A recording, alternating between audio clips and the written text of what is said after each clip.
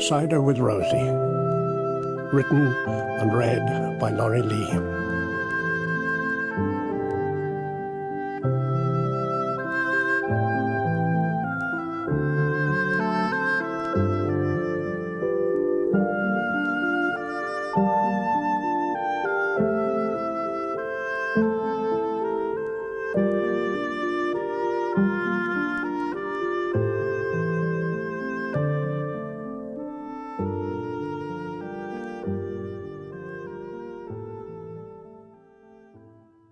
First light.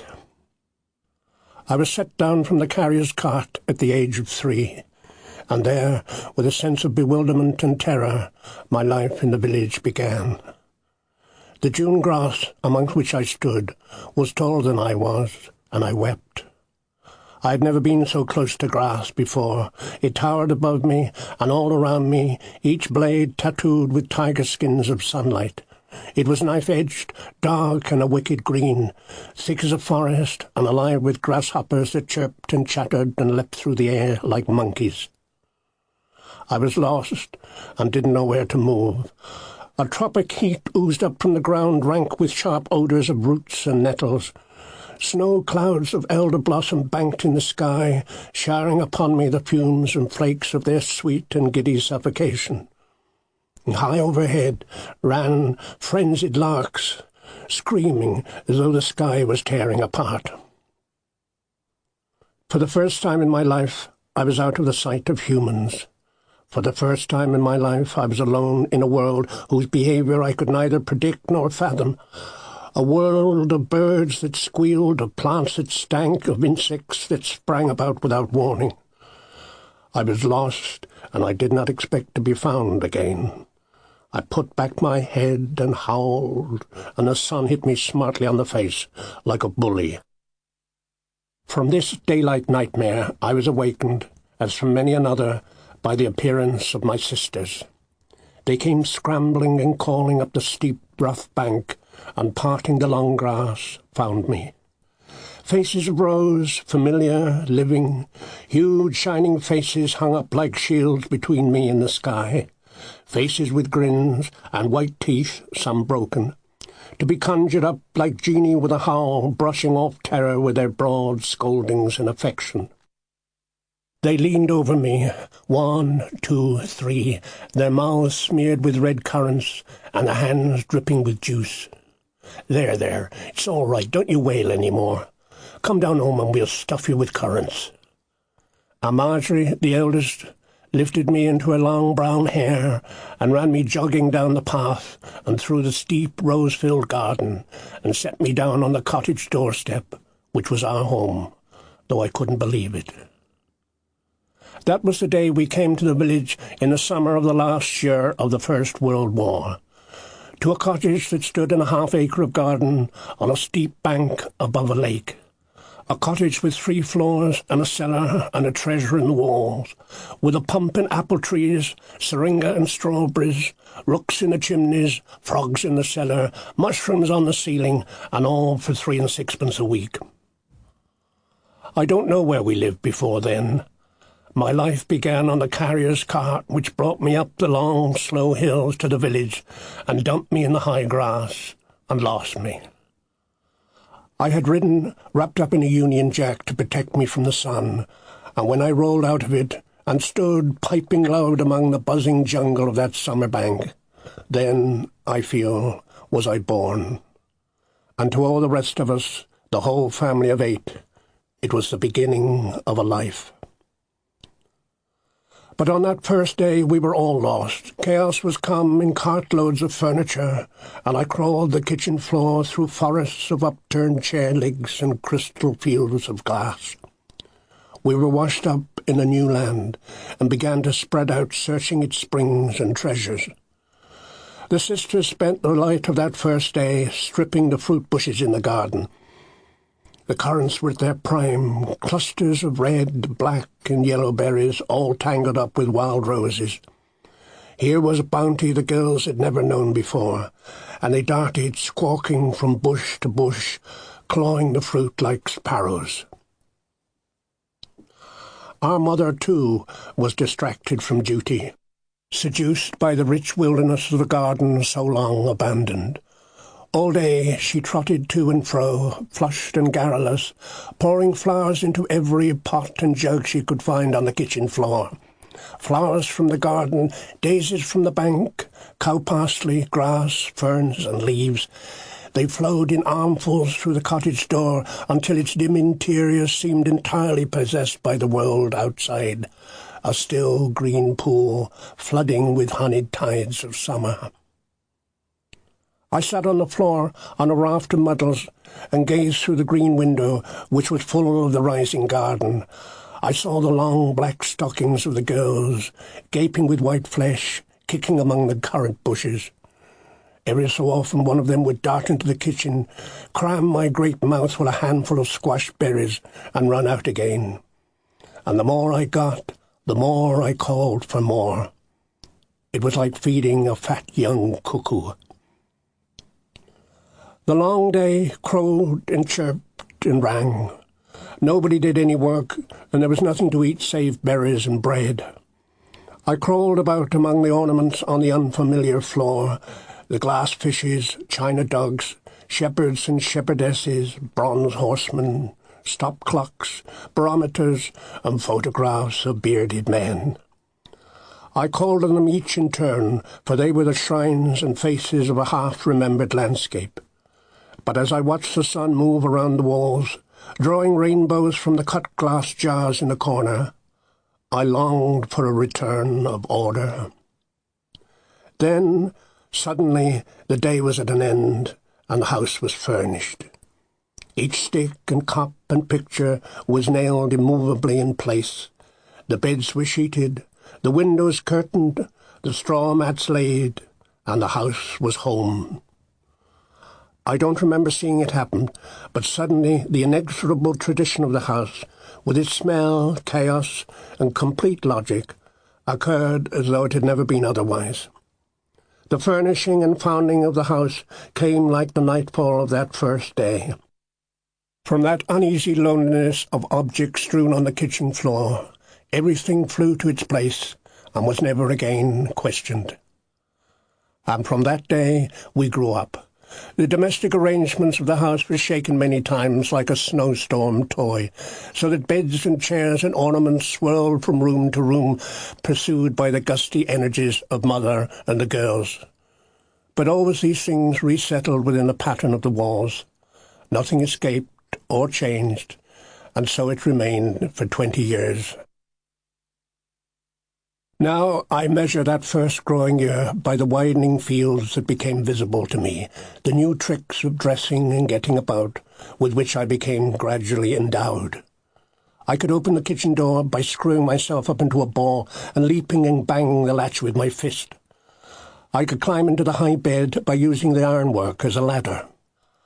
I could whistle, but I couldn't lace my shoes.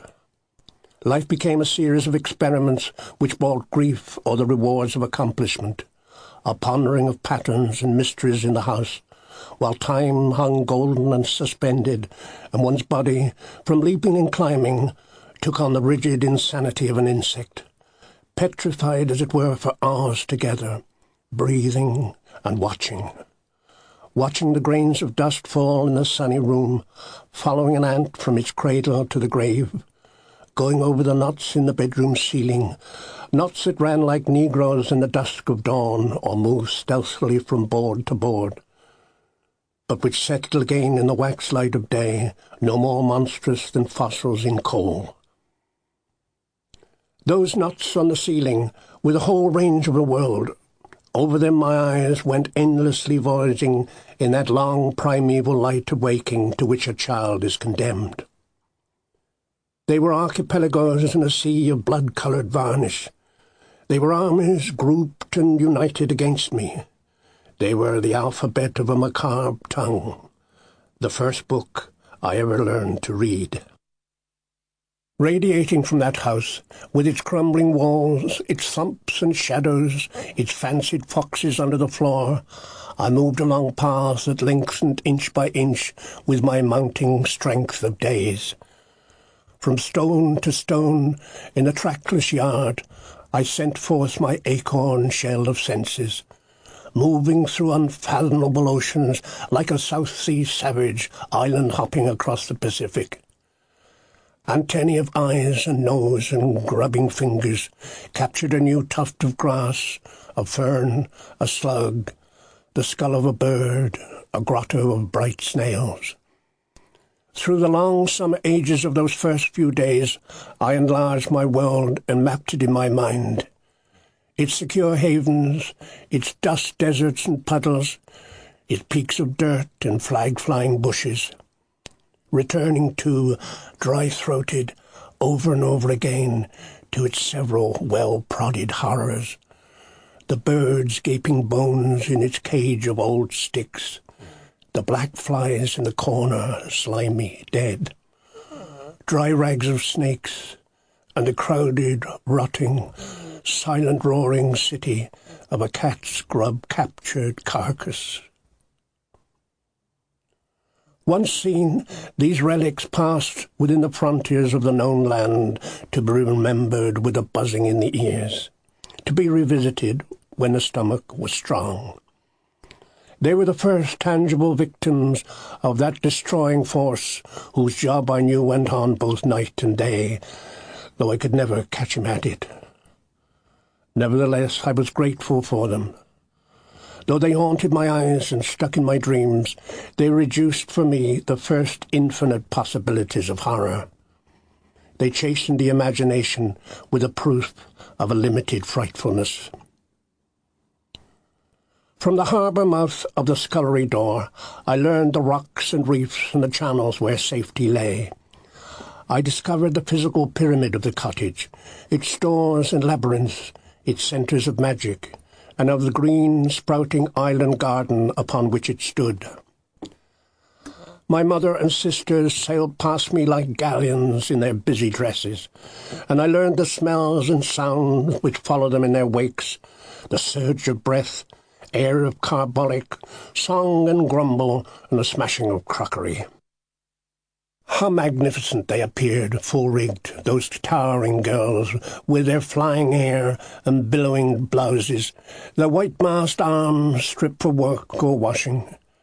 At any moment one was boarded by them, bussed and buttoned, or swung up high like a wriggling fish to be hooked and held in their lacy linen. The scullery was a mine of all the minerals of living. Here I discovered water, a very different element from the green crawling scum that stank in the garden tub. You could pump it in pure blue gulps out of the ground. You could swing on the pump handle, and it came out sparkling like liquid sky. And it broke and ran and shone on the tiled floor, or quivered in a jug, or weighted your clothes with cold. You could drink it, draw with it, froth it with soap, swim beetles across it, or fly it in bubbles in the air.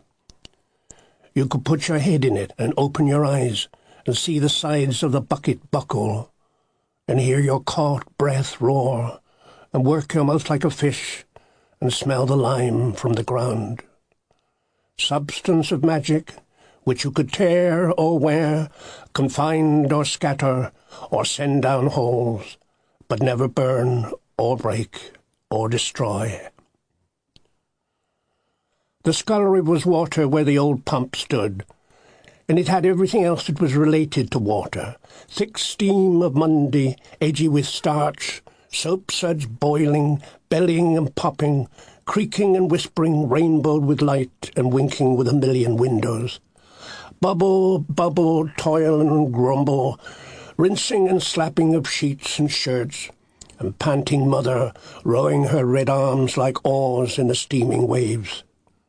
Then the linen came up on a stick out of the pot, like pastry, or woven suds, or sheets of moulded snow.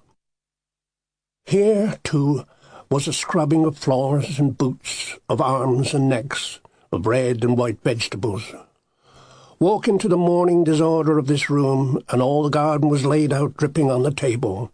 Chopped carrots like copper pennies, radishes and chives, potatoes dipped and stripped clean from their coats of mud, the snapping of tight pea pods, long shells of green pearls, and the tearing of glutinous beans from their nests of wool. Grown stealthy, marauding among these preparations, one nibbled one's way like a rat through roots and leaves. Peas rolled under the tongue, fresh cold like solid water, teeth-chewed green peel of apples, acid sharp, and the sweet white starch of Swedes. Beaten away by wet hands gloved with flour, one returned in a morose and speechless lust. Slivers of raw pastry, moulded, warm, went down in the shape of men and women, heads and arms of unsalted flesh, seasoned with nothing but a dream of cannibalism. Large meals were prepared in this room, cauldrons of stew for the insatiate hunger of 8. Stew of all that grew on these rich banks, flavoured with sage, coloured with oxo, and laced with a few bones of lamb. There was, it is true, little meat at those times, sometimes a pound of bare ribs for boiling, or an occasional rabbit dumped at the door by a neighbour. But there was green food of great weight in season, and lentils and bread for ballast. 8 to 10 loaves came to the house every day, and they never grew dry. We tore them to pieces with their crust still warm, and their monotony was brightened by the objects we found in them: string, nails, paper, and once a mouse. For those were the days of happy-go-lucky baking. The lentils were cooked in a great pot, which also heated the water for the Saturday night bath. Our small wood fire could heat sufficient water to fill one bath only, and this we shared in turn. And being the youngest but one, my water was always the dirtiest but one, and the implication of this privilege remain with me to this day. Waking one morning in the whitewashed bedroom, I opened my eyes and found them blind. Though I stretched them and stared where the room should be, nothing was visible but a glare of gold flat on my throbbing eyelids. I groped for my body and found it there. I heard the singing of birds, yet there was nothing at all to be seen in the world save this quivering yellow light.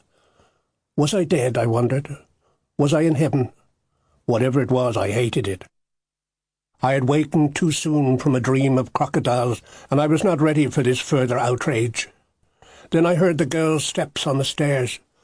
"Oh, Marge," I shouted, "I can't see nothing," and I began to give out my howl. A slap of bare feet slithered across the floor, and I heard Sister Marjorie's giggle. "Just look at him," she said. "Pop and fetch a flannel doll. His eyes have got stuck down again." The cold edge of the flannel passed over my face and showered me with water, and I was back in the world. Bed and beams, and the sun-square window, and the girls bending over me, grinning. "Who did it?" I yelled. "Nobody, silly. Your eyes got bunged up, that's all." The sweet glow of sleep. It had happened before, but somehow I always forgot. So I threatened the girls I'd bung theirs up too. I was awake.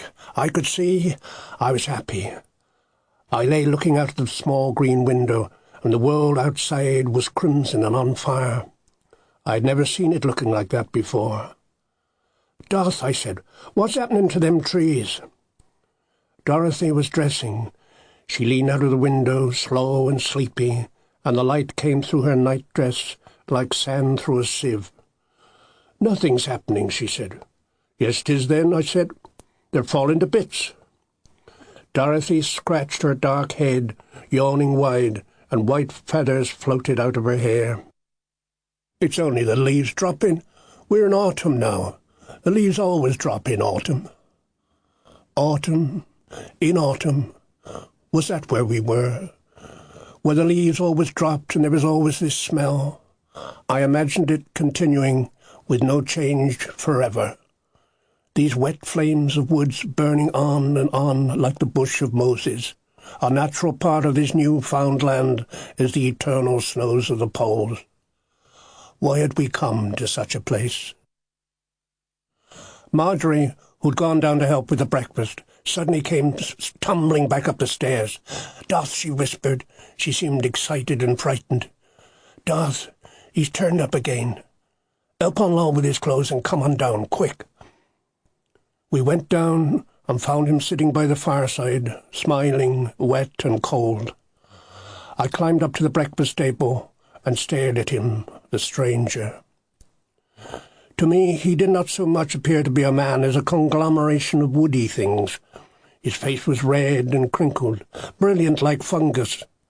There were leaves in his mud-matted hair and leaves and twigs on his crumbling clothes and all over him. His boots were like the black pulp you find when you dig under a tree. Mother gave him porridge and bread, and he smiled palely at us all. "It must have been cruel in the wood," said our mother. "I got some sacks, ma'am," he said, spooning his porridge. "They keep out the wet." "They wouldn't. They'd suck it up like a wick and wrap him in it." "You oughtn't to live like that," said Mother. "You ought to go back to your home." "No," smiled the man. "That wouldn't do.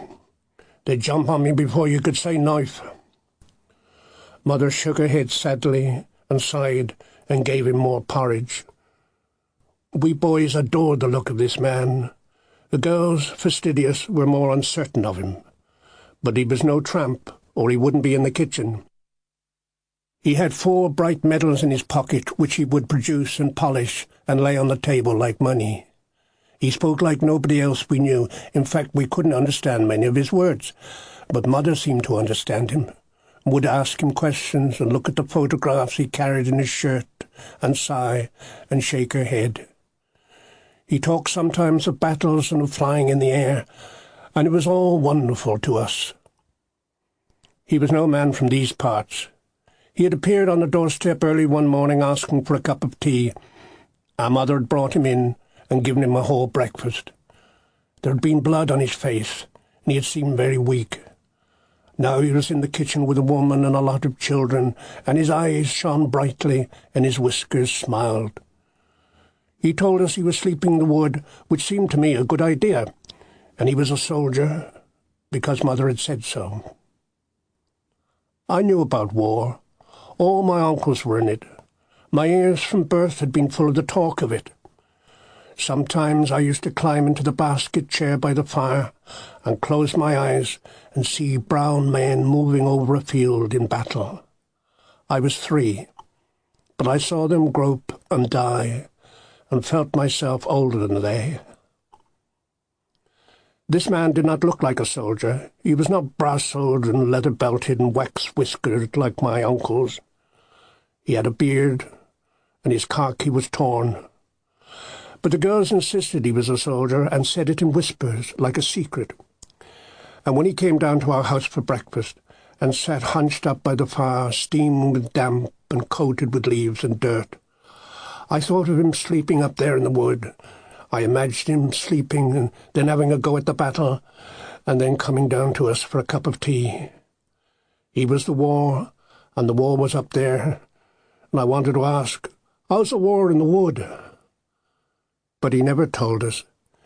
He sat drinking his tea, gulping and gasping, the fire drawing the damp out of his clothes as if ghosts were rising from him. And when he caught our eyes, he smiled from his beard. And when Brother Jack shot at him with a spoon, saying, "I'm a sodger," he replied softly, "Aye, and you'd make a better one than me, son, any day." And when he said that, I wondered what had happened to the war. Was he in those rags because he was such a bad soldier? Had he lost the war in the wood? When he didn't come any more, I knew he had. The girl said some policeman had taken him away in a cart. My mother sighed and was sad over the poor man. In weather that was new to me, and cold, and loud with bullying winds, my mother disappeared to visit my father. This was a long way off, out of sight, and I don't remember her going. But suddenly there were only the girls in the house, tumbling about with brooms and dishcloths, arguing, quarrelling, and putting us to bed at random. House and food had a new smell, and meals appeared like dismal conjuring tricks. Cold, raw, or black with too much fire.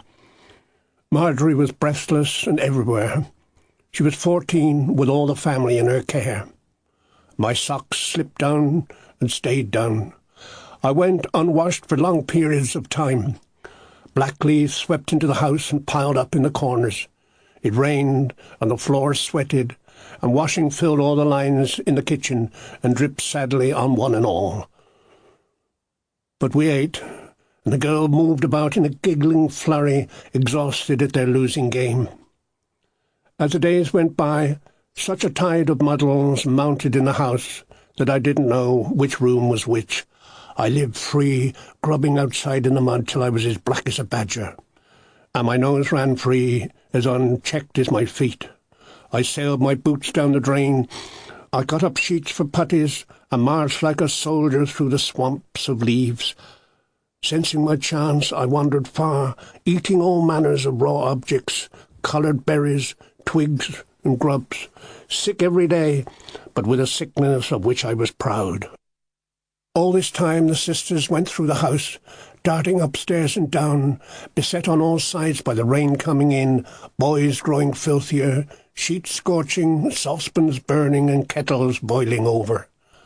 The doll's house became a madhouse, and the girls, frail birds flying in a wind of chaos. Dot giggled helplessly, Phil wept among the vegetables, and Marjorie would say, when the day was over, "I'd lie down and die if there was a place to lie down in." I was not at all surprised when I heard of the end of the world. Everything pointed to it. The sky was low and whirling with black clouds. The woods roared night and day, stirring great seas of sound. One night we sat round the kitchen table, cracking walnuts with the best brass candlestick, when Marjorie came in from the town.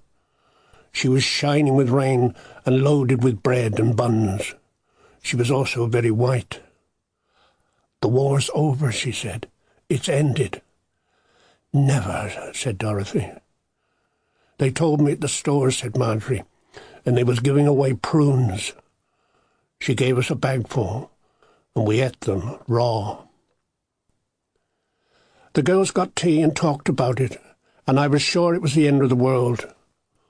All my life was a war, and the war was the world, and now the war was over, so the end of the world had come. It made no other sense to me. "Let's go out and see what's happening," said Dot. "You know we can't leave the kids," Marge said. So we went too. It was dark, and the gleaming roofs of the village echoed with the buzz of singing. We went hand in hand through the rain, up the bank and down the street. A bonfire crackled in one of the gardens, and a woman jumped up and down in the light of it, red as a devil, a jug in her hand, uttering cries that were not singing. All down the other gardens there were other bonfires too, and a man came up and kissed the girls, and hopped in the road and twisted on one toe. Then he fell down in the mud and lay there, working his legs like a frog and croaking a loud song. I wanted to stop. I had never seen a man like this in such wild good humour. But we hurried on. We got to the pub and stared through the windows, and the bar seemed on fire with its many lamps. Rose-coloured men, through the rain-wet windows, seemed to bulge and break into flame. They breathed out smoke, drank fire from golden jars, and I heard their great din with awe. Now anything might happen, and it did. A man rose up and crushed a glass like a nut between his hands, and then held them out laughing for all to see his wounds. But the blood was lost in the general light of blood. Two other men came waltzing out of the door, locked in each other's arms. Fighting and cursing, they fell over the wall and rolled down the bank in the dark. There was a screaming woman we could not see. "Jimmy, Jimmy," she wailed. "Oh, Jimmy, this'll kill him. I'll fetch the vicar, I will. Oh, Jimmy, Jimmy." "Just hark at them," said Dorothy, shocked and delighted. "The kids ought to be in bed," said Marjorie. "Stop a minute longer, only a minute. It wouldn't do no harm." Then the schoolhouse chimney caught on fire. A fountain of sparks shot high into the night, writhing and sweeping on the wind, falling and dancing along the road. The chimney hissed like a firework, and great rockets of flame came gushing forth, emptying the tiny house, so that I expected to see chairs and tables, knives and forks, radiant and burning, follow. The moss tiles smouldered with sulphurous soot. Yellow jets of smoke belched from cracks in the chimney, and we stood in the rain and watched it entranced, as if the site had been saved for this day, as if the house had been saved, together with the year's bad litter, to be sent up in flames of rejoicing. How everyone bellowed and scuffled and sang, drunk with their beer and the sight of the fire. But what would happen now that the war was over? What would happen to my uncles who lived in it, those huge remote men who appeared suddenly at our house, reeking of leather and horses? What would happen to our father, who was cockeyed like every other man, but special, not like other men? His picture hung over the piano, trim, haughty, with a badged cap and a spiked moustache. I confused him with a Kaiser. Would he die now the war was over? As we gazed at the flaming schoolhouse chimney and smelt the burning throughout the valley, I knew something momentous was occurring. At any moment I looked for a spectacular end to my already long life. Oh, the end of the war and the world. There was rain in my shoes, and Mother had disappeared. I never expected to see another day.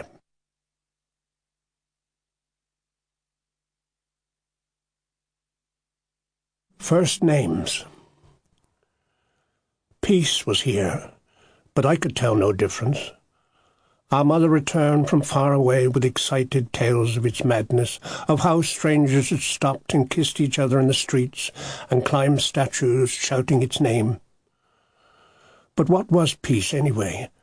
Food tasted the same, pump water was as cold, the house neither fell nor grew larger.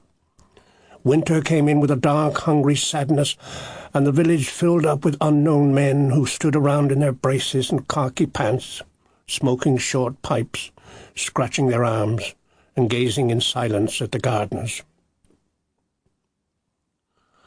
I could not believe in this peace at all. It brought no angels or explanations.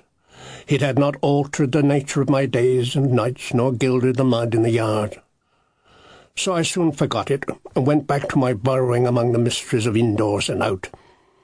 The garden still offered its corners of weed, blackened cabbages, its stones and flower stalks, and the house its areas of hot and cold, dark halls and talking floorboards, its districts of terror and blessed sanctuary, together with an infinite range of objects and ornaments that folded, fastened, creaked and sighed, opened and shut, tinkled and sang, pinched, scratched, cut, burned, spun, toppled, or fell to pieces.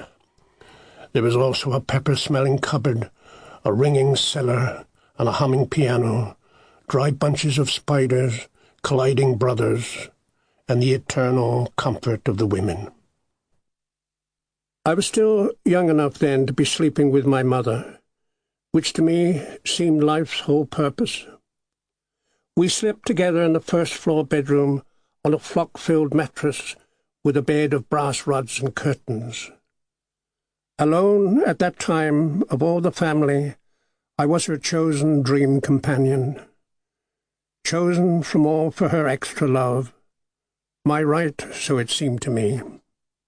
So in the ample night and the thickness of her hair, I consumed my fattened sleep, drowsed and nuzzling to her warmth of flesh, blessed by her bed and safety. From the width of the house and the separation of the day, we two lay joined alone. That darkness to me was like the fruit of sloes, heavy and ripe to the touch. It was a darkness of bliss and simple languor, when all edges seemed rounded, apt and fitting, and the presence for whom one had moaned and hungered was found not to have fled after all. My mother, freed from her noisy day, would sleep like a happy child, humped in her nightdress, breathing innocently and making soft drinking sounds in the pillow.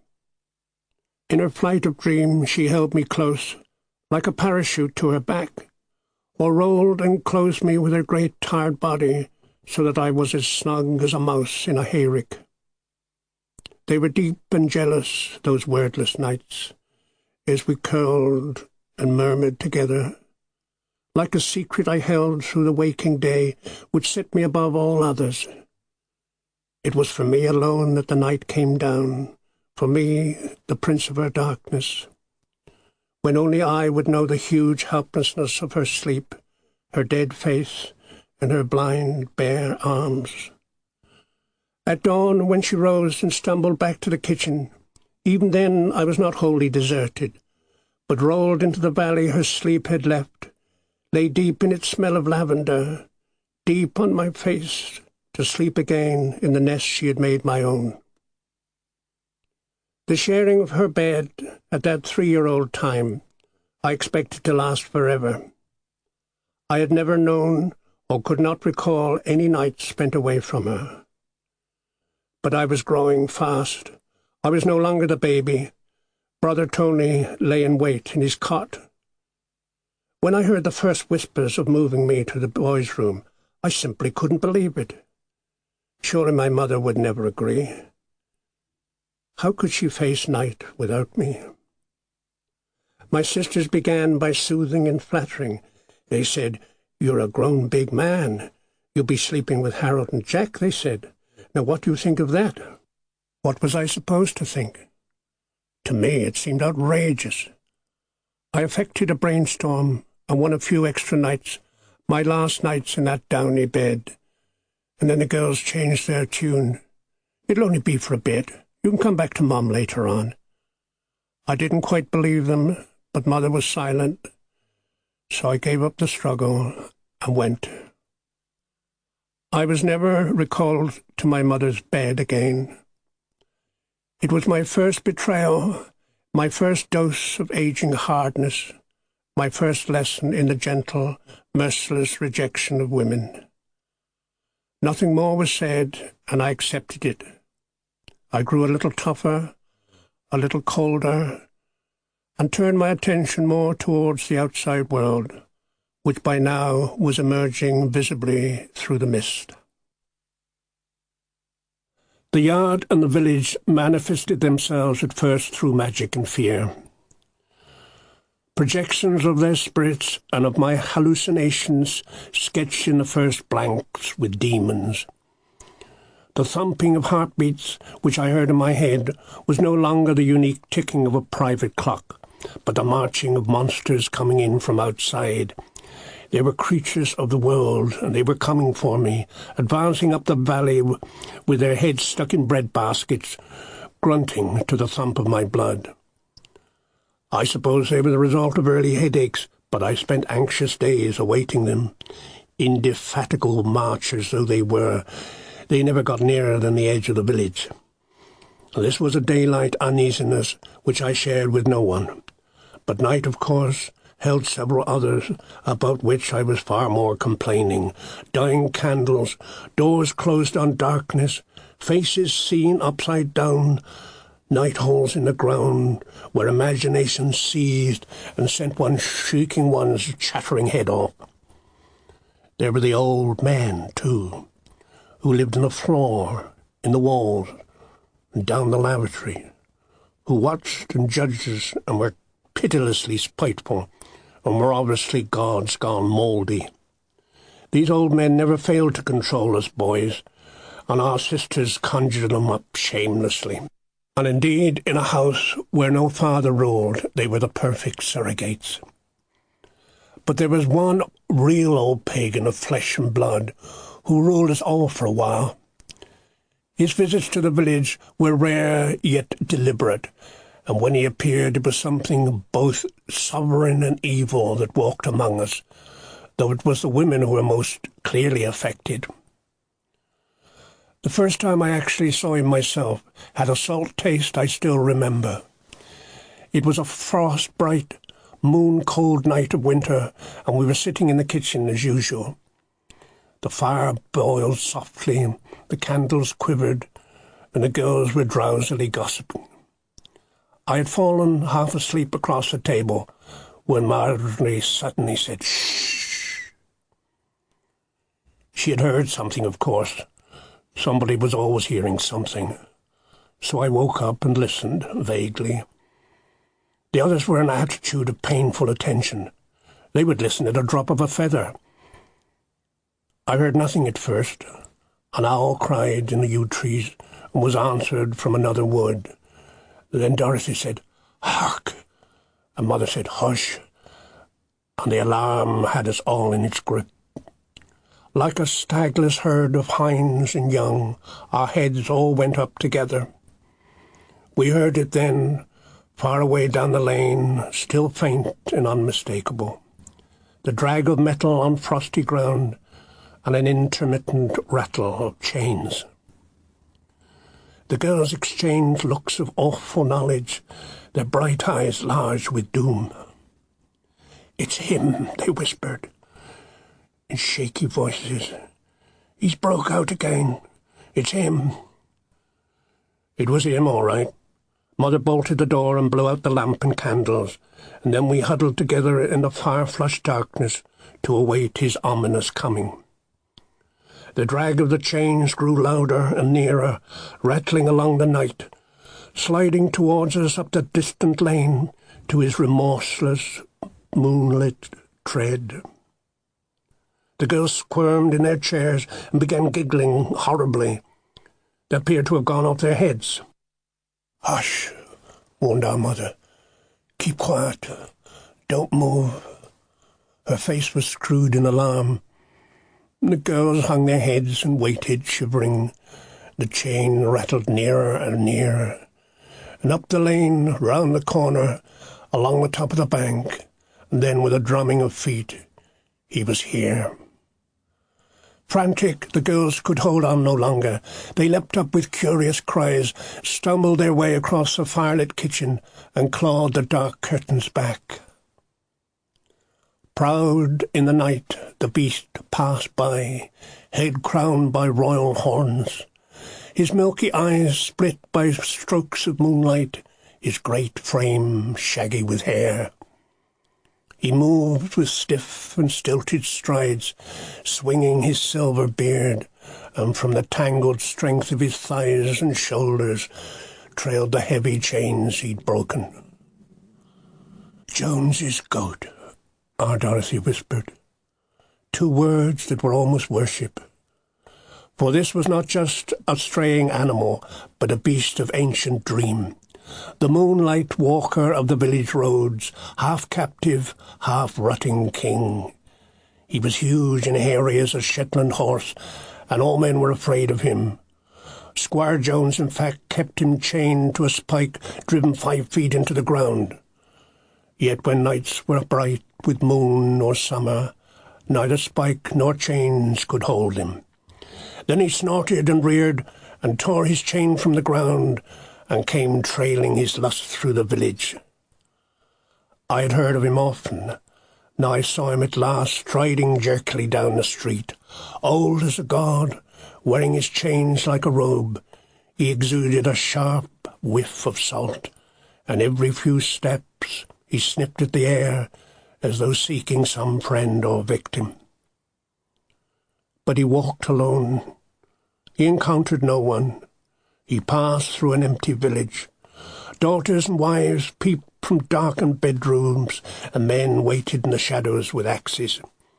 Meanwhile, reeking with power and white in the moon, he went his awesome way. "Did you ever see a goat so big?" asked Dorothy with a sigh. "They knocks you down and tramples you. I knocked down Miss Cohen." "Just think of meeting him coming home alone. Whatever would you do?" "I'd have a fit. What would you do, Phil?" Phil didn't answer. She'd run away and was having hysterics in the pantry. Jones' terrorist goat seemed to me a natural phenomenon of the time, part of a village that cast up beasts and spirits as casually as human beings. All seemed part of the same community, though their properties varied widely. Some were benevolent, some strictly to be avoided. There were those that appeared at different shapes of the moon, or at daylight or midnight hours, that could warn or bless or drive one mad, according to their different natures. There was the death bird, the coach, Miss Barraclough's goose, hangman's house, and the two-headed sheep. There is little remarkable about a two-headed sheep, except this one was old and talked English. It lived alone among the catchwood larches and was only visible during flashes of lightning. It could sing harmoniously in a double voice and cross-question itself for hours, and many travellers had heard it when passing that wood, but few, naturally enough, had seen it. Should a thunderstorm ever have confronted you with it, or had you had the presence of mind to inquire, it would have told you the date and nature of your death. At least so people said. But no one quite relished the powers of this beast, and when the sheet lightning flickered over the catchwood trees, it was thought best to keep away from the place. The Bull's Cross coach was another ill omen, and a regular midnight visitor. Bull's Cross was a saddle of heathland set high at the edge of the valley, once a crossing of stage roads and cattle tracks which joined Berkeley to Birdlip and Bisley to Gloucester Market. Relics of the old stage roads still imprinted the grass, as well as the memories of older villages. Up here, any midnight, but particularly New Year's Eve, one could see a silver-grey coach drawn by flaring horses, thundering out of control, could hear the pistol crack of snapping harness, the screams of the passengers, a splintering of wood, and the coachman's desperate cries. The vision recalled some ancient disaster and was rehearsed every night at midnight. Those who hadn't seen it boasted they had, but those who had seen it never. For the sight laid a curse upon talkative witnesses, a curse we all believed in. You went white in the night, and your teeth fell out, and later you died by trampling. So news of the phantom was usually came second-hand. They seen that coach again last night. Larry Lasbury's seen it. They said he was coming up from Painswick, pushing his bike. He dropped it and run on crazy. We committed poor Harry to his horrible end, while the coach ran again through our minds, gliding white on its rocking wheels, as regular as the post. As for the tiny tragedy behind the phantom, it had been jealously remembered to haunt us. The tilted coach, the splintered shafts, the wheels crooked against the moon, the sobbing horses kicking out each other's brains, the passengers dying on the moor. The image of that small but local disaster still possessed qualities to appall, which the more grandiose carnage of recent times has never quite overshadowed. As for Bull's Cross, that ragged wilderness of wind-bent turfs, I still wouldn't walk there at midnight. It was a curious tundra, a sort of island of nothing set high above the crowded valleys. Yet its hollows and silences, bare of all habitations, seemed stained by the encounters of strangers. At this no-man's crossing, in the days of footpads and horses, travellers would meet in suspicion or lie in wait to do violence to each other, to rob or rape or murder. To the villages around, it was a patch of bare skyline, a boldness among the woods, a wind-scarred platform which caught everybody's eye and was therefore just the place for a gibbet. A gibbet, consequently, had stood there for years, which the old folk could still remember. Below Bull's Cross stood a dank yellow wood, which we knew as Dedcombe Bottom. My brothers and I discovered a cottage down there, roof fallen, in a garden run wild. We played there often among its rotting rooms, running up the littered stairs, picking and gorging on the small, sharp apples which hung round the shattered windows. It was a damp, dark ruin in a damp depth of the wood, its rooms reeking of old beds and fungus. And behind the door, blood-red with rust, hung a naked iron hook. To this silent, birdless, sunless shambles We returned again and again. We could do what we liked here, wreak what damage we wished, and strangely enough, no one disturbed us. Only later did we learn the history of the place. It had been the home of the Bull's Cross hangman. He had lived here with his son and worked at his trade, and had later killed himself here. The cottage in the wood had been specially chosen close to his work, yet hidden.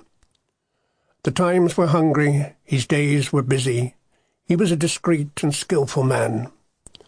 Night after night he strolled up the hill to load the gallows with local felons. After a routine summons one storm-black evening, he was handed a shivering boy. Used to working in darkness, he dispatched the lad quickly, then paused to light up his pipe.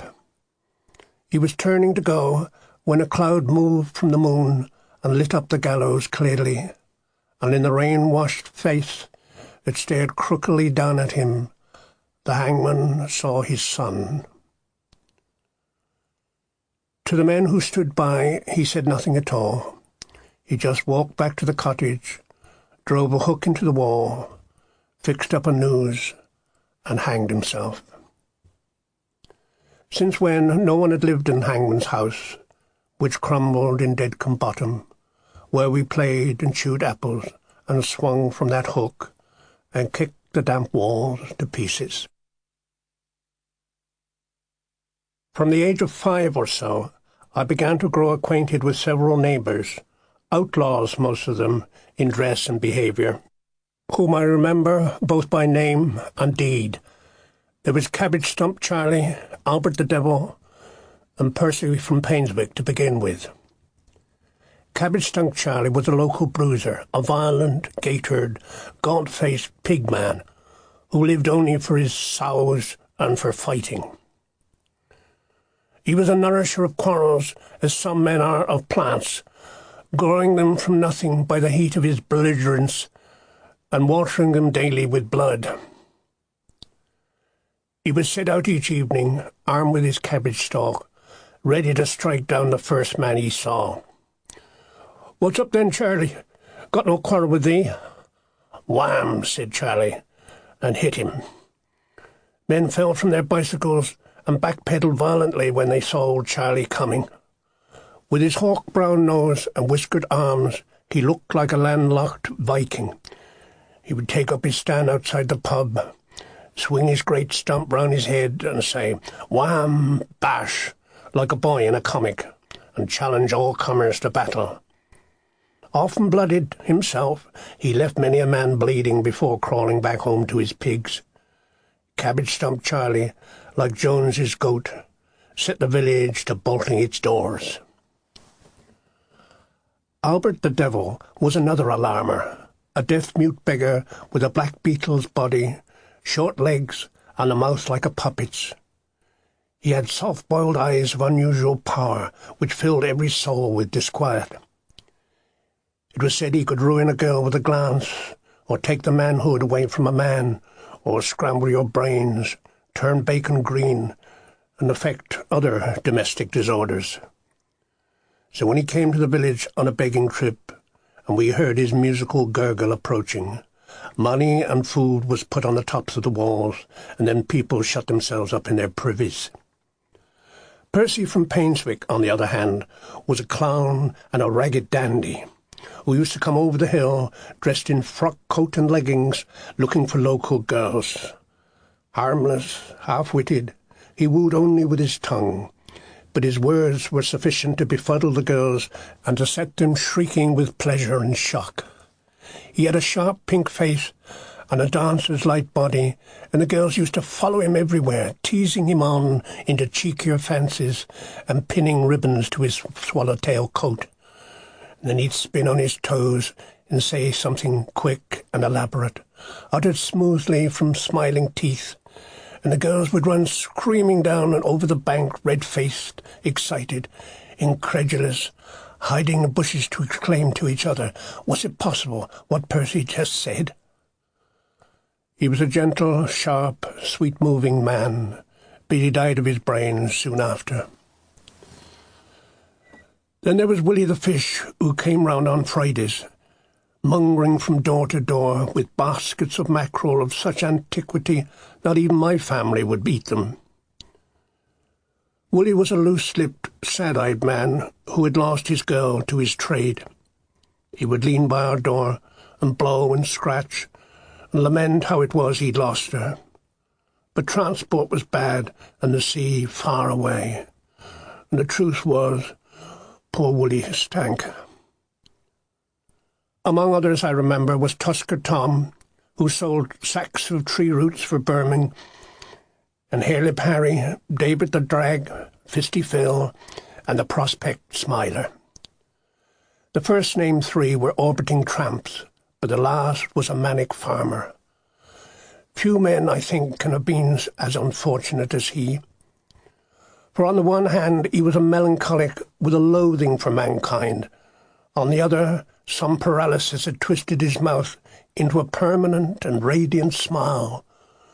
So everyone he met, being warned by his smile, would shout out a happy greeting. And beaming upon them all with his sunny face, he would curse them all to hell. Bull's Cross itself had two daylight familiars, John Jack and Emmanuel Twinning. John Jack spent his time by the Bull's Cross signpost, staring gloomily into Wales. Silent, savage, with a Russian look, he lived with his sister Nancy, who had borne him over the course of years 5 children of remarkable beauty. Emmanuel Twinning, on the other hand, was gentle and very old, and made his own suits out of hospital blankets, and lived nearby with a horse. Emmanuel and the skewbald had much in common, including the use of the kitchen, and one saw their grey heads almost any evening poking together out of the window. The old man himself, when seen alone, seemed to inhabit unearthly regions, so blue and remote that the girls used to sing, O come, Emmanuel, and ransom captive Israel." And at this he would nod and smile gently upon us, moving his lips to the hymn. He was so very old, so far and strange, I never doubted that the hymn was his. He wore sky-blue blankets, and his name was Emmanuel. It was easy to think he was God. In the long, hot summer of 1921, a series of drought hit the country. Springs dried up, the wells filled with frogs, and the usually sweet water from our scullery pump turned brown and tasted of nails. Although this drought was a relief for my family, it was a scourge to the rest of the village. For weeks the sky hung hot and blue, trees shriveled, crops burned in the fields, and the old folks said the sun had slipped in its course and that we should all of us very soon die. There were prayers for rain, but my family didn't go, because it was rain we feared most of all. As the drought continued, prayer was abandoned and more devilish steps adopted. Finally, soldiers with rifles marched to the tops of the hills and began shooting at passing clouds. When I heard their dry volleys, breaking like sticks in the stillness, I knew our long armistice was over. And sure enough, whether from prayers or the shooting, or by a simple return of nature, the drought broke soon after, and it began to rain as it had never rained before. I remember waking in the night to the screams of our mother, and to rousing alarms of a howling darkness and the storm-battered trees outside. Terror, the old terror, had come again, and as always, in the middle of the night. "Get up!" cried our mother. "It's coming in! Get up, or we'll all be drowned!" I heard her banging about and beating the walls in accents of final doom.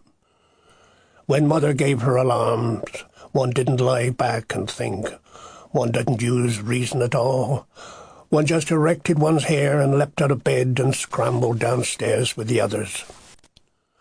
Our predicament was such that we lived at nature's mercy, for the cottage, stuck on its steep bank, stood directly in the path of the floods. All the spouts of heaven seemed to lead to our door, and there was only one small drain to swallow them. When the drain blocked up, as it did in an instant, the flood poured into our kitchen, and as there was no back door to let them out again, I felt it natural at the time we should drown. "Hell and heaven," wailed our mother. "Damn it and cuss! Jesus, have mercy on us!" We grizzled and darted about for brooms, then ran out to tackle the storm. We found the drain blocked already, and the yard full of water. The noise of the rain drowned our cries and whimpers, and there was nothing to do but sweep.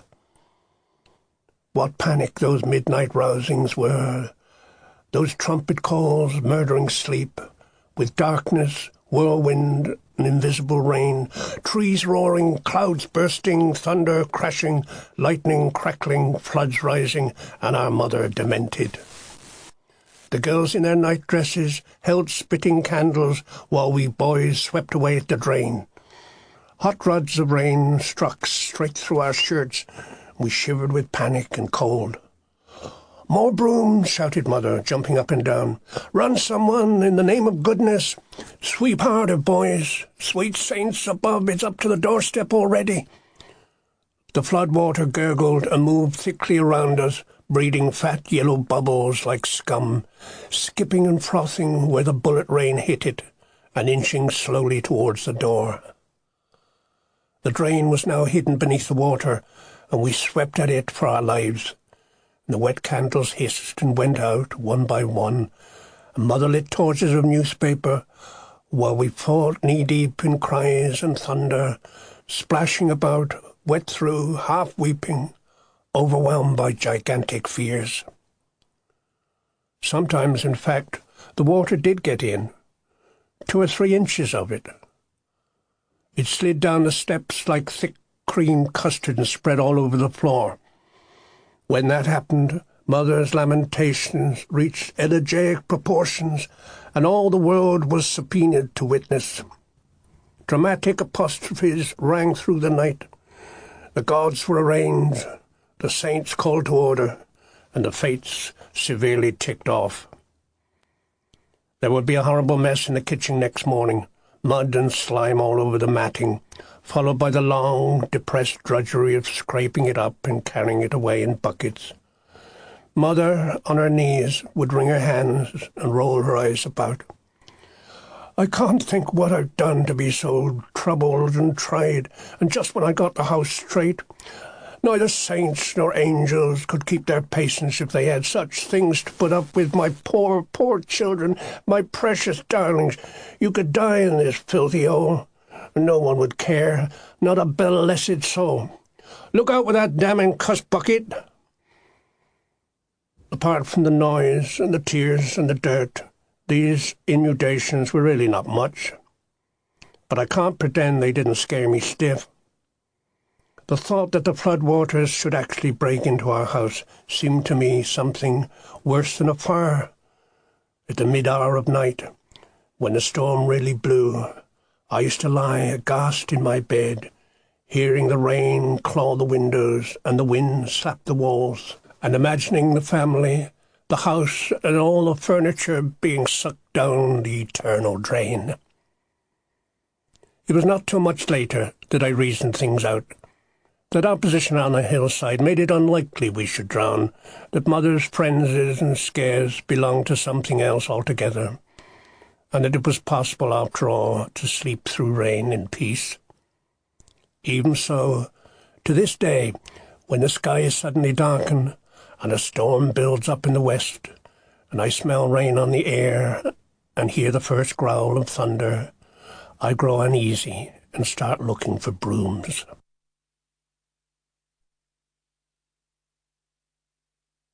Village School. The village to which our family had come was a scattering of some 20 to 30 houses down the southeast slope of the valley. The valley was narrow, steep, and almost entirely cut off. It was also a funnel for winds, a channel for the floods, and a jungly, bird-crammed, insect-hopping sun-trap whenever there happened to be any sun. It was not high and open like the Windrush country, but had secret origins, having been gouged from the escarpment by the melting ice caps some time before we got there. The old flood terraces still showed on the slopes, along which the cows walked sideways. Like an island, it was possessed of curious survivals, rare orchids and Roman snails, and there were chemical qualities in the limestone springs which gave the women pre-Raphaelite goitres. The sides of the valley were rich in pasture, and the crests heavily covered in beechwoods. Living down there was like living in a bean pod. One could see nothing but the bed one lay in. Our horizon of woods was the limit of our world. For weeks on end the trees moved in the wind with a dry roaring that seemed a natural utterance of the landscape. In winter they ringed us with frozen spikes, and in summer they oozed over the lips of the hills like layers of thick green lava. Mornings they steamed with mist or sunshine, and almost every evening, through streamers about us, reflecting sunsets we were too hidden to see. Water was the most active thing in the valley. Arriving in the long rains from Wales, it would drip all day from clouds and trees, from roofs and caves and noses. It broke open the roads, carved its way through gardens, and filled the ditches with sucking noises. And men and horses walked about in wet sacking. Birds shook rainbows from sodden branches, and streams ran from holes and back into holes like noisy underground trains.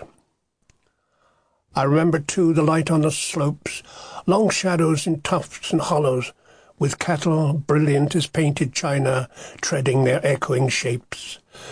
Bees blew like cake crumbs through the golden air, white butterflies like sugared wafers, and when it wasn't raining, a diamond dust took over which veiled and yet magnified all things.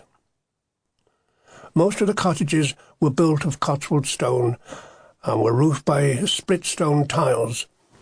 The tiles grew a kind of golden moss which sparkled like crystallized honey. Behind the cottages were long, steep gardens full of cabbages, fruit bushes, roses, rabbit hutches, earth closets, bicycles, and pigeon lofts. In the very sump of the valley wallowed the squire's big house, once a fine though modest 16th century manor, to which a Georgian façade had been added. The villagers themselves had three ways of living: working for the squire, or on the farms, or down in the cloth mills at Stroud. Apart from the manor and the ample cottage gardens, which were an insurance against hard times, all other needs were supplied by a church, a chapel, a vicarage, a manse, a wooden hut, a pub, and the village school. The village school at that time provided all the instruction we were likely to ask for. It was a small stone barn divided by a wooden partition into two rooms, the infants and the big ones. There was one dame teacher and perhaps a young girl assistant. Every child in the valley crowded there remained till he was 14 years old, and then was presented to the working field or factory with nothing in his head more burdensome than a few mnemonics, a jungled list of wars, and a dreamy image of the world's geography. It seemed enough to get by with in any case, and was one up on our poor old grandparents. This school, when I came to it, was at its peak. Universal education and unusual fertility had packed it to the walls with pupils, while boys and girls from miles around, from the outlying farms and half-hidden hovels way up at the end of the valley, they swept down each day to add to our numbers, bringing with them strange oaths and odours, quaint garments and curious pies. They were my first amazed vision of the world outside the womanly warmth of my family. I didn't expect to survive it for long, and I was confronted with it at the age of 4. The morning came, without any warning, when my sisters surrounded me, wrapped me in scarves, tied up my bootlaces, thrust a cap on my head, and stuffed a baked potato in my pocket. "What's this?" I said. "You're starting school today." "I ain't. I'm stopping home." "Now come on, Law. You're a big boy now." "I ain't." "You are." Boo-hoo! They picked me up bodily, kicking and bawling, and carried me up to the road. Boys who don't go to school get put into boxes and turn into rabbits and get chopped up Sundays. I felt this was overdoing it rather, but I said no more after that. I arrived at school just 3 feet tall and fatly wrapped in my scarves. The playground roared like a rodeo, and the potato burned through my thigh. Old boots, ragged stockings, torn trousers and skirts went skating and skidding around me. The rabble closed in. I was encircled. Grit flew in my face like shrapnel. Tall girls with frizzled hair and huge boys with sharp elbows began to prod me with hideous interest. They plucked at my scarves and spun me round like a top and screwed my nose and stole my potato. I was rescued at last by a gracious lady, the 16-year-old junior teacher, who boxed a few ears and dried my face and led me off to the infants. I spent that first day picking holes in paper and went home in a smouldering temper. "What's the matter, Law? Didn't he like it in school then?" "They never gave me the present." "Present? What present?" "They said they'd give me a present." "Well, no, I'm sure they didn't." "They did. They said, 'You're Laurie Lee, ain't you?' Well, just you sit there for the present. I sat there all day and I never got it. I ain't going back there again." But after a week I felt like a veteran and grew as ruthless as anyone else. Somebody had stolen my baked potato, so I swiped somebody else's apple. The infant room was packed with toys such I had never seen before, coloured shapes and rolls of clay, stuffed birds and men to paint. Also a frame of counting beads, which our young teacher played like a harp, leaning her bosom against our faces and guiding our wandering fingers. The beautiful assistant left us at last and was replaced by an opulent widow. She was tall and smelt like a cartload of lavender and wore a hairnet, which I thought was a wig. I remember going close up and having a good look. It was clearly too square to be hair. "What are you staring at?" the widow inquired. I was much too soft-hearted to answer. "Do go on. Do tell. You needn't be shy." "You're wearing a wig," I said. "I assure you I'm not." She went very red. "You are. I seen it," I said. The new teacher grew flustered and curiously cross. She took me up on her knee. "Now look very close. Is that really a wig?" I looked hard, saw the net, and said, "Yes." "Well, really," she said, while the infants gasped, "I can assure you it's not a wig, and if you could only watch me getting dressed in the morning, you'd know it wasn't one either." She shook me from her knee like a sodden cat, but she'd stirred my imagination. To suggest I might watch her getting dressed in the morning seemed to me both outrageous and wonderful. This tiny, whitewashed infant's room was a brief but cosy anarchy. In the short time allowed us, we played and wept, broke things, fell asleep, cheeked the teacher, discovered the things we could do to each other, and exhaled our last guiltless days. My desk companions were those 2 blonde girls, already puppishly pretty, whose names and bodies were to distract and haunt me for the next 15 years of my life. Poppy and Jo were limpid chums. They sat holding hands all day, and there was a female self-possession about their pink, sticky faces that made me shout angrily at them. Vera was another I studied and liked. She was lonely, fuzzy, and short. I felt a curious compassion for stumpy Vera, and it was through her, and no beauty, that I got into trouble and received the first public shock of my life. How it happened was simple, and I was innocent, so it seemed. She came up to me in the playground one morning and held her face close to mine, and I had a stick in my hand, so I hit her on the head with it. Her hair was springy, so I hit her again and watched her mouth open with a yell. To my surprise, a commotion broke out around me. Cries of scandal from the older girls, exclamations of horror and heavy censure, mixed with Vera's sobbing wails. I was intrigued, not alarmed, that by wielding a beach stick, I was able to cause such a stir. So I hit her again, without spite or passion, then walked off to try something else. The experiment might have ended there, and having ended would have been forgotten, but no. Angry faces surrounded me, very red, all spitting and scolding. "Horrid boy! Poor Vera, little monster! We're going to tell teacher about you." Something was wrong. The world seemed upset. I began to feel vaguely uneasy. I had only hit Vera on her wiry black hair, now everybody was shouting at me. I ran and hid, feeling sure it was past, but they hunted me down in the end. Two big, righteous girls hauled me out by the ears. "You're wanted in the big room for hitting Vera. You're off going to cop it," they said. So I was dragged to that room where I'd never been before, and under the savage eyes of the elder children, teacher gave me a scalding lecture. I was confused by now and shaking with guilt. At last I smirked and ran out of the room. I had learnt my first lesson, that I could not hit Vera, no matter how fuzzy her hair. And something else, too, that the summons to the big room, the policeman's hand on the shoulder, comes almost always as a complete surprise, and for the crime that one has forgotten.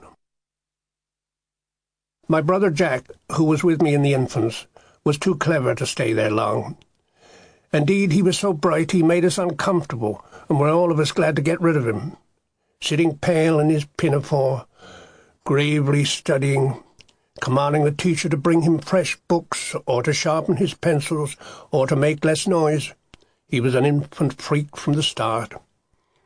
So he was promoted to the big room with unprecedented promptness, given a desk and a dozen atlases to sit on, from which he continued to bully the teachers in that cold, clear voice of his.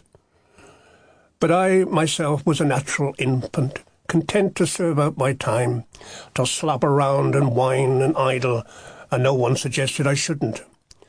So I remained long after bright Jack had moved on, the fat lord of my nursery life, skilled at cutting out men from paper, chalking suns on the walls, making snakes from clay, idling voluptuously through the milky days, with a new young teacher to feed on. But my time was slowly running out. My big room bumps were growing. Suddenly, almost to my dismay, I found that I could count up to 100, could write my name in both large and small letters, and subtract certain numbers from each other. I'd even just succeeded in subtracting Poppy from Joe, when the call came down from on high. Infant no longer, I was being moved up. The big room was ready for me. I found there a world both adult and tough, with long desks and inkwells, strange maps on the walls, huge boys, heavy boots, scratching pens, groans of labour, and sharp and sudden persecutions.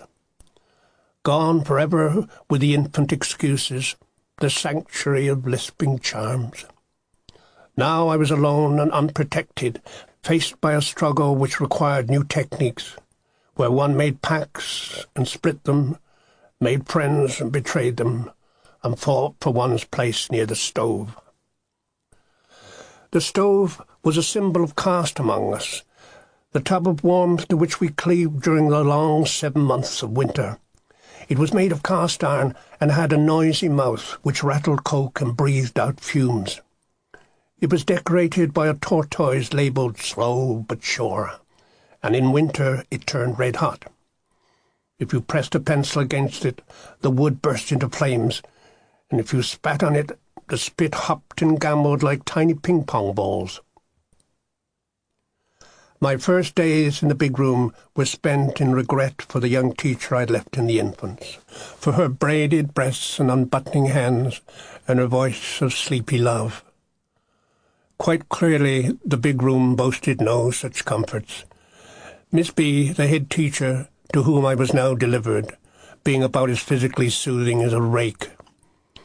She was a bunched and punitive little body, and the school had christened her Crabby. She had a sour yellow look, lank hair coiled in earphones, and the skin and voice of a turkey. We were all afraid of the gobbling Miss B. She spied, she pried, she crouched, she crept, she pounced. She was a terror.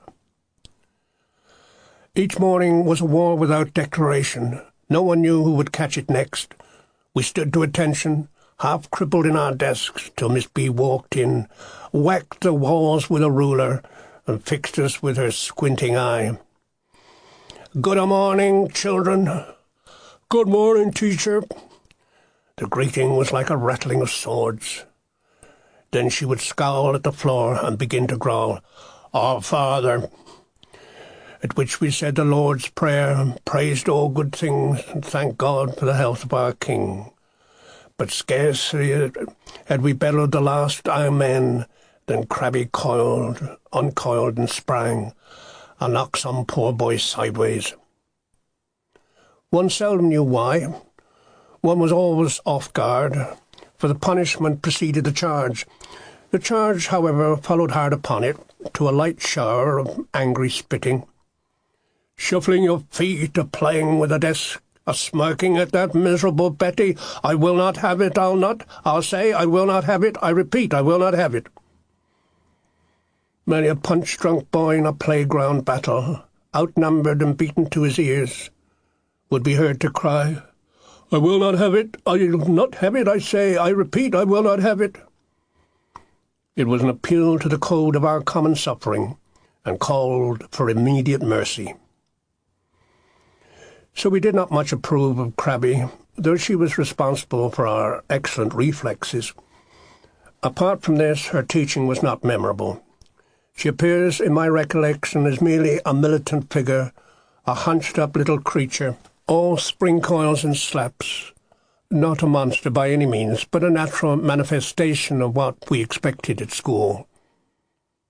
For school in my day, that day, Crabby's day, seemed to be designed simply to keep us out of the air and from following the normal pursuits of the fields.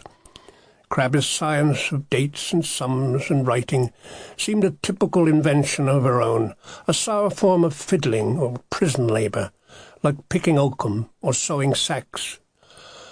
So while the bright times passed, we sat locked in our stocks, our bent backs turned to the valley, and the June air infected us with primitive hungers and grass seed and thistledown. Idle through the windows, we smelt the fields and were tormented by cuckoos, while every out-of-door sound that came drifting in was a sharp nudge in the solar plexus. The creaking of wagons going past the school, harness jingle, and the cries of the carters, the calling of cows from the 17 acres, Fletcher's chattering moor, gunshot from the Warrens, all tugged and pulled at our active wishes, till we could have done Miss B a murder. And indeed there came the inevitable day when rebellion raised its standard, when the tension was broken, and a hero emerged whom we would willingly have named streets after. At least from that day his name was honoured, though we gave him little support at the time. Spadge Hopkins it was, and I must say we were surprised. He was one of those heavy, full-grown boys, thick-legged, red-fisted, bursting with flesh, designed for the great outdoors. He was nearly 14 by then, and physically out of scale, at least so far as our school was concerned. The sight of him squeezed into his tiny desk was worse than a bullock in bally shoes. He wasn't much of a scholar. He groaned as he worked, or hacked at his desk with a jackknife. Miss B took her pleasure in goading him, in forcing him to read out loud, or asking him sudden unintelligible questions, which made him flush and stumble. The great day came, a day of shimmering summer, with the valley outside in a state of leafy levitation. Crabby B was at her sourest, and Spadge Hopkins had had enough. He began to writhe in his desk and roll his eyes and kick with his boots and mutter, "She better look out, Crabby B. She better, that's all, I can tell you." We didn't quite know what the matter was, in spite of his meaning looks. Then he threw down his pen and said, "Sod it all," and got up and walked to the door. "And where are you going, young man, may I ask?" said Crabby with her awful leer. Spadge paused and looked her straight in the eyes. "If it's any business of yourn." We shivered with pleasure at this defiance. Spadge leisurely made for the door. "Sit down this instant," Crab suddenly screamed. "I won't have it." "Ta-ta," said Spadge. Then Crabby sprang like a yellow cat, spitting and clawing with rage. She caught Spadge in the doorway and fell upon him. There was a shameful moment of heavy breathing and scuffling while the teacher tore at his clothes.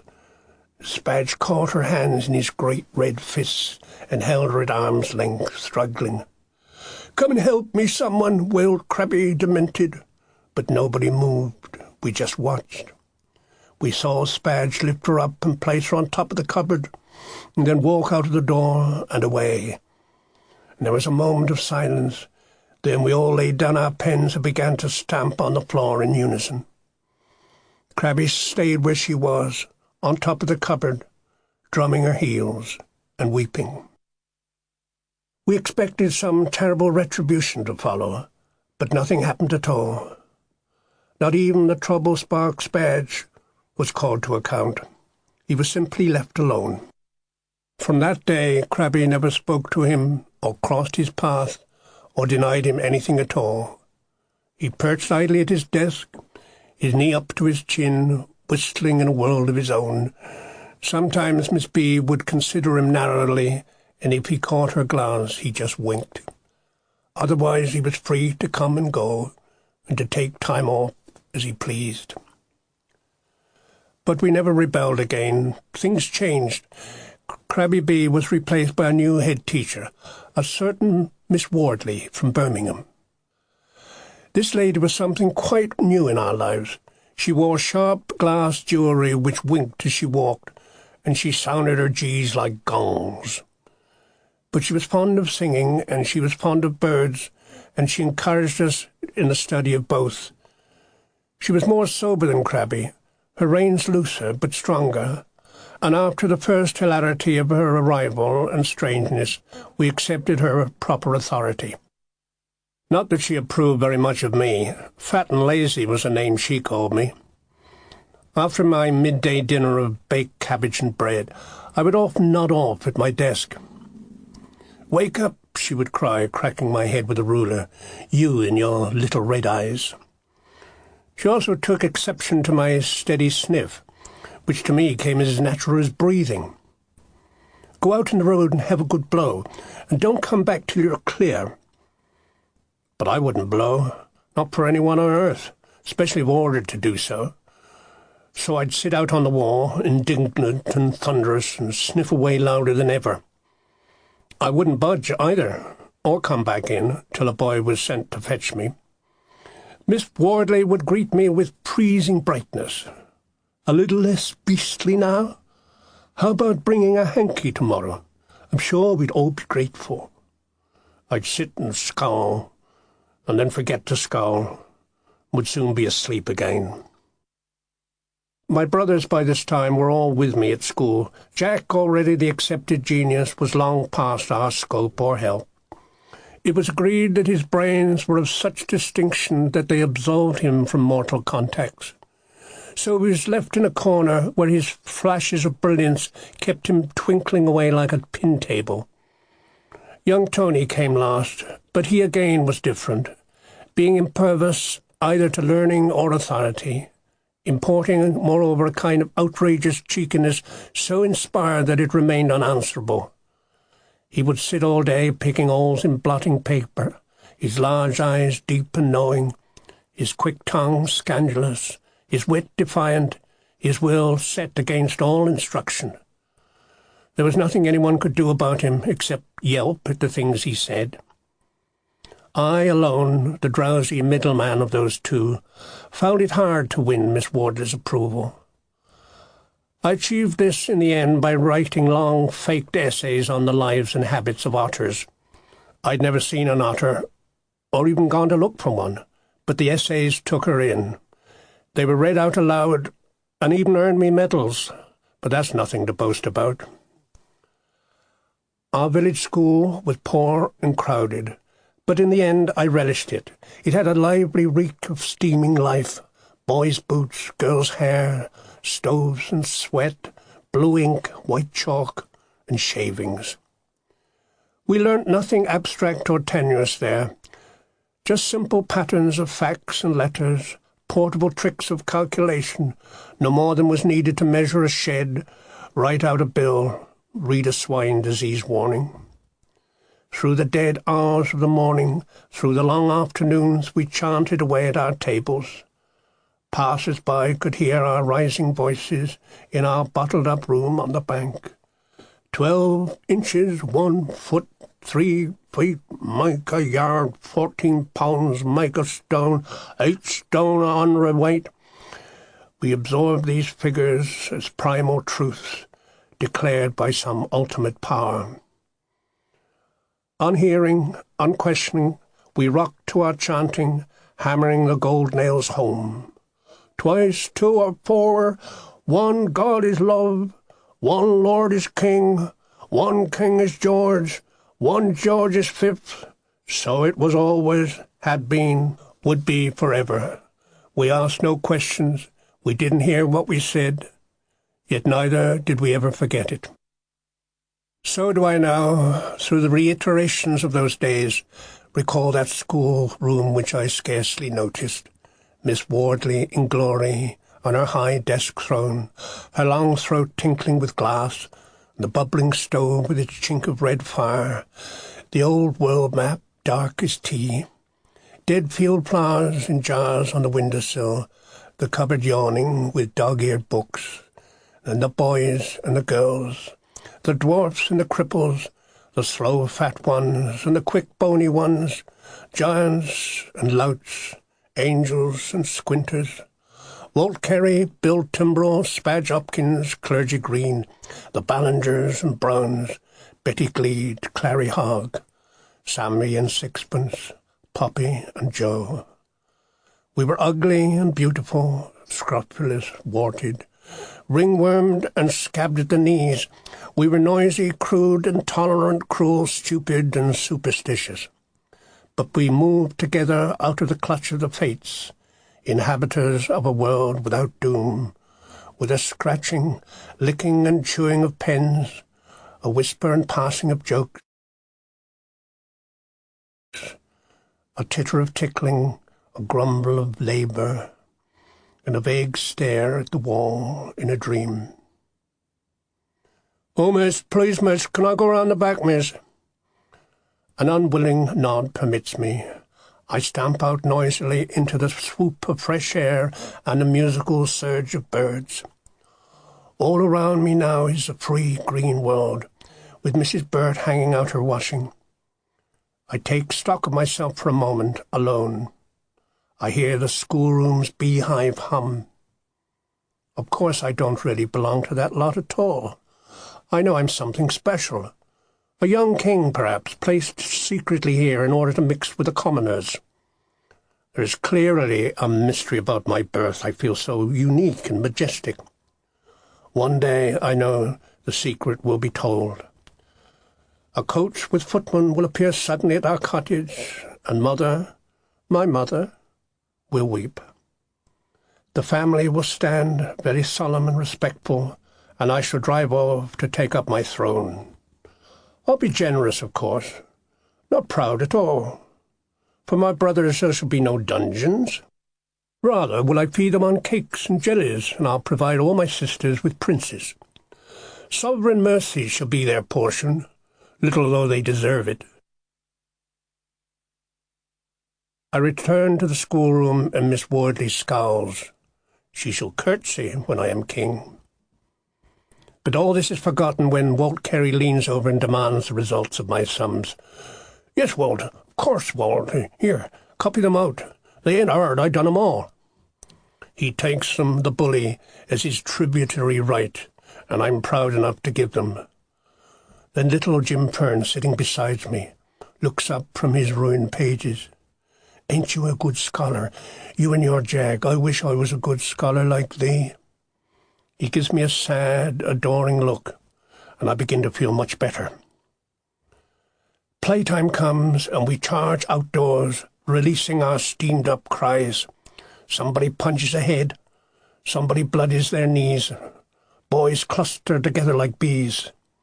Let's go round the back then, shall us, eh? To the dark, narrow alley, rich with our mysteries, we make our clattering way. Over the wall is the girls' place, quite close, and we shout them greetings. I heard you, Bill Timbrell. I heard what you said. You be careful, I'll tell our teacher. Flushed and refreshed, we stamp back to our playground, whistling, indivisibly male. Did you hear what I said then? Did you then, eh? I told them. They didn't half squeal. We all double up. We can't speak for laughing. We can't laugh without hitting each other. Miss Wardley was patient, but we weren't very bright. Our books showed a squalor of blots and scratches as though monkeys were being taught to write. We sang in sweet choirs and drew like cavemen, but most other faculties escaped us, apart from poetry, of course, which gave us no trouble at all. I can remember Miss Wardley with her squeaking chalk, scrawling the blackboard like a shopping list. Write a poem which must scan on one or more of the following: a kitten, fairies, my holidays, an old tinker, charity, sea wreck. What's that, miss? But it was easy in those days. One wrote a dozen an hour. One simply didn't hesitate. Just began at the beginning and worked steadily through the subjects, ticking them off with indefatigable rhymes. Sometimes there was a beating, but nobody minded, except an occasional red-faced mother. Sometimes a man came and took out our teeth. My mum says when to take out any double uns, 14, 15, 16, 17. You say old double uns? Shut up, you little horror. Sometimes the squire would pay us a visit, hand out prizes and make a misty-eyed speech. And sometimes an inspector would arrive on a bicycle and count our heads and depart. Meanwhile, Miss Wardley moved jingling among us, instructing, appealing, despairing. You're a grub, Walter Carey. You have the wits of a hen. You're a great hulking lout of an oaf. You can just stay behind and do it all over again. You could all stay behind, the lot of you. When lessons grew too tiresome or too insoluble, we had our traditional ways of avoiding them. Please, miss, I've got to stay home tomorrow to help with the washing, the pigs. Me dad's sick. I don't know, miss, you never learned us that. I had me book stole, miss. Carrie Burdock's pinched it. Please, miss, I got a good headache. Sometimes these worked and sometimes they didn't. But once, when some tests hung over our heads, a group of us boys evaded them entirely by stinging our hands with horseflies. The task took all day, but the results were spectacular. Our hands swelled like elephant trunks. 'Twas a swarm, please, miss, they set on us. We run, but they stung us awful. I remember how we groaned and that we couldn't hold our pens, but I don't remember the pain. At other times, of course, we forged notes from our mothers, or made ourselves sick with berries, or claimed to be relations of the corpse at funerals. The churchyard lay only next door. It was easy to start wailing when the hearse passed by. It's me auntie, miss. It's me cousin Wolf. Can I go, miss? Please, miss, can I? Many a lone coffin was followed to its grave by a straggle of long-faced children, pinched, solemn, raggedly dressed, all strangers to the astonished bereaved. So our schoolwork was done, or where would we be today? We would be as we are, watching a loom, or driving a tractor, or counting in images of 5s and 10s. This was as much as we seemed to need, and Miss Wardley did not add to the burden. What we learned in her care were the less formal truths, the names of flowers, the habits of birds, the intimacy of objects in being set to draw them, the treacherous innocence of boys, the sly charm of girls, the idiot's soaring fancies, and the tongue-tied dunce's informed authorities when it came to talking about stoats. We were as merciless and cruel as most primitives are, but we learned at that school the private nature of cruelty, and our inborn hatred for freaks and outcasts was tempered by meeting them daily. There was Nick and Edna from up near the cross, the children of that brother and sister. The boy was strong and the girl was beautiful, and it was not at school that we learnt to condemn them. And there was a gypsy boy Rosso who lived up the quarry where his tribe had encamped for the summer. He had a chocolate-smooth face and crisp black curls, and at first we cold-shouldered him. He was a real outsider. They ate snails, it was said, and his slant Indian eyes repelled us. Then one day, out of hunger, he stole some sandwiches and was given the cane by Miss Wardley. Whatever the rights and wrongs of the case, that made him one of us. We saw him run out of school, grizzling from the beating, and kneel down to tie up his boots. The shopkeeper's wife, passing by for a moment, stopped to preach him a little sermon. You didn't have to steal, even if you was that hungry. Why didn't you come to me? The boy gave her a look, picked himself up, and ran off without a word. He knew, as we did, the answer to that one. We set our dogs on gypsies here. As we walked back home to our cabbage dinner, we were all of us filled with compassion. We pictured poor Rosso climbing back to his quarry, hungry to his miserable tents, with nothing but mud and puddles to sit in, and the sour banks to scavenge for food. Gypsies no longer seemed either sinister or strange. No wonder they eat snails, we thought. The narrow school was just a conveyor belt along which the short years drew us. We entered the door marked infants, moved gradually to the other, and were then handed back to the world.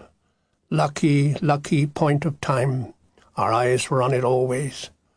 Meanwhile, we had moved to grander desks, saw our juniors multiplying in number. Miss Wardley suddenly began to ask our advice and to spoil us as though we were dying. There was no more to be done, no more to be learned. We began to look around the schoolroom with nostalgia and impatience. During playtime in the road, we walked about gravely, patronizing the younger creatures. No longer the trembling white-faced battles, the flights, the buttering up of bullies. Just a punch here and there to show our authority, then a sober stroll with our peers. At last, Miss Wardley was wringing our hands, tender and deferential. "Goodbye, old chaps, and jolly good luck. Don't forget to come back and see me." She gave each one of us a coy, sad glance. She knew that we never would.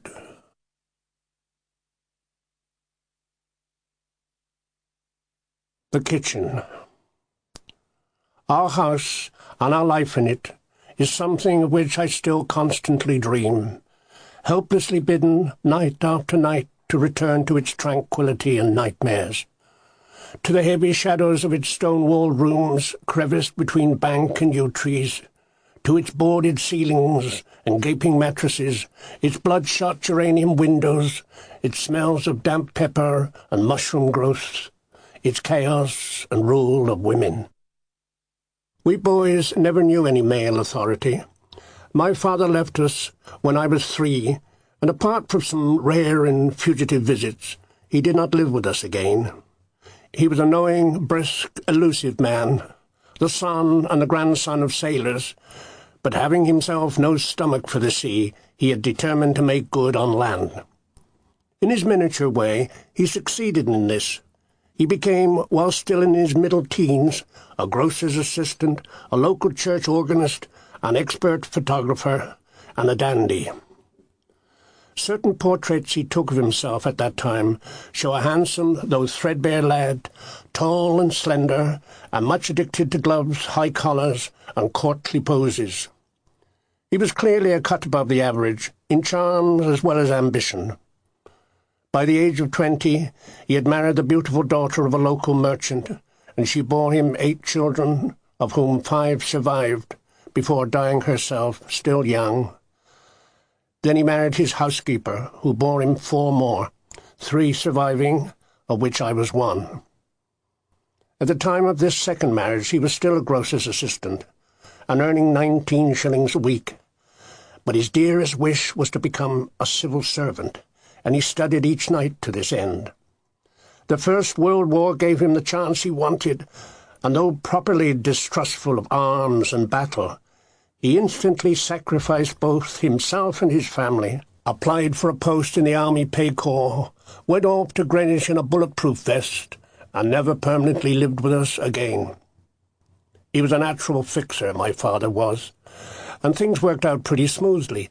He survived his Clarkstool War with a War Office pension, for nervous rash, I believe, and then entered the civil service, as he had planned to do, and settled in London for good, thus enabling my mother to raise both his families, which she did out of love and pity, out of unreasoning loyalty and a fixed belief that he would one day return to her.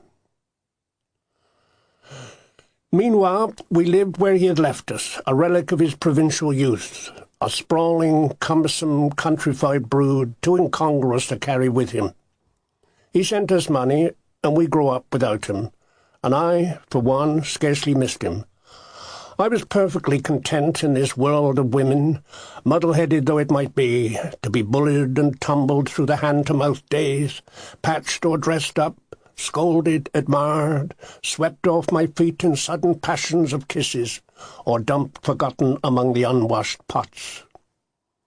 My 3 half-sisters shared much of mother's burdens, and were the good fortune of our lives. Generous, indulgent, warm-blooded and dotty, these girls were not hard to admire.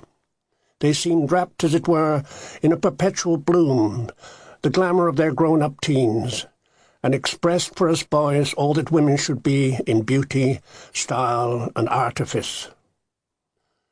For there was no doubt at all about their beauty, or the naturalness with which they wore it.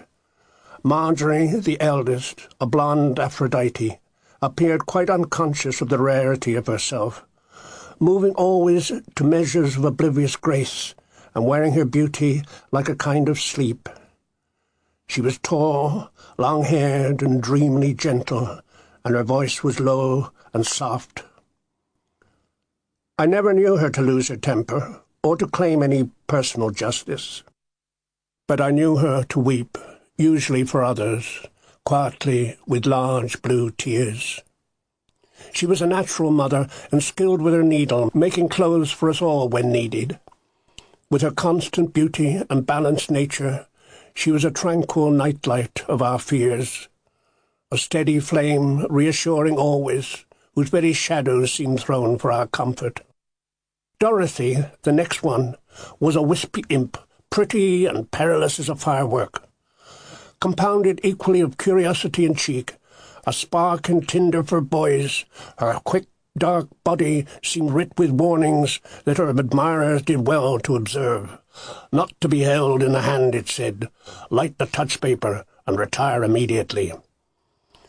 She was an active forager who lived on thrills, provoked adventure, and brought home gossip. Marjorie's were the ears to which most of it came, making her pause in her sewing, open wide her eyes, and shake her head at each new revelation. "You don't mean it, Doth. He never. No," was all I ever seemed to hear. Dorothy was as agile as a jungle cat, quick-limbed, entrancing, noisy. and she protected us boys with fire and spirit and brought us treasures from the outside world. When I think of her now, she is a coil of smoke, a giggling splutter, a reek of cordite. In repose, she was also something else, a fairy tale girl, blue as a plum, tender and sentimental. The youngest of the three was cool, quiet Phyllis, a tobacco-haired, fragile girl who carried her good looks with an air of apology, being the junior and somewhat overshadowed.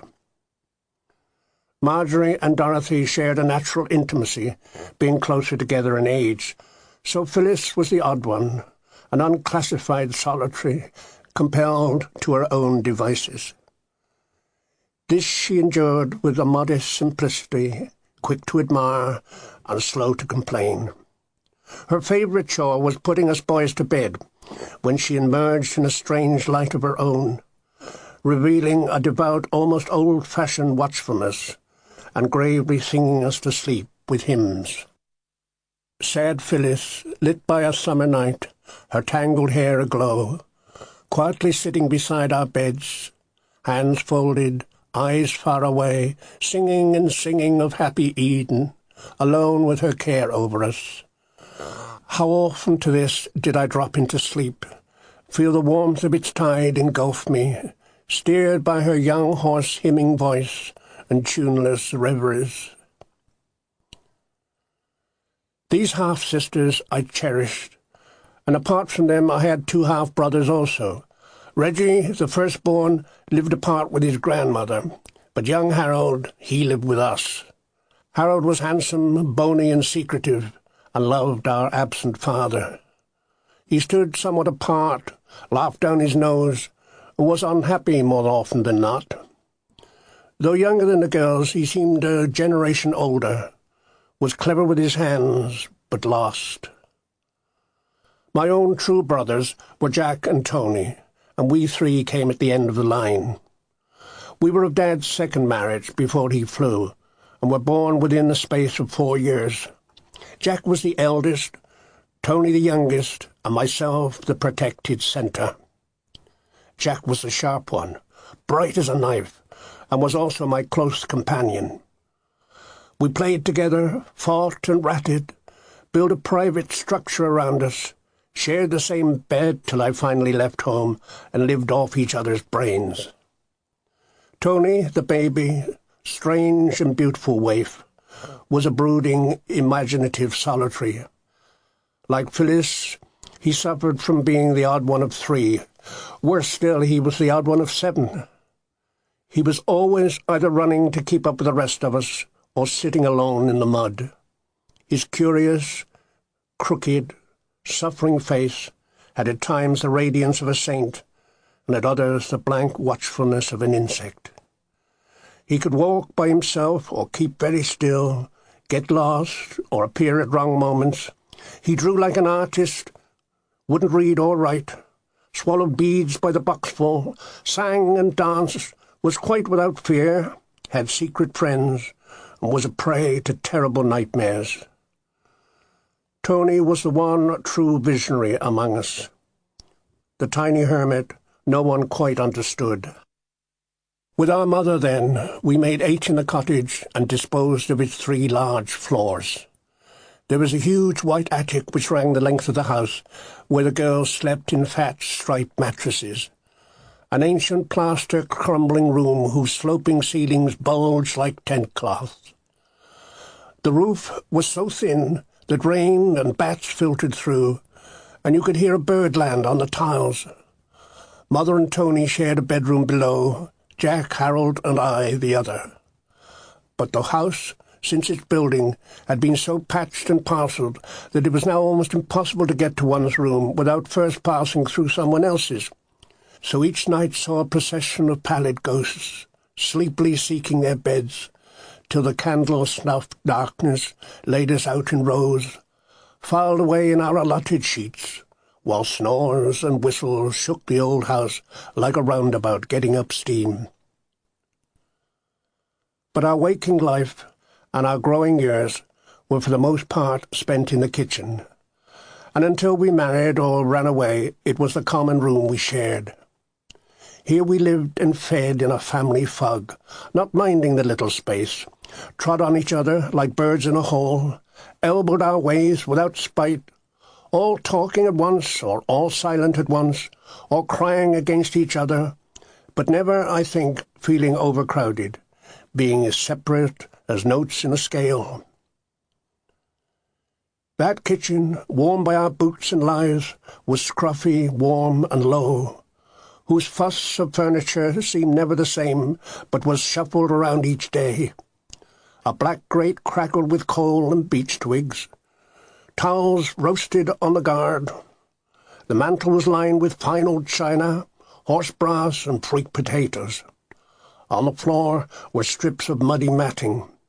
The windows were choked with plants, the walls supported stop clocks and calendars, and smoky fungus ran over the ceilings.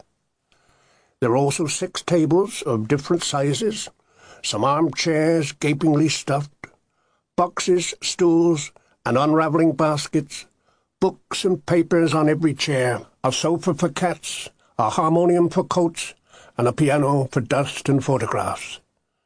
These were the shapes of our kitchen landscape, the rocks of our submarine life, each object worn smooth by our constant nuzzling, or encrusted by lively barnacles, relics of birthdays and dead relations, wrecks of furniture long since founded, all silted deep by mother's newspapers, which the years piled round on the floor.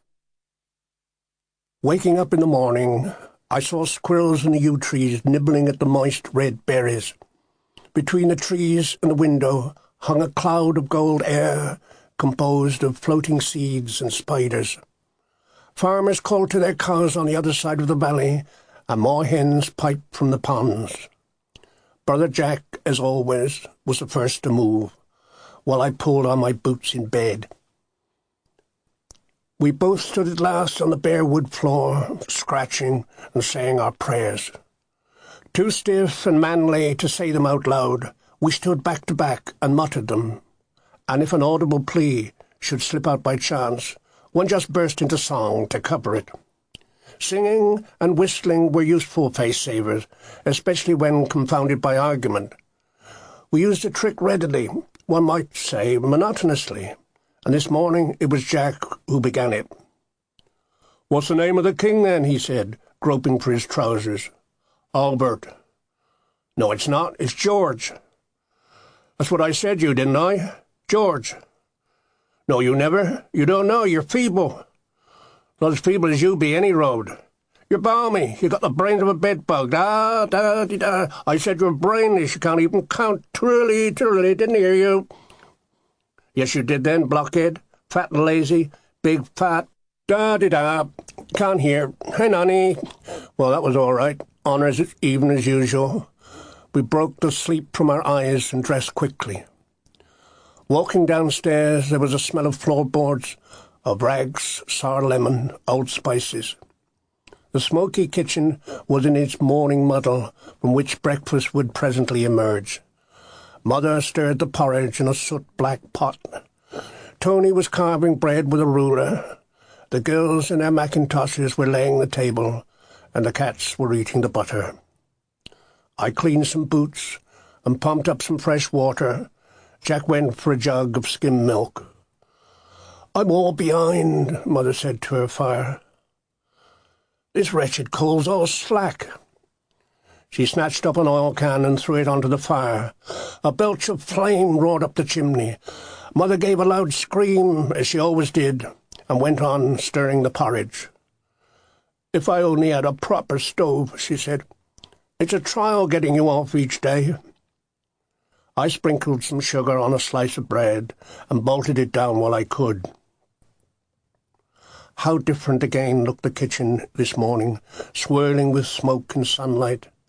Some cut-glass vases threw jagged rainbows across the piano's field of dust, while Father in his pince-nez up on the wall looked down like a scandalized god. At last the porridge was dabbed on our plates from the thick and steaming spoon.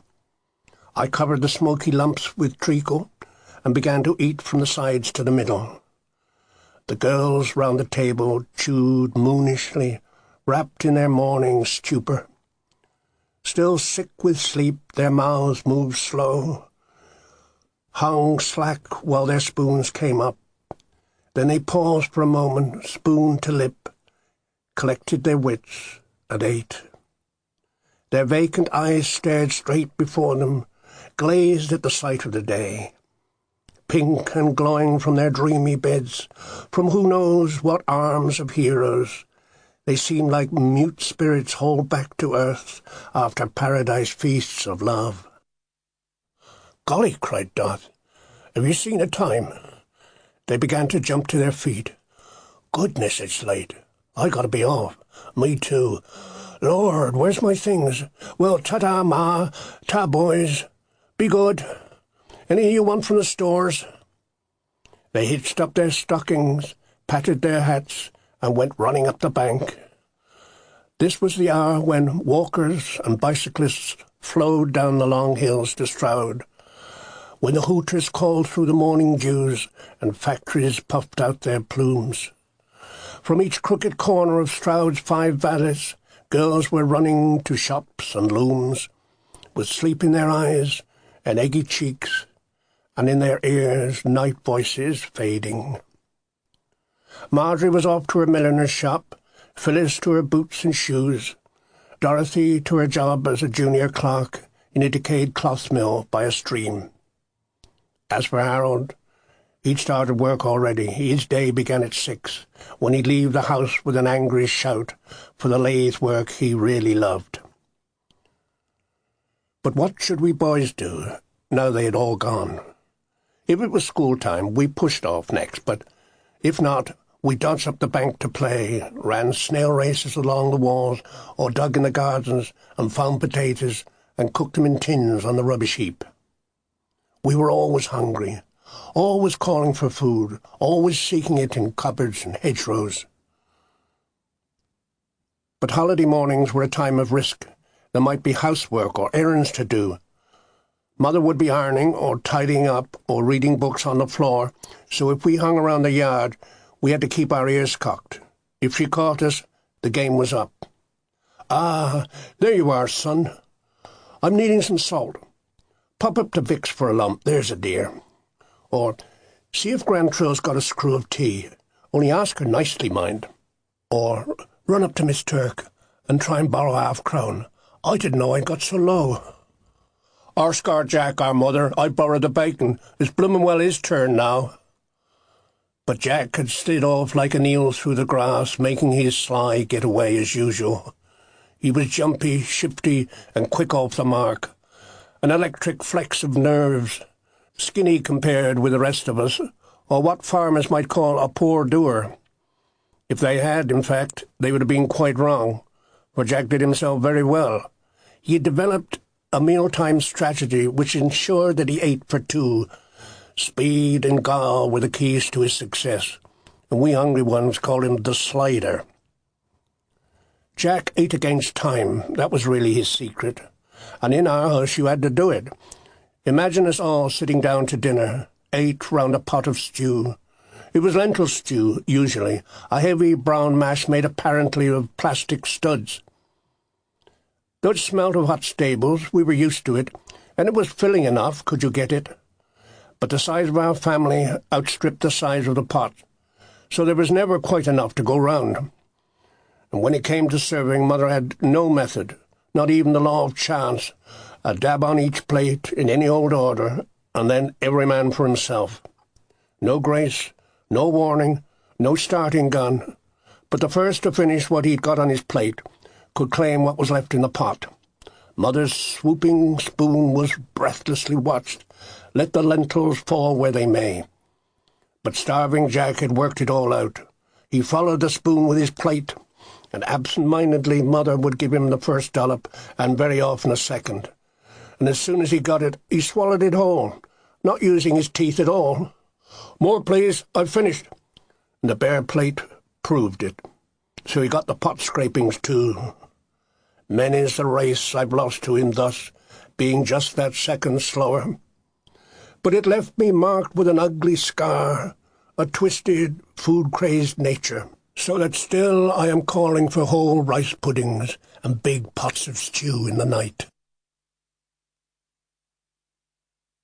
The day was over, and we had used it, running errands or prowling the fields. When evening came, we returned to the kitchen, back to its smoky comfort, in from the rapidly cooling air to its wrappings of warmth and cooking. We boys came first, scuffling down the bank, singly like homing crows. Long tongues of shadows licked the curves of the fields, and the trees turned plump and still. I had been off to Painswick to pay the rates, running fast through the long wet grass, and now I was back, panting hard, the job finished, with hayseed stuck to my legs. A plate of blue smoke hung above our chimney, flat in the motionless air, and every stone in the path as I ran down home shook my bones with a riving joy. We chopped wood for the night and carried it in, dry beech sticks as brittle as candy. The baker came down with a basket of bread slung carelessly over his shoulder. 8 quartern loaves, cottage size, black-crusted, were handed in at the door. A few crisp flakes of pungent crust still clung to his empty basket, so we scooped them up on our spit-wet fingers and laid them upon our tongues. The twilight gathered. The baker shouted good night and whistled his way up the bank, and up in the road his black horse waited, the cart lamp smoking red. Indoors, our mother was cooking pancakes, her face aglow from the fire. There was a smell of sharp lemon and salty batter and a burning hiss of oil. The kitchen was dark and convulsive with shadows. No lights had yet been lit. Flames leapt, subsided, corners woke and died, fires burned in 1,000 brasses. "Poke round for the matches, dear boy," said Mother. "Damn me if I know where they got to." We lit candles and set them about, each in its proper order, 2 on the mantelpiece, 1 on the piano, and 1 on the plate in the window. Each candle suspended a ball of light, a luminous, fragile glow, which swelled and contracted to the spluttering wick or leaned to the moving air. Their flames pushed weakly against the red of the fire, too tenuous to make much headway, revealing our faces more by casts of darkness than by any clear light they threw. Next we filled and lit the tall iron lamp and placed it on the table, and when the wick had warmed and was drawing properly, we turned it up full strength. The flame in the funnel then sprang alive and rose like a pointed flower. It began to sing and shudder and grow more radiant, throwing pools of light on the ceiling. Even so, the kitchen remained mostly in shadow, its walls a voluptuous gloom. The time had come for my violin practice. I began twanging the strings with relish. Mother was still frying and rolling up pancakes, and my brothers lowered their heads and sighed. I propped my music on the mantelpiece and sliced through a Russian dance, and sweet smells of resin mixed with lemon and fat, and the dust flew in clouds from my bow. Now and then I got a note just right, and then Mother would throw me a glance of piercing, anxious encouragement as she sidestepped my swinging arm. Plump in her slippers, one hand to her cheek, her pan beating time in the other, her hair falling down about her ears, mouth working to help out the tune. Old and tired though she was, her eyes were a girl's, and it was for looks such as these that I played. "Splendid!" she cried. "Top hole! Clap, clap! Now give us another, me lad." So I slashed away at William Tell, and when I did that, plates jumped, and Mother skipped gaily around the hearth-rug, and even Tony rocked a bit in his chair. Meanwhile, Jack had cleared some boots from the table and had started his inscrutable homework. Tony, in his corner, began to talk to the cat and play with some fragments of cloth. So with the curtains drawn close and the pancakes coming, we settled down to the evening. When the kettle boiled and the toast was made, we gathered and had our tea. We gobbled and dodged and passed and snatched and packed our mouths like pelicans. Mother ate always standing up, tearing crusts off the loaf with her fingers, a hand-to-mouth feeding that expressed her vigilance, like that of a wireless operator at sea. For most of Mother's attention was fixed on the grate, where the fire must never go out. When it threatened to do so, she became seized with hysteria, wailing and wringing her hands, pouring on oil and chopping up chairs in a frenzy to keep it alive. In fact, it seldom went out completely, though it was often very ill. But Mother nursed it with skill, banking it up every night and blowing hard on the bars every morning. The state of our fire became as important to us as it must have been to a primitive tribe. When it sulked and sank, we were filled with dismay. When it blazed, all was well with the world, but if, God save us, it went out altogether, then we were clutched by primeval chills. Then it seemed that the very sun had died, that winter had come forever, that the wolves of the wilderness were gathering near, and that there was no more hope to look for. But tonight the firelight snapped and crackled, and Mother was in full control. She ruled the range and all its equipment with a tireless, nervous touch. Eating with one hand, she threw on wood with the other, raked the ashes, and heated the oven, put on a kettle, stirred the pot, and spread out some more shirts on the guard. As soon as we boys had finished our tea, we pushed all the crockery aside, piled it up roughly at the far end of the table, and settled down under the lamp. Its light was warm and live around us, a kind of puddle of fire on its own. I set up my book and began to draw. Jack worked at his notes and figures. Tony was playing with some cotton reels, pushing them slowly round the table. All was silent except Tony's voice, softly muttering his cotton reel story. So they come out of this big hole, see, and the big chap says, "Fie," and said, "We'll kill him, see." And the pirates was waiting up here, and they had this great cannon, and they went bang, fire, and this big chap fell down, and whee, and rolled back in the hole, and I said, "We got him," and I ran up there, and this boat, see, where he was coming, see, and I jumped on board, whoosh, crump, and I said, "No, I'm captain, see," and they said, "Fie," and I took me hatchet, ack, and they all fell plop in the sea, wallop, and I sailed the boat round here, and round here, and up here, and round here, and down here, and up here, and round here, and down here. Now the girls arrived home in their belted mackintoshes, flushed from their walk through the dark, and we looked up from our games and said, "Got anything for us?" And Dorothy gave us some licorice. Then they all had their supper at one end of the table, while we boys carried on at the other.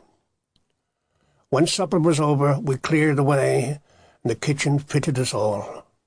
We drew together round the evening lamp, the vast and easy time. Marjorie began trimming a hat, Dorothy to write a love letter, and Phyllis sat down with some forks and spoons, and blew and sleepily rubbed them. Harold, home late, cleaned his bike in a corner. Mother was cutting up newspapers. We talked in spurts, in lowered voices, scarcely noticing if anyone answered. "I turned a shaft to a thaw today," said Harold. "A what?" He said a thaw. Chairs creaked while we thought about it. "Charlie Rebel's got a brand new suit. He had it made to fit. He half fancies himself. Charlie Rebel." Pause. "Look, Dot, I got these bits for 6pence. I'm going to stitch 'em all round the top here." "Well, all right, I suppose."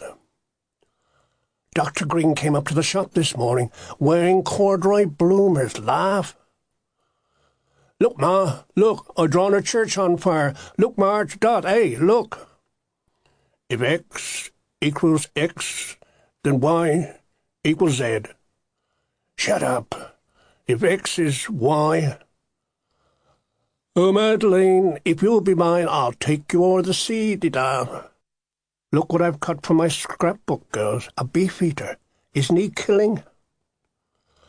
Charlie Rebel cheeked his dad today. He called him a dafty. You know that boy from the dairy, Marge? The one they call Barnacle Boots? Well, he asked me to go to the cinema with him. You know, I told him to run off home. No, you never. I certainly did. I said I don't go to pictures with butter wallopers. You should have seen his face. Harry Lasbury smells of chicken ga. I had to move me desk. Just hark who's talking, Dainty Dick. I'll never be ready by Sunday.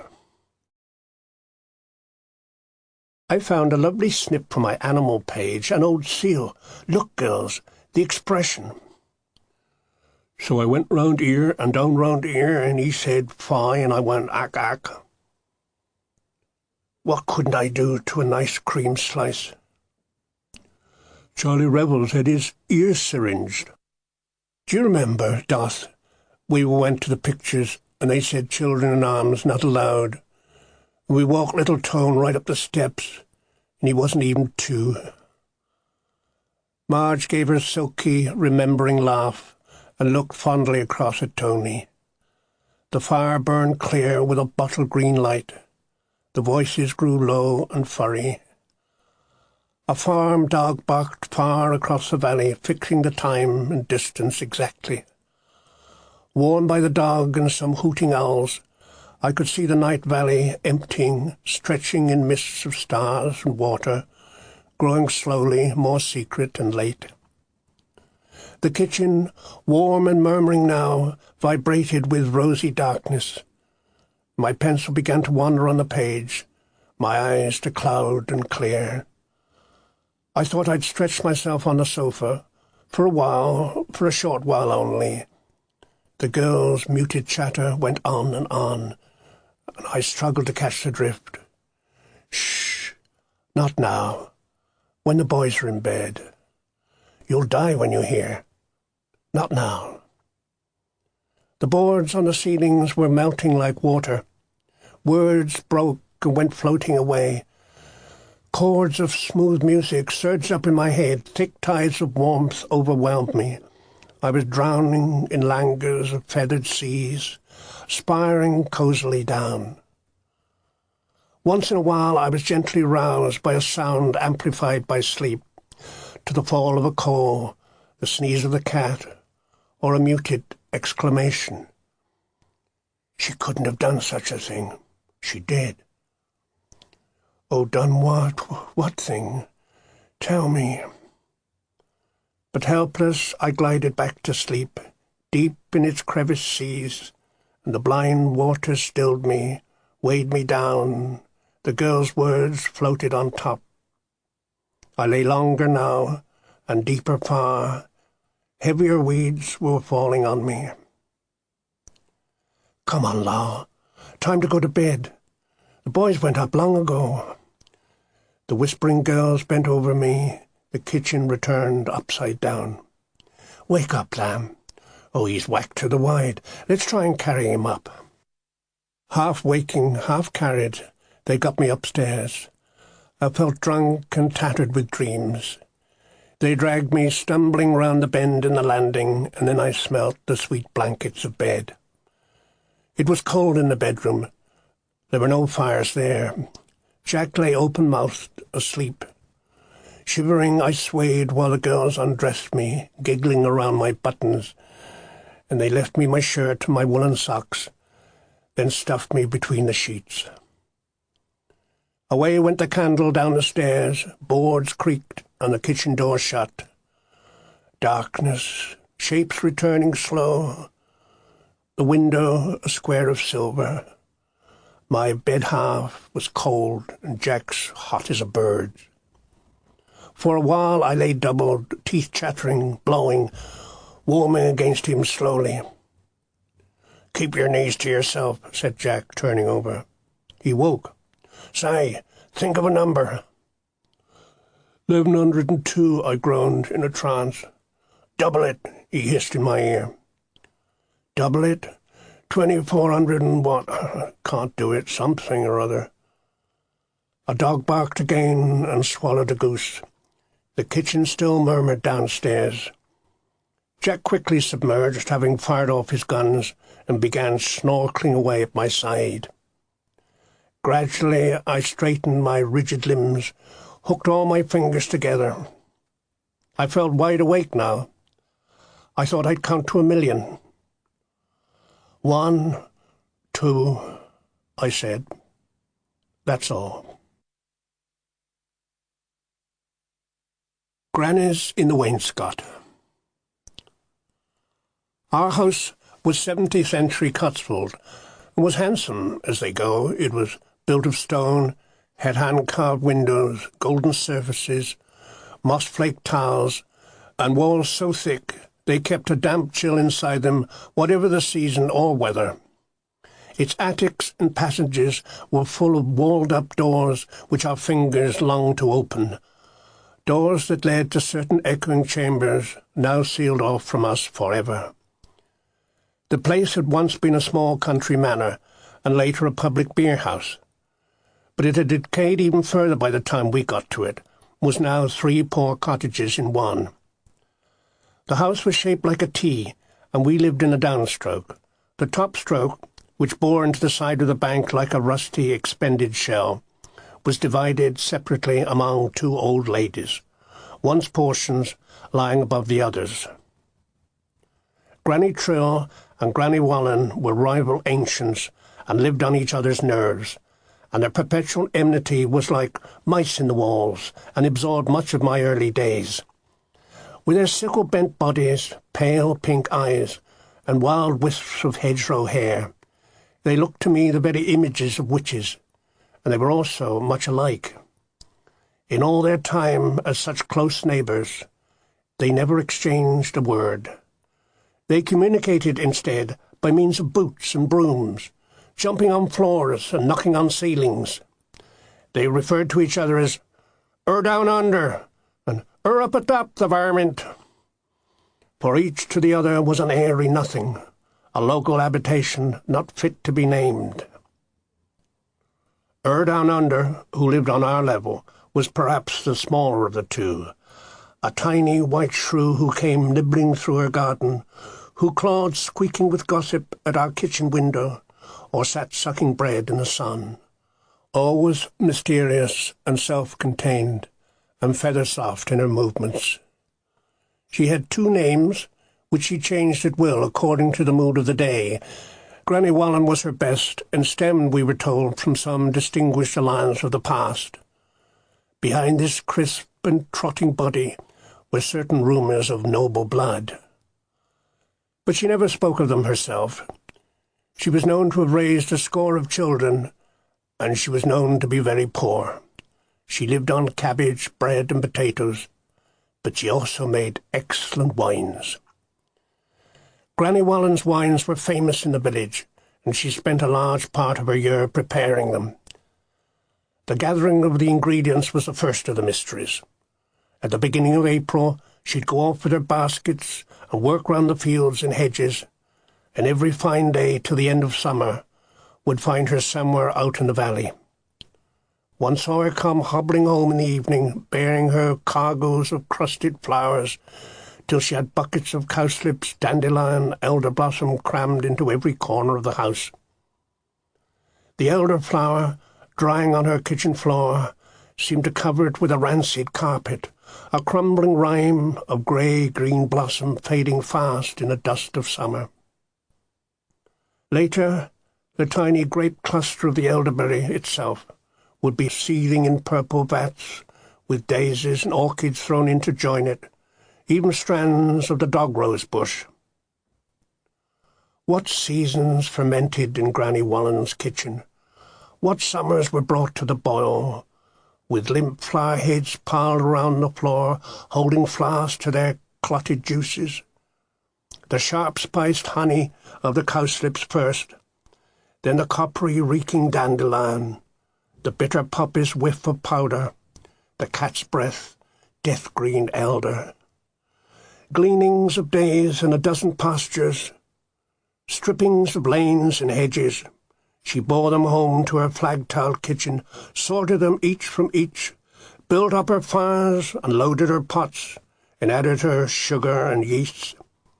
The vat boiled daily in suds of sugar, revolving petals in throbbing water, while the air, aromatic, steamy, embalmed, distilled the hot dews and flowery soups and ran the wine down the dripping walls. And not only flowerheads went into the brews. The old lady used parsnips too, potatoes, sloes, crabapples, quinces, in fact anything she could lay her hands on. Granny Wallen made wine as though demented, out of anything at all, and no doubt, if given enough sugar and yeast, could have made a drink out of a box of old matches.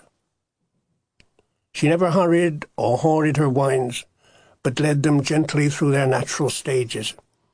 After the boiling, they were allowed to settle and to work in the cool of the vats.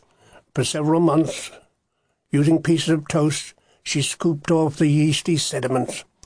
Then she bottled and labelled each liquor in turn and put them away for a year.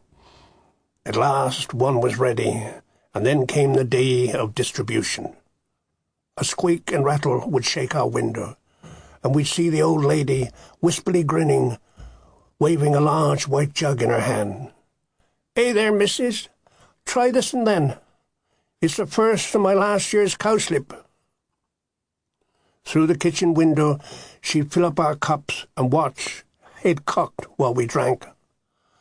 The wine in the cups was still and golden, transparent as a pale spring morning. It smelt of ripe grass in some faraway field, and its taste was as delicate as air. It seemed so innocent. We would swig away happily, and even the youngest guzzled it down. Then a curious rocking would seize our heads. Tides rose from our feet like fever. The kitchen walls began to shudder and shift, and we all fell in love with each other. Very soon we'd be wedged, tight crammed in the window, waving our cups for more, while our mother, bright-eyed, would be mumbling gaily, "Lord bless you, Granny. Fancy cowsnips and parsney. You must give me the receipt, my dear." Granny Wallen would empty the jug in our cups, shake out the last drops on the flowers, then trot off tittering down the garden path, leaving us hugging ourselves in the window. Whatever the small indulgences with which Granny Wallen warmed up her old life, her neighbour, Granny Trill, would have none of them. For her up atop was as frugal as a sparrow and as simple in her ways as a grub. She would sit in her chair for hours without moving, a veil of blackness over her eyes, a suspension like frost on her brittle limbs, with little to show that she lived at all save the gentle motion of her jaws. One of the first things I noticed about old Granny Trill was that she always seemed to be chewing, sliding her folded gums together in a day-long ruminative cud. I took this to be one of the tricks of age, a kind of slowed-up but protracted feasting. I imagined her being delivered a quartern loaf, say, on a Friday night, then packing the lot into her rubbery cheeks and chewing them slowly through the week. In fact, she never ate bread at all, or butter, or meat, or vegetables. She lived entirely on tea and biscuits and on porridge sent up by the squire. Granny Trill had an original sense of time which seemed to obey some vestigial pattern. She breakfasted, for instance, at 4 a.m, had dinner at 10, took tea at 2:30, and was back in bed at 5. This regime never varied either winter or summer, and belonged very likely to her childhood days when she lived in the woods with her father. To me it seemed a monstrous arrangement, upsetting the roots of order, but Granny Trill's time was for God or the birds, and although she had a clock, she kept it simply for its tick, its hands having dropped off years ago. In contrast to the subterranean, almost cavernous life which Granny Wallen lived down under, Granny Trill's cottage door was always open, and her living room welcomed us daily. Not that she could have avoided us anyway, for she lay at our nimble mercy. Her cottage was just outside our gate, and there were geraniums in pots round the door. Her tiny room opened straight onto the bank and was as visible as a last year's bird's nest. Smells of dry linen and tea caddies filled it, together with a sweeter tang of old flesh. "You at home, Granny Trill? You in there, Gran?" Of course. Where else would she be? We heard her creaking sigh from within. "Well, I'll be bound that you varmints again." "We come on a visit, Gran." "But yet you mind them pots then, or I'll cut you to pieces." The three of us clumped indoors, and Granny Trill was perched in the window-sill, combing her thin white hair. "What you doing, Gran?" "Just biding still. Just biding and combing me bits." The room was blue and hazy with wood smoke.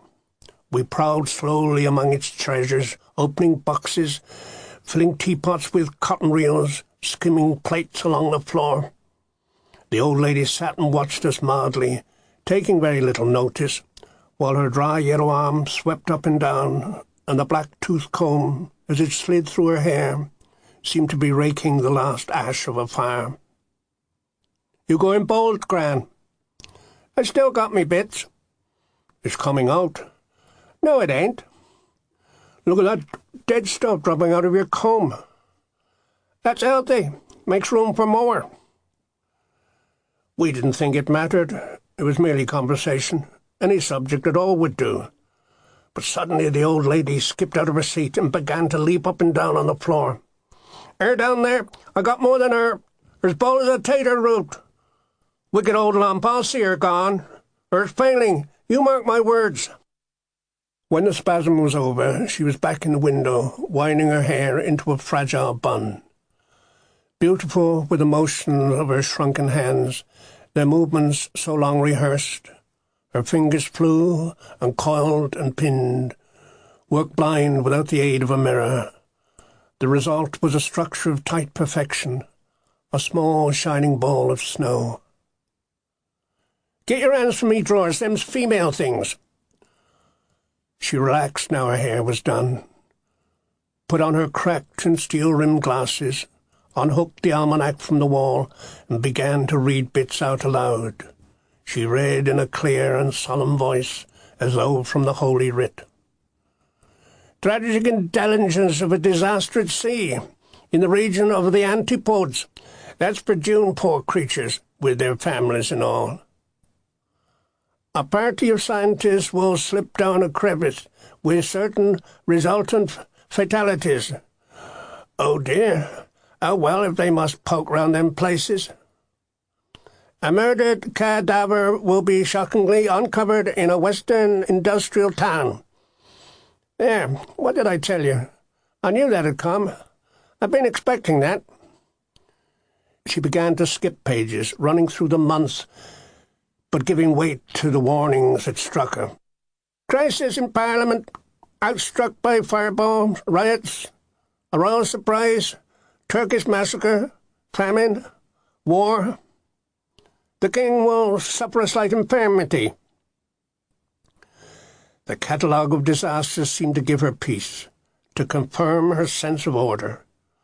In old Moore's pages she saw the future's worst, saw it and was not dismayed.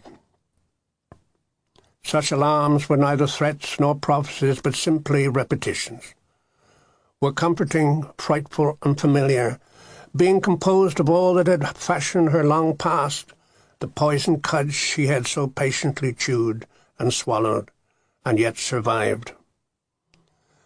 "Ah, well," she said placidly as she laid down her book, "he foresees some monstrous doings. A terrible year it looks to be. He says we'll have ale on Tuesday." We boys took up the almanac and leafed through the pages, seeking the more ominous pictures. We saw drawings of skies cracked across by lightning, of church towers falling, multitudes drowning, of men in frock coats shaking warning fingers, of coffins laden with crowns. The drawings were crude but jaggedly vital, like scratches on a prison wall. We relished them much as did Granny Trill, as signs of an apocalypse which could not touch us. In them we saw the whole outside world, split, convulsive, and damned. It had nothing, of course, to do with our village, and we felt like gods, both compassionate and cruel, as we savoured these bloody visions. Granny Trill used the almanac as an appetizer. Now she shifted to her table for dinner. She sopped a few biscuits in a cup of cold tea and scooped the wet crumbs into her mouth, and then began grinding away with such an effort of gums one would have thought she was cracking bones. She wore, as usual, her black net dress, but her bright old head rising out of it looked like a flame on a smoking lamp. Her brow was noble, her pink eyes glittered, her nose swooped down like a finger. Only the lower part of her face was collapsed and rubbery, but then that did all the work. "You 100 yet, Granny?" Nigh on. "Have you got a dad?" "Bless you, no. He died long since. He was killed by a tree over Ashcombe." She often told us the story of this, and now she told us again. Her father had been a woodcutter, strong as a giant. He could lift a horse and wagon. From the age of 5, when she lost her mother, she lived with him in the woods. They used to sleep in a tent or a kind of wigwam of pine branches, and while her father was tree-felling, the little girl made baskets and sold them around the village. For 10 years they lived together and were perfectly contented. She grew up to be a beautiful girl. Somehow I seemed to send men breathless. But her father was careful, and when the timbermen came, he used to hide her under piles of sacking. Then one day, she was 15 years old at the time, a tree fell on her father. She heard him shout and ran up the thicket and found him skewered into the ground with a branch. He was lying face down and couldn't see her. "I'm going, Alice," he'd said. She clawed a hole with her hands and lay down beside him and held him until he died. It took 24 hours and she never moved, nor did he speak again. When at last some carters discovered them, she was still lying with the body. She watched them roll the tree off him and straighten his limbs, and then she ran up the scrubs and hid. She hid for a week near some foxholes there, and neither ate nor drank. Then the squire sent out some men to look for her, and when they found her, she fought like a savage. But they managed to carry her down to the manor, where she was given a bath and a bed. "That was the first bath I ever had," said Granny. "It took 6 of 'em to get me soaped." But they nursed her and pacified her and gave her housework to do, and later married her to George Trill, the gardener. He were a good man, too. He settled me. I was about 16 years at the time. He was much like me dad, only a good bit slower, and a lot older than I, of course. When she finished her story, her chin was resting in her cup and her features were abstracted and bright. Sharp little veins crackled round her eyes, and her skull pushed hard through her skin. Could she ever been the strapping Alice whom the carter had chased through the woods, a girl of 16 whom men had washed and married, the age of our sister Dorothy? "Me dad planted that tree," she said absently, pointing out through the old cracked window. The great beech filled at least half the sky and shook shadows all over the house. Its roots clutched the slope like a giant hand holding the hill in place. Its trunk writhed with power, threw off veils of green dust, rose towering into the air, branched into 1,000 shaded alleys, became a city for owls and squirrels. I had thought such trees to be as old as the earth. I never dreamed that a man could make them. Yet it was Granny Trill's dad who had planted that tree, had thrust in the seed with his finger. How old must he have been to leave such a mark? Think of Granny's age, and Addie's untouched, and you were back at the beginning of the world. "You were a young man then, of course," said Granny. "He said it afore he got married." She squinted up at the height of the tree and sat there nodding gently, while a branch of green shadows, thrown by its leaves, moved softly across her face. "I've got to see the summit," she said abruptly, slipping creakily down from her chair. She left us then, gathered up her skirts, and trotted lightly along to the wood. We saw her squatting among the undergrowth, bright-eyed like a small black partridge. Old age might compel her to live in a house, but for comfort she still went to the woods. Granny Trill and Granny Wallen were traditional ancients of a kind we won't see today, the last of that dignity of grandmothers to whom age was its own embellishment. The grandmothers of those days dressed for the part, in that curious but endearing uniform which is now known to us only through music halls. And our two old neighbours, when setting forth on errands, always prepared themselves scrupulously. They wore high-laced boots and long muslin dresses, beaded chokers and candle-wick shawls, crowned by tall poke bonnets tied with trailing ribbons and smothered with inky sequins. They looked like starlings, flecked with jet, and they walked in a tinkle of darkness.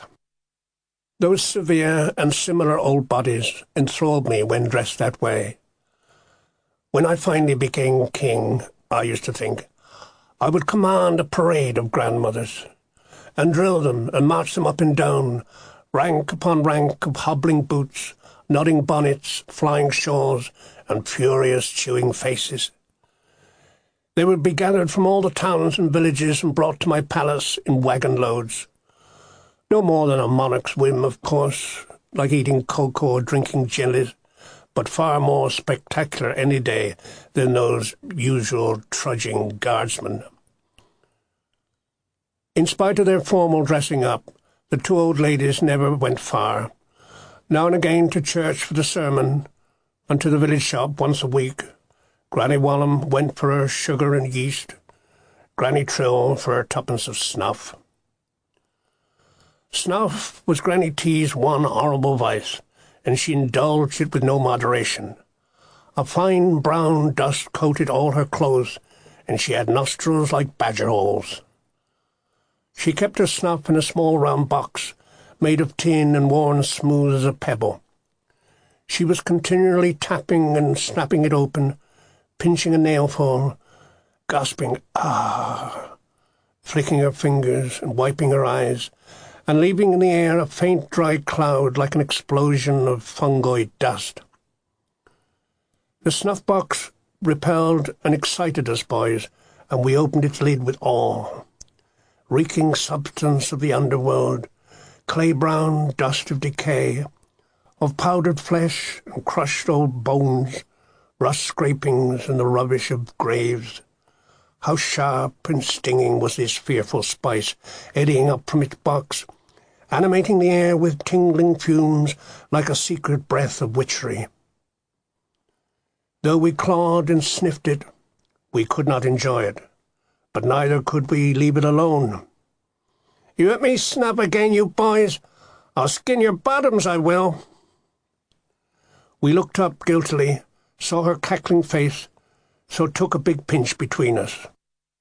With choking tears and head-rocking convulsions, we rolled across the floor. The old lady regarded us with pleasure. Our paroxysms shook the house. "That'll learn you, I reckon, you thieving mites. Here, give it to me, I'll show ye." She took up the box and tapped the lid, then elegantly fed her nose. A shudder of ecstasy closed her eyes. She was born very far away. One morning our mother was paring apples, so we boys settled down to the peelings. They lay in green coils upon the table, exuding their fresh, tart odours. Slowly we chewed through the juicy ribbons, mumbling our jaws as we went. "I'm old Granny Trill a-eating her dinner," said Jack, sucking peel through his gums. A great joke, this. We chewed and moaned, making much of the toothless labour. "Don't mock," said our mother. "The poor, poor soul, alone by herself all day." We glanced at our sisters to share our wit, but got no encouragement there. They were absorbed as usual in some freakish labour, stitching dead birds on canvas hats. "The poor lone creature," our mother went on, lowering her voice out of charity. "It's a sin and a shame." She raised it again. "That's what it is. It's a crime. You girls ought to go up and pay her a visit. You know how she dotes on you all." Our sisters had reached the impressive stage. They talked careful and dressed in splendour, as fine, that is, as they were able to do with the remnants that fell into their hands. With a short length here, a bit of tulle there, a feather picked up at a sale, a hedgehog of needles, a mouthful of pins, a lot of measuring, snipping and arguing. It was remarkable what raiment they managed to conjure, considering what little they had. They were always willing to put on a show, so they accepted Mother's suggestion. They decided to deck themselves out in their best and to give Gran Trill a treat. The attics were ransacked, the cupboards breached, and very soon all was uproar. Quarrelling, snatching, but smoothly efficient, they speedily draped themselves, took a tucket in here, let a gusset out there, spliced a waist, or strapped up a bodice. In no time at all, they were like paradise birds, and off they minced to see the old lady. Enthralled as ever by their patchwork glories, I followed them closely behind. Beautiful Marge led the way up the path and rapped elegantly on Granny's door. Meanwhile Doth and Phil hitched their slipping girdles, pushed the bandeau out of their eyes, stood hands on hips making light conversation, two jazz debs bright in the sun. For once Granny Trill seemed hard of hearing, though the girls had knocked 3 times, so with a charming shrug and a fastidious sigh, Marge swung a great kick at the door. "Who's that?" came the frightened yelp from within. "It's only us," trilled the girls.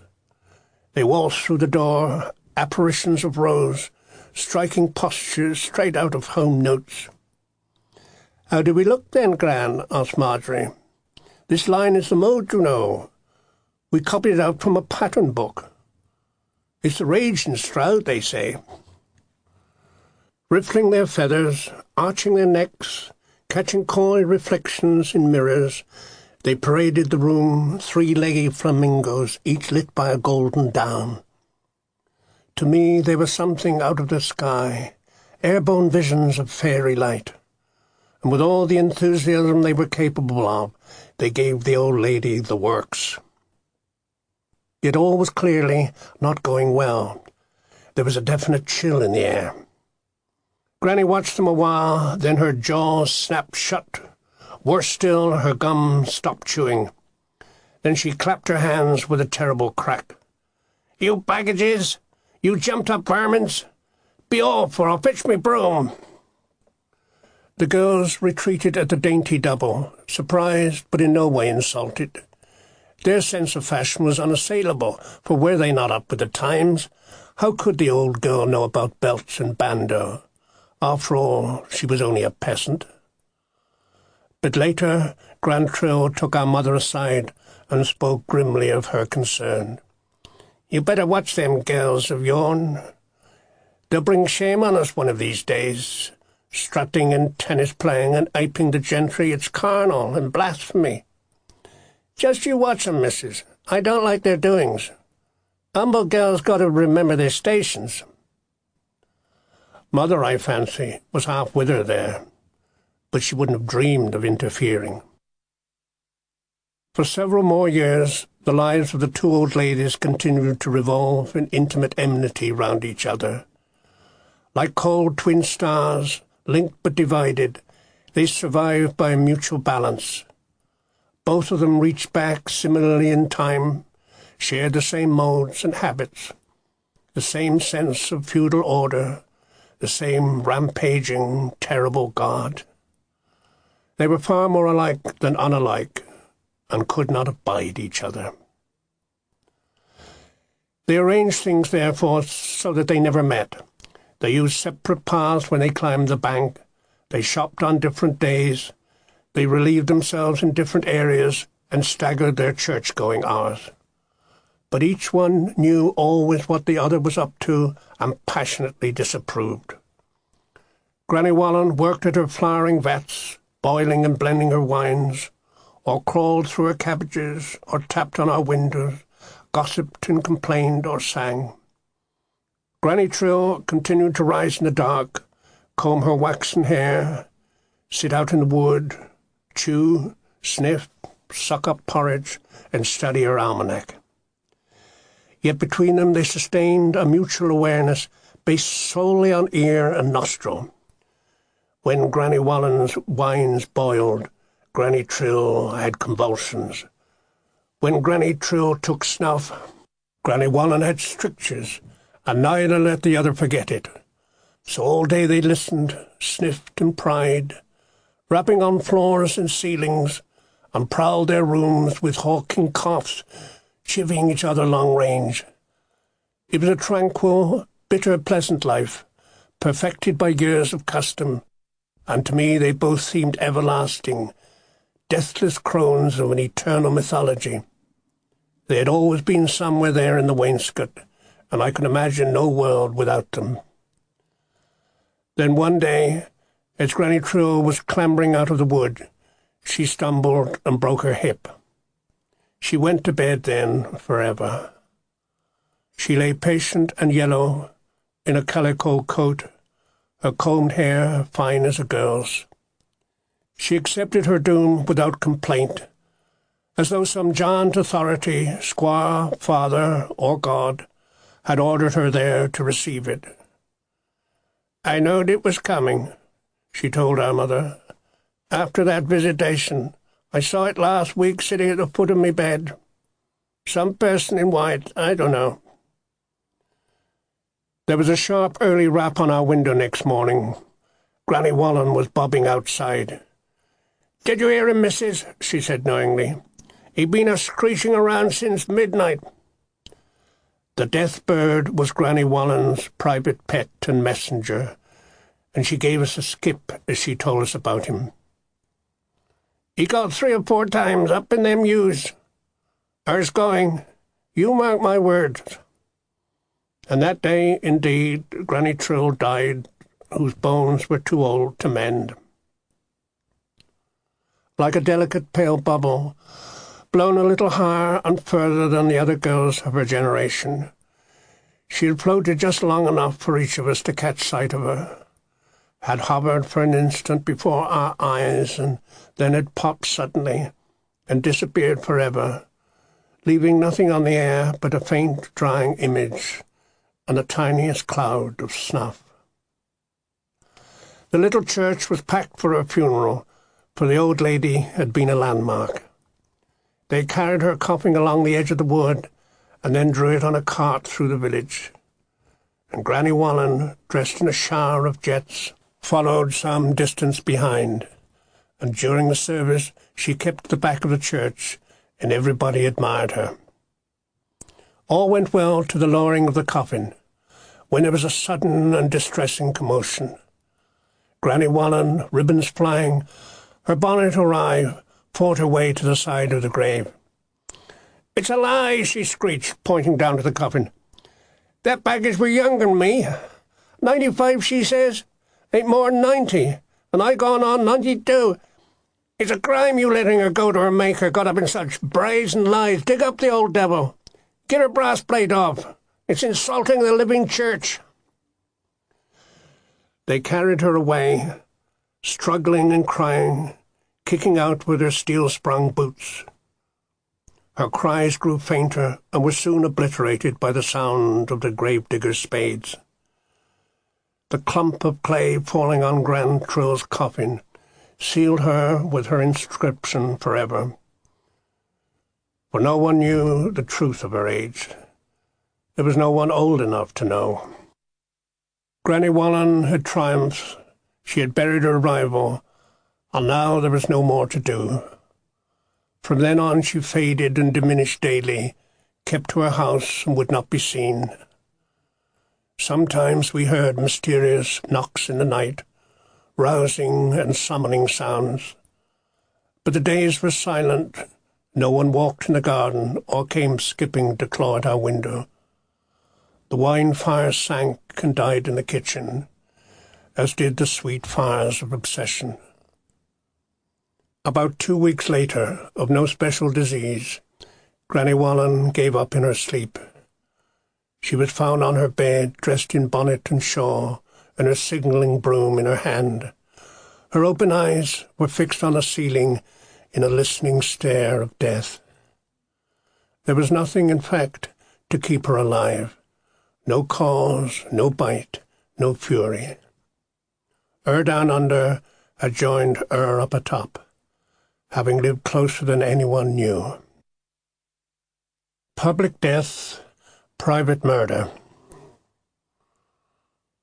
Soon after the First World War, a violent event took place in the village, which drew us together in a web of silence and cut us off for a while almost entirely from the outside world. I was too young at the time to be surprised by it, but I knew those concerned and learned the whole story early. Though it was seldom discussed, and never with strangers, the facts of that night were familiar to us all, and common consent buried the thing down deep and raked out the tracks around it. So bloody, raw, and sudden it was. It resembled an outbreak of family madness, which we took pains to conceal out of shame and pride, and for the sake of those infected. The crime occurred a few days before Christmas, on a night of deep snow and homecoming, the time when the families called in their strays for your annual feast of goose. The night was as cold as Cotswold cold can be, with wind coming straight from the Arctic. We children were in bed, blowing hard on our knees. Wives toasted their feet by the fires, while the men and youths were along at the pub, drinking hot-pokered cider, cutting cards for crib, and watching their wet boots steam.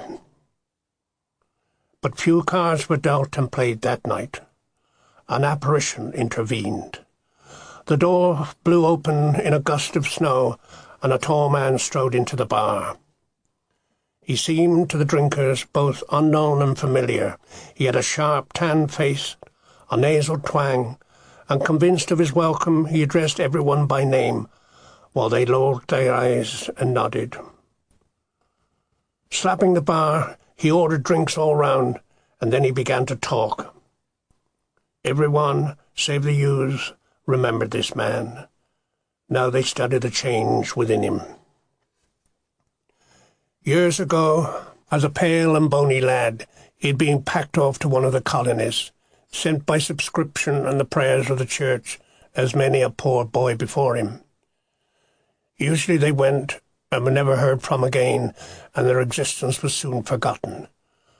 Now one of them had returned like a gilded ghost, successful and richly dressed, had come back to taunt the stay-at-homes with his boasting talk and money. He had landed that morning, he said, at Bristol, from an Auckland mutton boat. The carriage he'd hired had broken down in the snow, so he was finishing his journey on foot. He was on his way to his parents' cottage to give them a Christmas surprise. Another mile up the valley, another mile in the snow. He couldn't pass the old pub now, could he? He stood, feet apart, his back to the bar, displaying himself to the company. Save for his yelping voice, the pub was silent, and the drinkers watched him closely. "He done pretty well out there," he said. "Raised cattle, made a heap of money. It was easy enough if you just had the guts and weren't stuck in the bogs like some." The old man listened, and the young men watched, with the oil lamps red in their eyes. He sent round more drinks, and the men drank them down. He talked of the world and its width and riches. He lectured the old ones for the waste of their lives and the youths for their dumb contentment.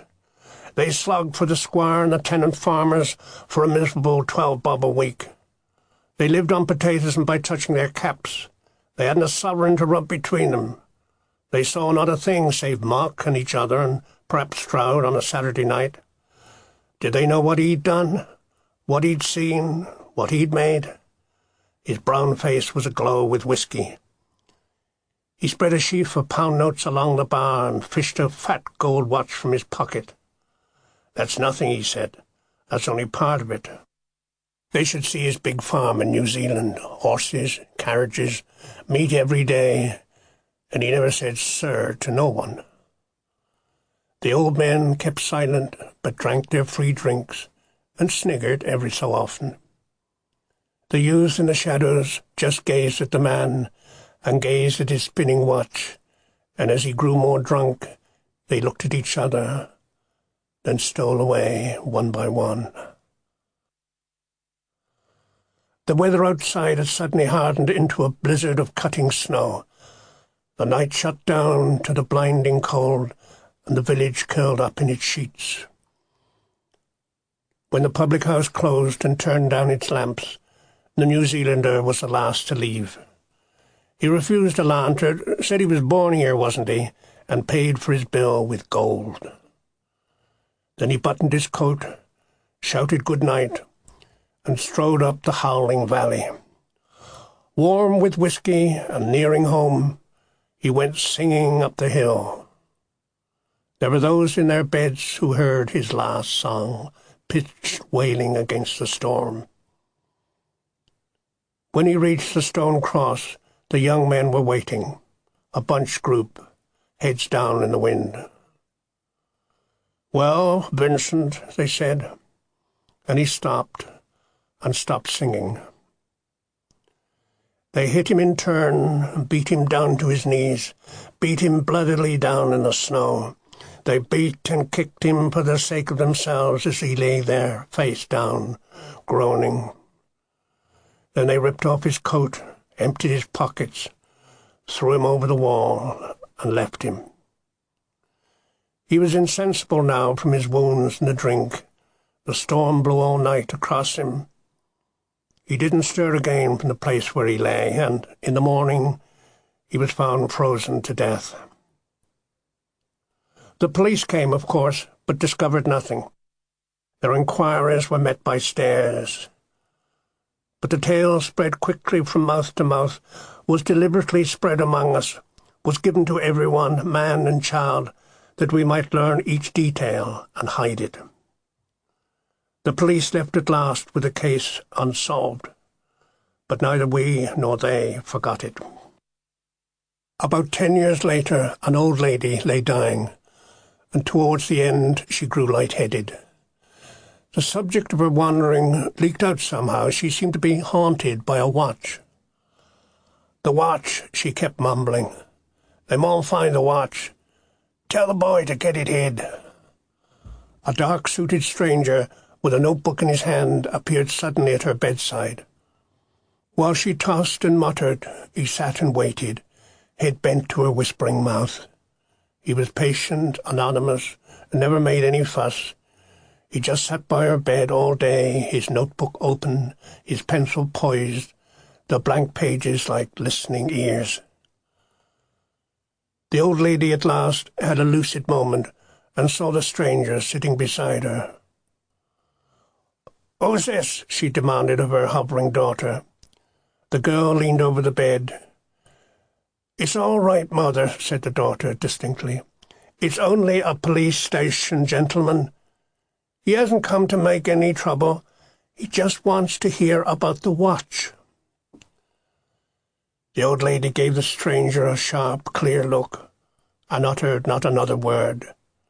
She just leaned back on the pillow, closed her lips and eyes, folded her hands, and died. It was the end of the weakness that had endangered her sons, and the dark-suited stranger knew it. He rose to his feet, put his notebook in his pocket, and tiptoed out of the room. This old and wandering, dying mind had been their final chance.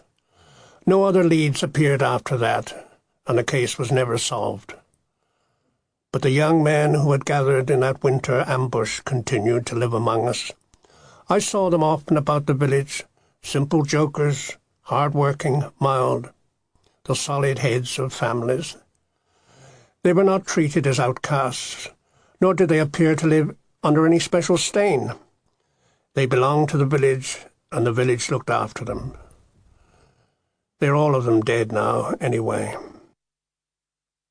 Grief or madness were not so private, though they were kept within the village, playing themselves out before our eyes to the accompaniment of lowered voices. There was a case of Miss Flynn, the Ashcombe suicide, a solitary, offbeat beauty whose mute, distressed, life-abandoned image remains with me to this day. Miss Flynn lived up on the other side of the valley in a cottage which faced the Severn, a cottage whose rows of tinted windows all burst into flame at sundown.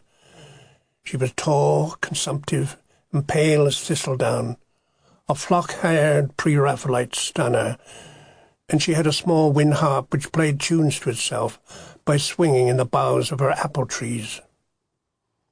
On walks with our mother, we often passed that way, and we always looked out for her. When she saw strangers coming, she skipped at the sight of them, into a cellar or into their arms. Mother was evasive when we asked about her, and said, "There are others more wicked, poor soul." Miss Flynn liked us boys, and gave us apples, and stroked our hair with her long yellow fingers. We liked her too, in an airy way. Her skipping, her hair, her harp in the trees, and her curious manners of speech. Her beauty for us was also remarkable, for there was no one else like her in the district. Her long, stone-white and tapering face seemed as cool as a churchyard angel. I remember the last time we passed her cottage, our eyes cocked as usual for her. She was sitting behind the stained-glass window, her face brooding in many colours. Our mother called brightly, "Yoo-hoo, Miss Flynn! Are you home? How are you keeping, me dear?" Miss Flynn came out with a skip to the door, stared down at her hands, then at us. "Such cheeky boys," I heard her say. "The image of Morgan they are." She lifted one knee and pointed a toe. "I've been bad, Mrs. she said. She came swaying towards us, twisting her hair with her fingers and looking white as a daylight moon. Our mother made a clucking, sympathetic sound and said the west wind was bad for the nerves. Miss Flynn embraced Tony with a kind of abstract passion and stared hard over our heads at the distance. "I've been bad, Mrs. for the things I must do. It's my mother again, you know. I've been trying to keep her sick spirit from me. She don't let me alone at night." Quite soon we were hurried off down the lane, although we were loath to go. "The poor soul," Mother sighed to herself. "And she half gentry too." A few mornings later we were sitting round the kitchen, waiting for Fred Bates to deliver the milk. It must have been a Sunday because the breakfast was spoiled, and on weekdays that didn't matter. Everybody was grumbling. The porridge was burnt, and we hadn't yet had any tea. When Fred came at last, he was an hour and a half late, and he had a milk-wet look in his eyes. "Where were you, Fred Bates?" our sisters demanded. He'd never been late before. He was a thin, scrubby lad in his middle teens, with a head like a bottle brush. But the cat didn't coil round his legs this morning, and he made no reply to the girls. He just laid us out our usual jugful and kept sniffling and muttering, "God damn it." "What's up then, Fred?" asked Dorothy. "Ain't nobody told you?" he asked. His voice was hollow, amazed, yet proud, and it made the girls sit up. They dragged him indoors and poured him a cup of tea and forced him to sit down a minute. Then they all gathered round him with gaping eyes, and I could see they had sniffed an occurrence. At first Fred could only blow hard on his tea and muttered, "Who'd have thought it?" But slowly, insidiously, the girls worked on him, and in the end they got out his story. He'd been coming from milking. It was early, first light, and he was just passing Jones's pond. He'd stopped for a minute to chuck a stone at a rat. He got tuppence a tail when he caught one. Down by the lily weeds, he suddenly saw something floating.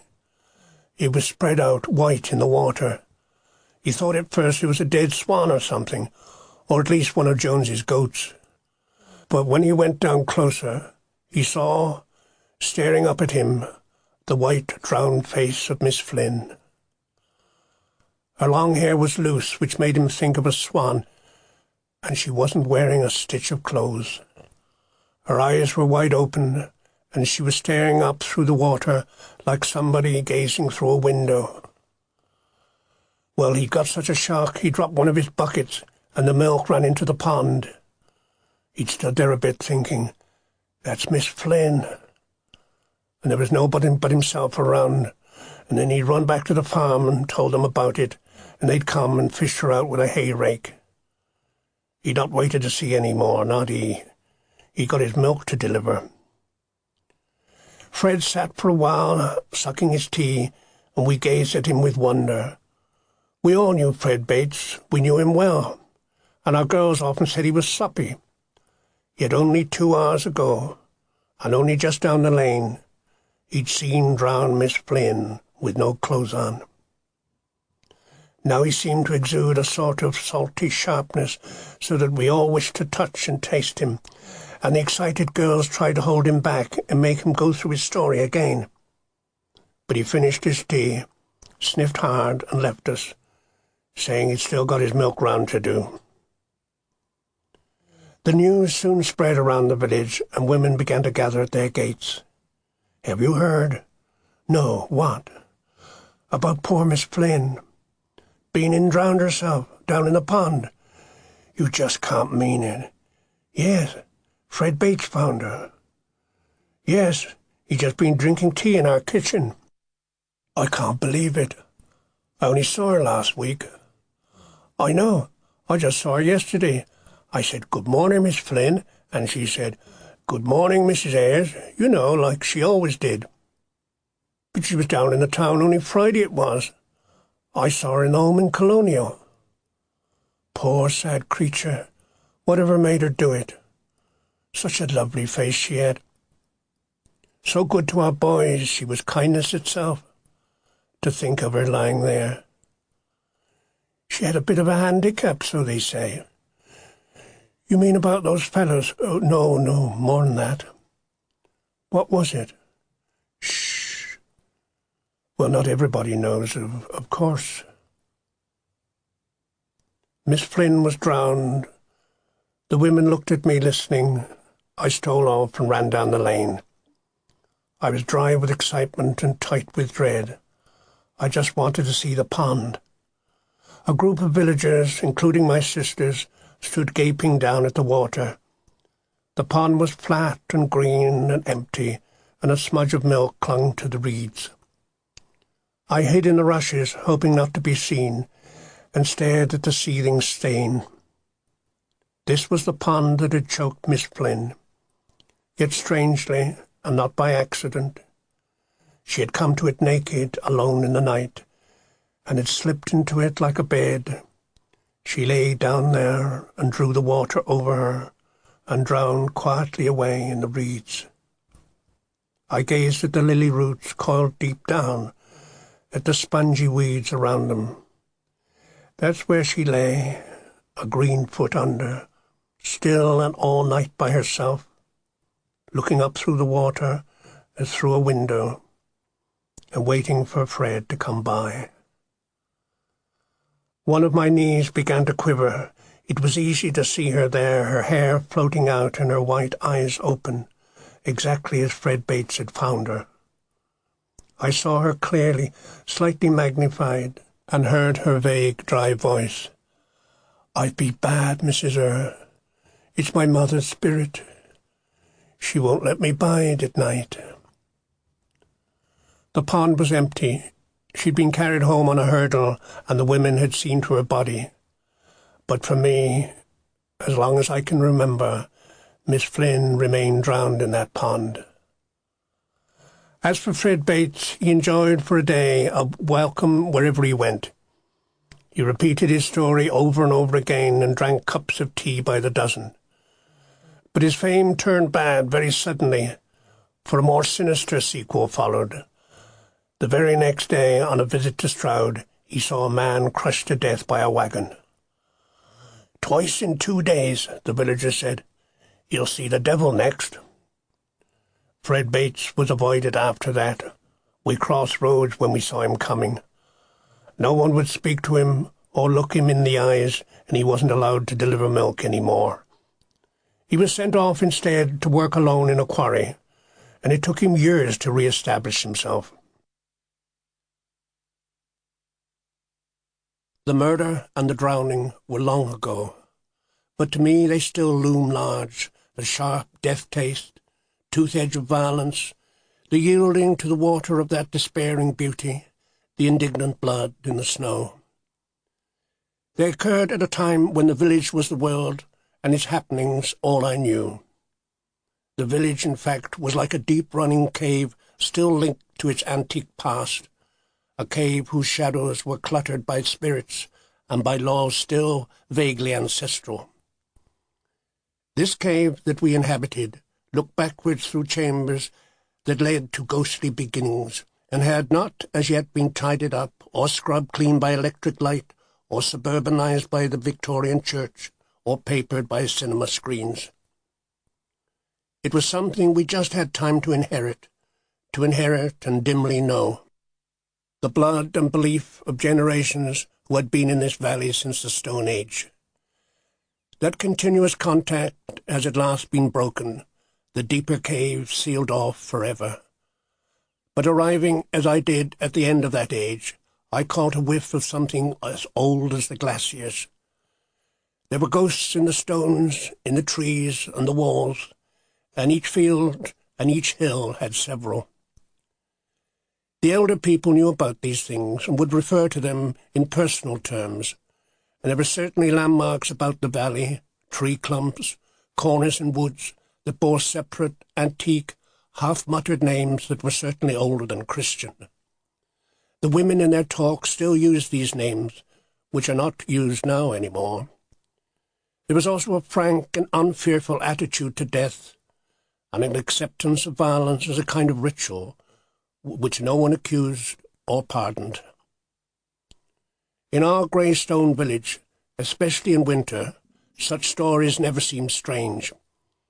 When I sat at home among my talking sisters, or with an old woman sucking her jaws, and heard long details of hapless suicides, of fighting men loose in the snow, of witch-doomed widows disembowelled by bulls, of child-eating sows, and so on, I would look through the window and see the wet walls steaming, and black trees bent to the wind, and I saw these things happening as by a natural convulsion of our landscape, and though dry-mouthed, I was never astonished. Being so recently born, birth had no meaning. It was the other extreme that enthralled me. Death was absorbing, and I saw much of it. It was my childhood's continuous fare. Somebody else had gone, they had gone in the night, and nobody tried to hide it. Old women, bright-eyed, came carrying the news. The corpse was praised and buried, while mother and the girls, at their kitchen chores, went over the final hours. The poor thing, she fought to the last. She didn't have the strength left in her. They wept easily, sniffing and healthily flushed. They could have been mourning the death of a dog. Winter, of course, was the worst time for the old ones. They curled up like salted snails. We called one Sunday on the old Davis couple who lived along by the shop. It had been a cold, wet January, a marrow-bone freezer, during which 3 old folk on 3 successive Saturdays had been carried off to their graves. Mr. and Mrs. Davis were ancient too, but they had a stubborn air of survival, and they used to watch each other, as I remember, with the calculating looks of card players. This morning, the women began to discuss the funerals while we boys sat down by the fire. Mrs. Davis was jaunty, naming each of the mourners and examining their bills of health.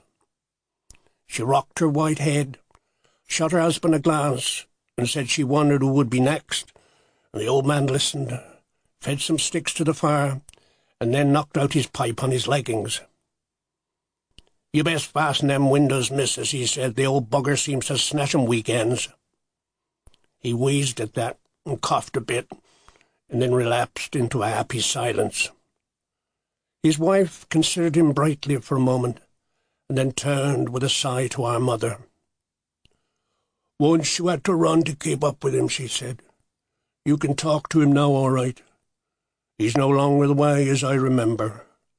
The years have slowed him down." Her husband just cackled and stared at the fire bars as though he'd still a few cards up his sleeve. A week or two later, he too took to his bed. He was bad and was said to be wasting. We went up again to the Bankside cottage to inquire how the old man was. Mrs. Davis, looking frisky in a new yellow shawl, received us in her box-like kitchen, a tiny smoke cave in which can be gathered a lifetime of fragile trophies, including some oddments of china, an angel clock, a text on a string by the fireplace, a bust of Victoria, some broken teapots and pipes, and an engraving of red coats at bay. Mrs. Davis was boiling a pot of gruel, her thin back bent like an eel cage. She bade us sit down, stirred the pot madly, then sank into a wicker chair. "He's bad," she said, jerking her head upstairs. "You can't really wonder at it. He's had ammonia for years. His lungs is like sponges. He don't know it, but we reckon he's sinking." She handed us boys some hard peas to chew and settled to talk to our mother. "It was like this, Mrs. Lee. He took ill on a Friday, and I sent for me daughter Madge.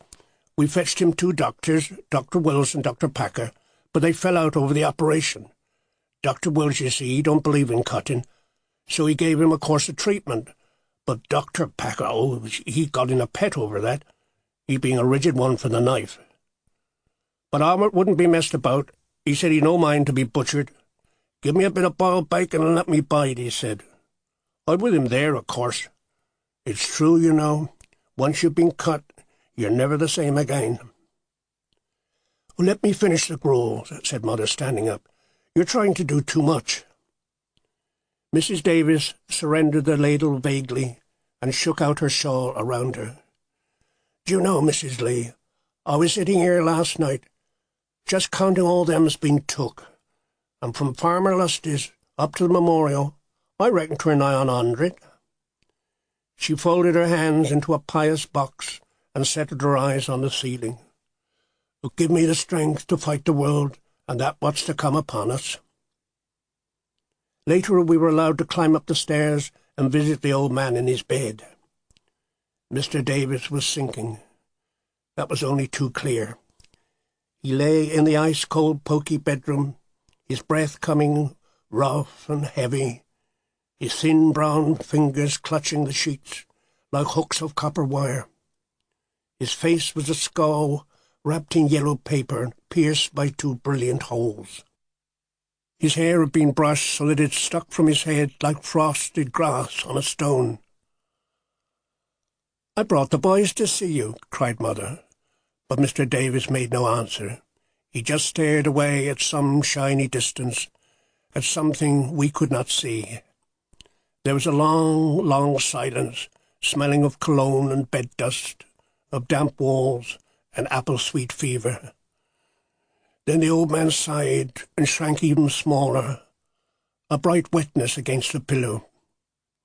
He licked his lips, shot a glance at his wife, and gave a wheezy, half-giggling cough. "When I'm gone," he said, "see I'm decent, missus. Wrap up me doings in a red silk handkerchief." The wet winter days seemed at times unending, and quite often they led to self-slaughter. Girls jumped down wells, young men cut their veins, spinsters locked themselves up and starved. There was something spendthrift about such gestures, of scorn of life and complaining, and those who took them were never censured, but were spoken about in a special voice, as though their actions raised them above the living and defeated the misery of the world. Even so, such outbursts were often contagious and could lead to waves of throat-cutting. Indeed, during one particularly gloomy season, even the coroner did himself in. But if you survived melancholia and rotting lungs, it was possible to live long in this valley. Joseph and Hannah Brown, for instance, appeared to be indestructible. For as long as I could remember, they had lived together in the same house by the common. They had lived there, it was said, for 50 years, which seemed to me forever. They had raised a large family and sent them into the world, and had continued to live on alone, with nothing left of their noisy brood but some dog-eared letters and photographs. The old couple were as absorbed in themselves as lovers, content and self-contained. They never left the village or each other's company. They lived as snug as two potted chestnuts. By day, blue smoke curled up from their chimney, and at night the red windows glowed. The cottage, when we passed it, said, "Here live the Browns," as though that were part of nature. Though white and withered, they were active enough, but they ordered their lives without haste. The old woman cooked and threw grain to the chickens, and hung out her washing on the bushes. The old man fetched wood and chopped it with a bullock, did a bit of gardening now and then, or just sat on a seat outside his door and gazed at the valley, or slept. When summer came, they bottled fruit, and when winter came, they ate it. They did nothing more than was necessary to live by, but did it fondly, with skill, and then sat together in their clock-ticking kitchen, enjoying their half-century of silence. Whoever called to see them was always welcomed gravely, be it man or beast or child. And to me they resembled two tawny insects, slow but deft in their movements, a little foraging, some frugal feeding, then any amount of stillness. They spoke to each other without raised voices, in short chirrups as brief as birdsong, and when they moved about in their tiny kitchen, they did so smoothly and blind, gliding on worn, familiar rails, never bumping or obstructing each other. They were fond, pink-faced, and alike as cherries, having taken and merged through their years together each other's looks and accents. It seemed the old Browns belonged forever, and that the miracle of their survival was made commonplace by the durability of their love, if one should call it love, such a balance. Then suddenly, within the space of 2 days, feebleness took them both. It was as though two machines, wound up and synchronized, had run down at exactly the same time. Their interdependence was so legendary we didn't notice their plight at first. But after a week, not having been seen about, some neighbours thought it best to call. They found old Hannah on the kitchen floor, feeding her man with a spoon. He was lying in a corner half covered with sacking, and they were both too weak to stand. She'd chopped up a plate of peelings, she said.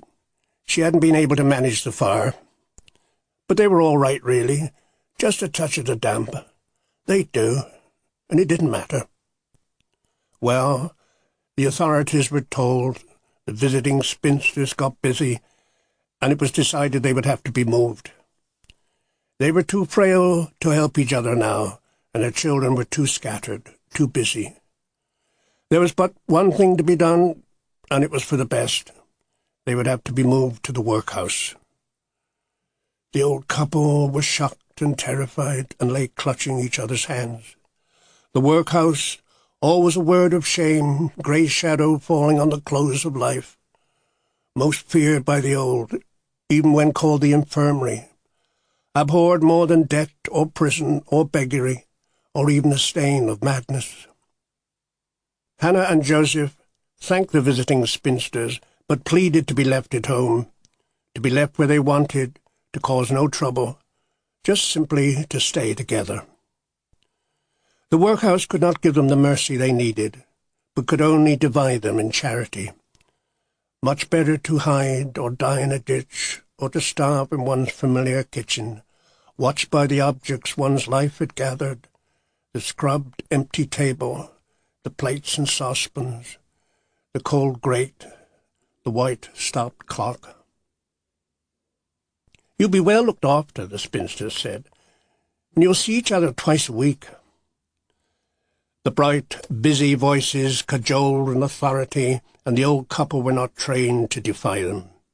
So that same afternoon, white and speechless, they were taken away to the workhouse. Hannah Brown was put to bed in the woman's wing, and Joseph lay in the men's. It was the first time in all their 50 years that they had been separated. They did not see each other again, for in a week they both were dead. I was haunted by their end as by no other, and by the kind, killing authority that arranged it. Divided, their life went out of them, so that they ceased as by mutual agreement. Their cottage stood empty on the edge of the common, its front door locked and soundless. Its stones grew rapidly cold and repellent with its life so suddenly withdrawn. In a year it fell down, first the roof, then the walls, and lay scattered in a tangle of briars.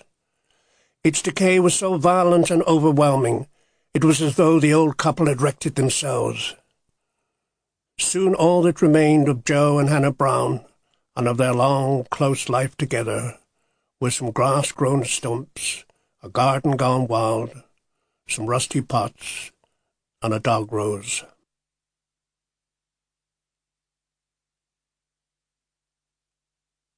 Mother. My mother was born near Gloucester, in the village of Quedgeley, sometime in the early 1880s.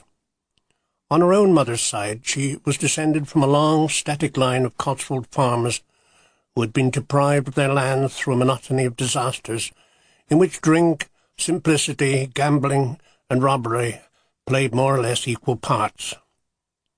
Through her father, John Light, the Berkeley coachman, she had some mysterious connection with the castle, something vague and intimate, half forgotten, who knows what, but implying a blood link somewhere. Indeed, it was said that a retainer called Lightly led the murder of Edward II. At least this was a local scholar's opinion. Mother accepted the theory with both shame and pleasure, as it has similarly confused me ever since. But whatever the illicit grandeurs of her forebears, Mother was born to quite ordinary poverty, and was the only sister of a large family of boys. Responsibility she discharged somewhat wildly. The lack of sisters and daughters was something Mother always regretted, brothers and sons being her lifetime's lot. She was a bright and dreamy child, it seemed, with a curious, hungry mind. She was given to airs of incongruous elegance which never quite suited her background. She was the pride, none the less, of the village schoolmaster, who did his most to protect and develop her. At a time when country schooling was little more than a cane-whacking interlude in which boys picked up the facts like bruises and the girls scarcely counted at all, Mr. Jolly, the Quedgeley schoolmaster, found this solemn child and her ravenous questioning both rare and irresistible. He was an elderly man who had battered the rudiments of learning into several generations of farmhands, but in Annie Light he saw a freak of intelligence which he felt bound to nurture and cherish. Oh, Mr. Jolly was really educated, Mother told us, and the pains he took with poor me. She giggled. He used to stop after school and put me through my sums. I was never any good at figures. I can see him now parading up and down, pulling at his large white whiskers. Annie used to say, "You got a lovely fist. You write the best essays in class, but you can't do sums." And I couldn't either. They used to tie me in knots inside. But he was patience itself. He made me learn. He used to lend me all these beautiful books. He wanted me to train to be a teacher, you see, but of course Father wouldn't hear of it. When she was about 13 years old, her mother was taken ill, so the girl had to leave school for good. She had her 5 young brothers and father to look after, and there was no one else to help. So she put away her books and her modest ambitions, as she was naturally expected to do. The schoolmaster was furious and called her father a scoundrel, but was helpless to interfere. "Poor Mr. Jolly," said Mother fondly. "He never seemed to give up. He used to come round home when I was doing the washing and lecture me about Oliver Cromwell. He used to sit there so sad, saying it was a sinful shame, till Father used to dance and swear." There was probably no one less capable of bringing up 5 husky brothers than this scatterbrained, half-grown girl.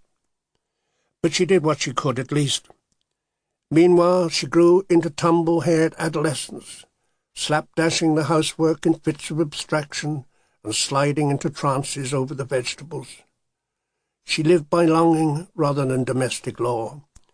Mr. Jolly and his books had ruined her. During her small leisure hours she'd put up her hair, squeeze her body into a tight-boned dress, and either sit by the window or walk in the fields, getting poetry by heart or sketching the landscape in a delicate snowflake scribble. To the other village girls, Mother was something of a case, yet they were curiously drawn towards her. Her strain of fantasy, her deranged sense of fun, her invention, satire, elegance of manner, must have intrigued and perplexed them equally. One gathered there were also quarrels at times, jealousies, name-callings and tears.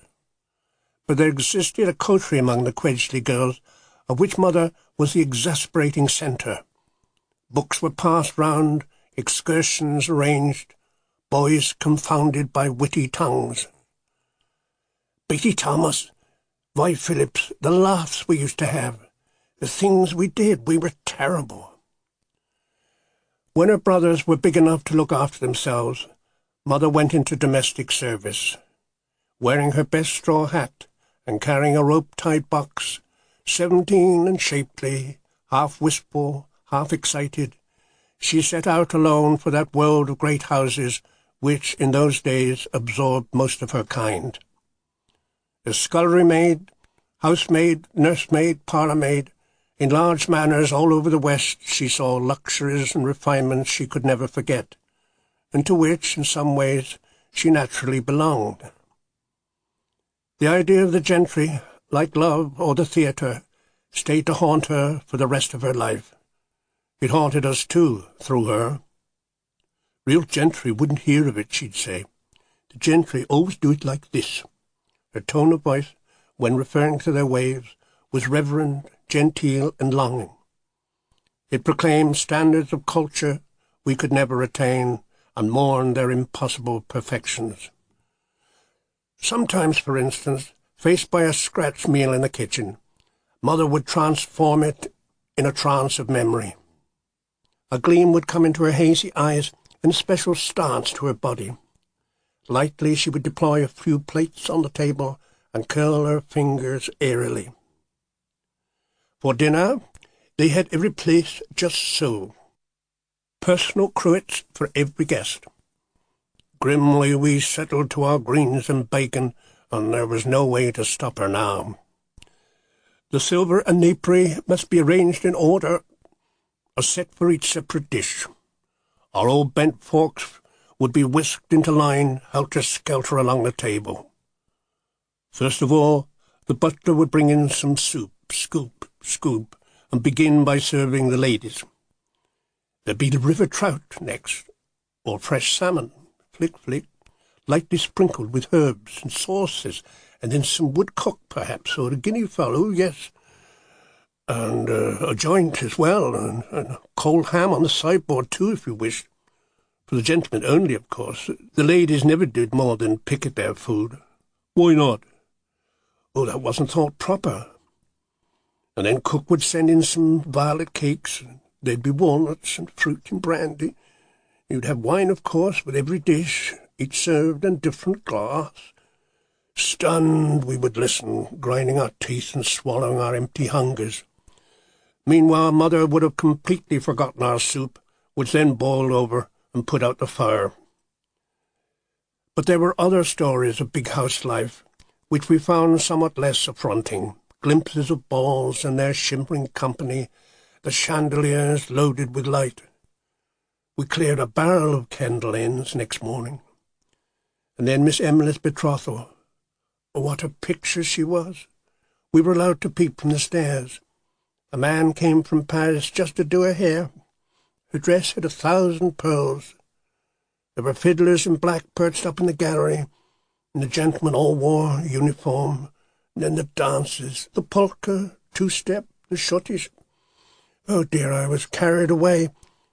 We were all of us up on the top landing, listening. I was wicked in those days, I know. I seized hold of the pantry boy and said, "Come on, Tom." We danced up and down the passage. Then the butler found us and boxed our ears. Oh, he was a terrible man, Mr. B. The long, hard days the girls had of it then, rising before dawn, all feathered with sleep, to lay 20 or 30 fires, the sweeping, scrubbing, dusting and polishing that was done just to be done again, the scouring of pyramids of glass and silver, the scampering up and down stairs, the irritable little bells that began ringing in tantrums just when you managed to put up your feet. There was a £5 a year wage, a 14-hour day, and a small attic for ravenous sleep. For the rest, the sub-grandees of the servants' hall, with a caste system more rigid than India's. All the same, below stairs was a lusty life, an underworld of warmth and plenty, huge meals served cosily cheek by jowl, with roast joints and porter for all. Ruled by a despotic or gin-mellow butler, or a severe or fun-fattened cook, the young country girls and the grooms and the footmen stirred a seething broth together. There were pursuits down passages, starved love in the laundry, smothered kisses behind green baize doors. Such flights and engagements filled the scrambling house when the rows of brass bells were silent.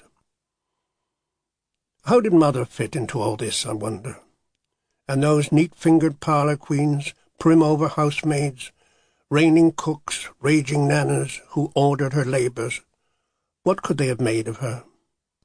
Mischievous, muddle-headed, full of brilliant fancies, half witless, half touched with wonder, she was something entirely beyond their ken, and must often have been their despair. But she was popular in those halls, a kind of mascot or clown, and she was beautiful, most beautiful at that time. She may not have known it, but her pictures reveal it. She herself seemed astonished to be noticed. Two of her stories which reflect this astonishment I remember very well. Each is no more than an incident, but when she told them to us, they took on a poignancy which prevented us from thinking them stale. I must have heard them many times, right on into her later years, but at each retelling she flushed and shone, and looked down at her hands in amazement, recalling again those two magic encounters which raised her for a moment from Annie Light the housemaid to a throne of enamelled myrtles. The first one took place at the end of the century, when Mother was at Gaveston Court. It was an old house, you know, very rambling and dark, a bit primitive too in some ways. But they entertained a lot, not just gentry, but all sorts, even black men too at times. The master had travelled all round the world, and he was a very distinguished gentleman. You never quite knew what you were going to run into. It bothered us girls at times. Well, one winter's night, they had this big house party, and the place was packed right out. It was much too cold to use the outside privy, but there was one just along the passage. The staff wasn't supposed to use it, of course, but I thought, oh, I'll take a chance. Well, I just got my hand on the privy door, when suddenly it flew wide open. And there, large as life, stood an Indian prince, with a turban and jewels in his beard. I felt awful, you know. I was only a girl. I wished the ground had swallowed me up. I just bobbed him a curtsy and said, "Pardon, Your Highness." I was paralysed, you see. But he only smiled and then folded his hands and bowed low and said, "Please, madam, to enter." So I held up my head and went in and sat down, just like that. I felt like a queen. The second encounter Mother always described as though it had never happened, in that special, morning, dream-telling voice that set it apart from all ordinary life. I was working at the time in a big red house at a place called Farnham, Surrey. On my Sundays off, I used to go into Aldershot to visit my friend Amy Frost. Amy Hawkins, that was, from Churchdown, you know, before she got married, that is. On this particular Sunday, I dressed up as usual, and I do think I looked a picture. I had my smart lace-up boots, striped blouse and choker, a new bonnet, and crochet-work gloves. I got into Aldershot much too early, so I just walked about for a bit. We'd had rain in the night, and the streets were shining, and I was standing quite alone on the pavement, when suddenly, round the corner, without any warning, marched a full-dressed regiment of soldiers. I stood transfixed, all those men, and just me. I didn't know where to look. The officer in front, who had beautiful whiskers, he raised his sword and cried out, "Eyes right!" And then, would you believe it, the drums started rolling, and the bagpipes started to play, and all those wonderful lads, as they went swinging by, snapped to attention and looked straight into my eyes. I stood all alone in my Sunday dress. It quite took my breath away. All those drums and pipes, and that salute just for me. I just cried. It was so exciting. Later, our grandfather retired from his horses and went into the liquor business. He became host at the Plough, a small sheepscombe inn, and when grandmother died, a year or so afterwards, Mother left service to help him. Those were days of rough brews, penny ales, tuppenny rums, homemade ciders, the staggers and violence. Mother didn't altogether approve of the life, but she entered the calling with spirit. "That's where I learnt the frog march," she said, "and there was plenty of those who got it. Pug Solace, for instance, the biggest bully in sheepscombe. Cider used to send him mad. He'd pick up the tables and lay about him like an animal, while the chaps hid behind the piano. 'Annie,' they'd holler, 'for the Lord's sake, save us.'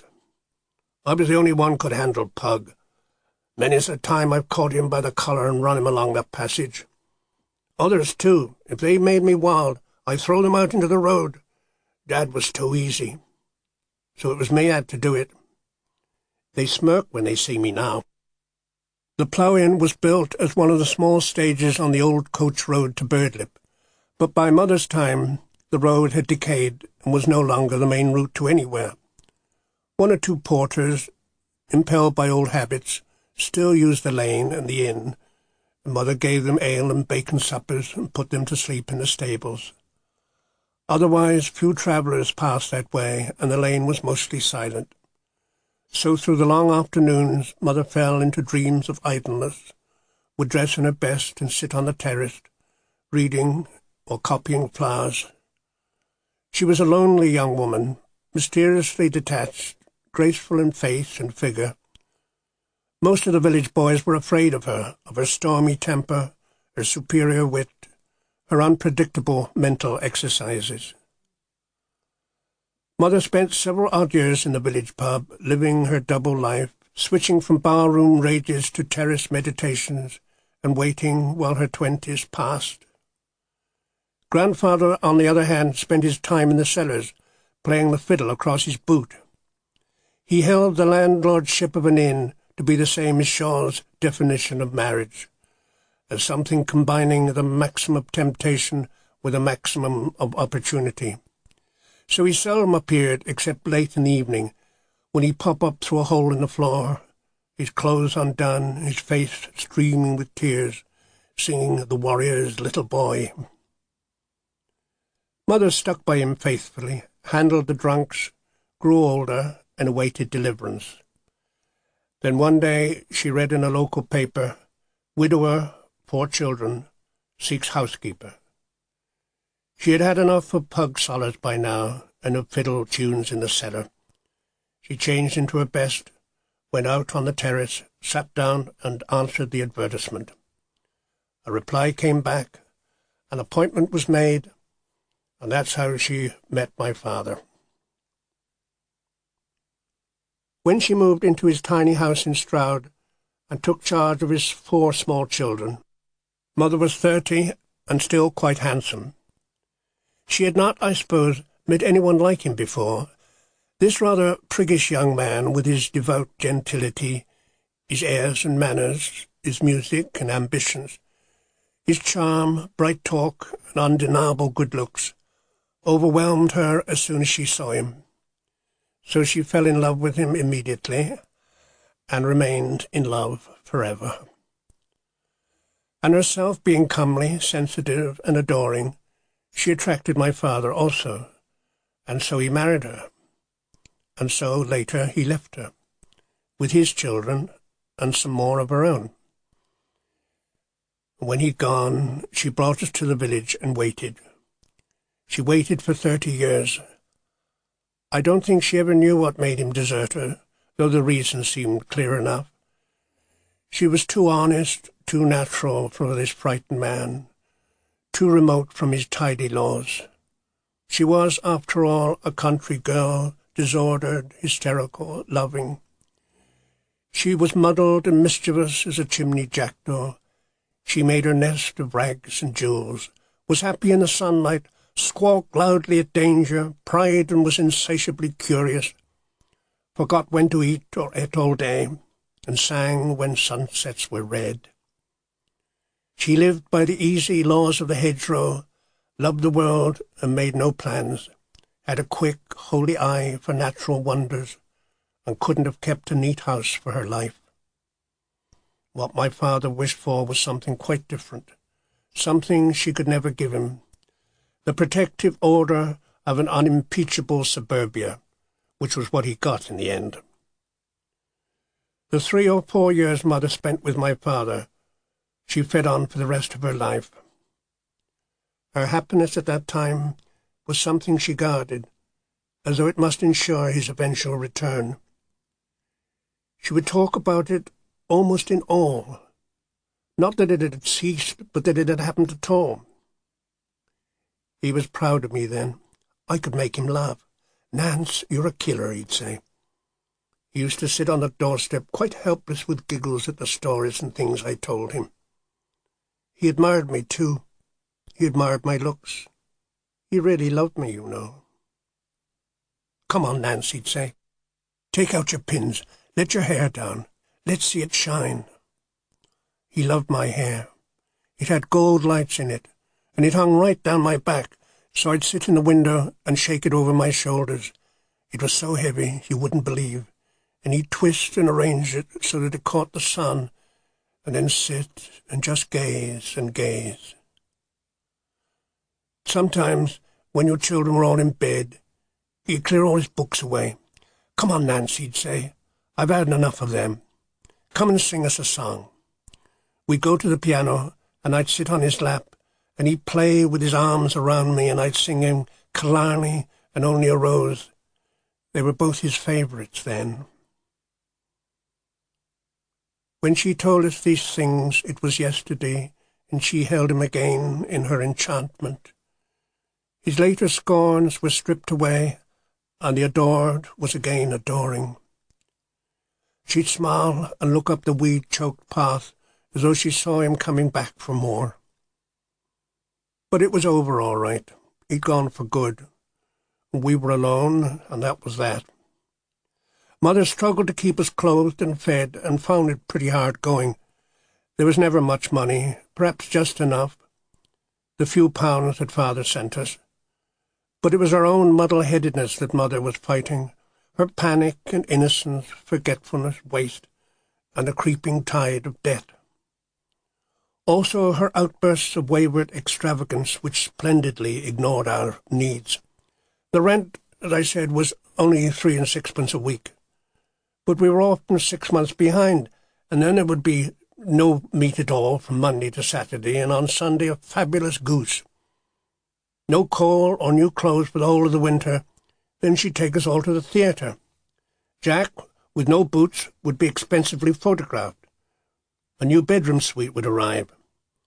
Then we'd all be insured for thousands of pounds, and the policies would lapse in a month.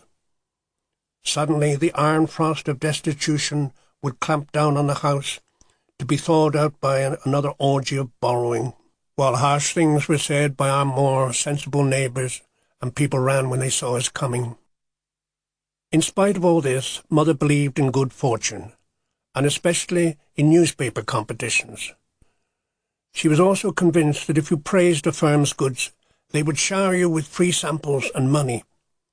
She was once paid 5 shillings for such a tribute, which she addressed to a skin food firm, and from then on she bombarded the market with letters, dashing off several each week. Ecstatically phrased and boasting miraculous cures, they elegantly hinted at new dawns opened up because, or salutations due only to, headache powders, lime juice bottlers, corset makers, beef extractors, sausage stuffers, bust improvers, eyelash growers, soap boilers, love mongers, statesmen, corn plasterers, and kings. She never got another penny from any of these efforts, but such was her style, her passion and conviction, that the letters were often printed. She had bundles of clippings lying all over the house, headed "Grateful Sufferer," or "After Years of Torture," or "I used to groan myself to sleep till I stumbled on your ointment." She used to read them aloud with a flush of pride, quite forgetting their original purpose. Deserted, debt-ridden, flurried, bewildered, doomed by ambitions that never came off, yet our mother possessed an indestructible gaiety which welled up like a thermal spring. Her laughing, like her weeping, was instantaneous and childlike, and switched without warning or memory. Her emotions were entirely without reserve. She clouted you one moment and hugged you the next, to the ruin of one's ragged nerves. If she knocked over a pot or cut her finger, she let out a blood-chilling scream, and then forgot about it immediately in a hop and a skip or a song.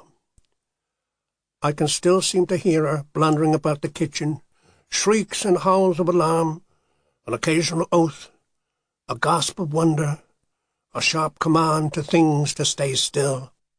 A falling coal would set her hair on end, a loud knock make her leap and yell. Her world was a maze of small traps and snares, acknowledged always by cries of dismay. One couldn't help jumping in sympathy with her, though one learned to ignore these alarms. They were, after all, no more than the formal salutes to the devils that dogged her heels. Often when working, and not actually screaming, Mother kept up an interior monologue, or she would absently pick up your last remark and sing it back to you in doggerel. "Give you some tart," she might say, for instance. "Give you some tart? Of course." "Give me some tart. Oh, give me your heart. Oh, give me your heart to keep. I guide it well, my pretty Nell, as a shepherd does guard his sheep, tra-la." Whenever there was a pause in the smashing of crockery, and Mother was in the mood, she'd make up snap verses about local characters that could stab like a 3-pronged fork. "Mrs. Oakey makes me choky. Hit her with a mallet, croaky." This was typical of their age, economy, and freedom. Mrs. Oakey was our local postmistress, and an amiable, friendly woman, but my mother would sacrifice anybody for a rhyme. Mother, like Grand Trill, lived by no clocks, and unpunctuality was bred in her bones. She was particularly offhand where buses were concerned, and missed more than she ever caught. In the free-going days, when only carrier carts ran to Stroud, she would often hold them up for an hour. But when the motor bus started, she saw no difference and carried on in the same old way. Not till she heard its horn winding down from Sheepscombe did she ever even begin to get ready. Then she'd cram on her hat and fly round the kitchen with habitual cries and howls. "Where's my gloves? Where's my handbag? Dabbit and cuss, where's my shoes? You can't find a thing in this hole. Help me, you idiots, don't just jangle and jar. You'll all make me miss it, I know. Oh, scream, there it comes. Laurie, run up and stop it. Tell him I won't be a minute." So I tear up the bank, just in time, as usual, while the packed bus steamed to a halt. "Just coming," she says.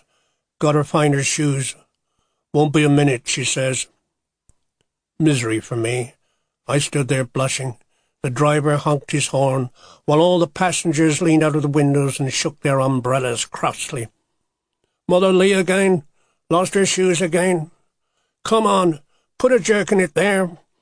And then sweet and gay from down the bank would come Mother's placating voice. "I'm coming, yoo-hoo. Just mislaid my gloves. Wait a second, I'm coming, my dears."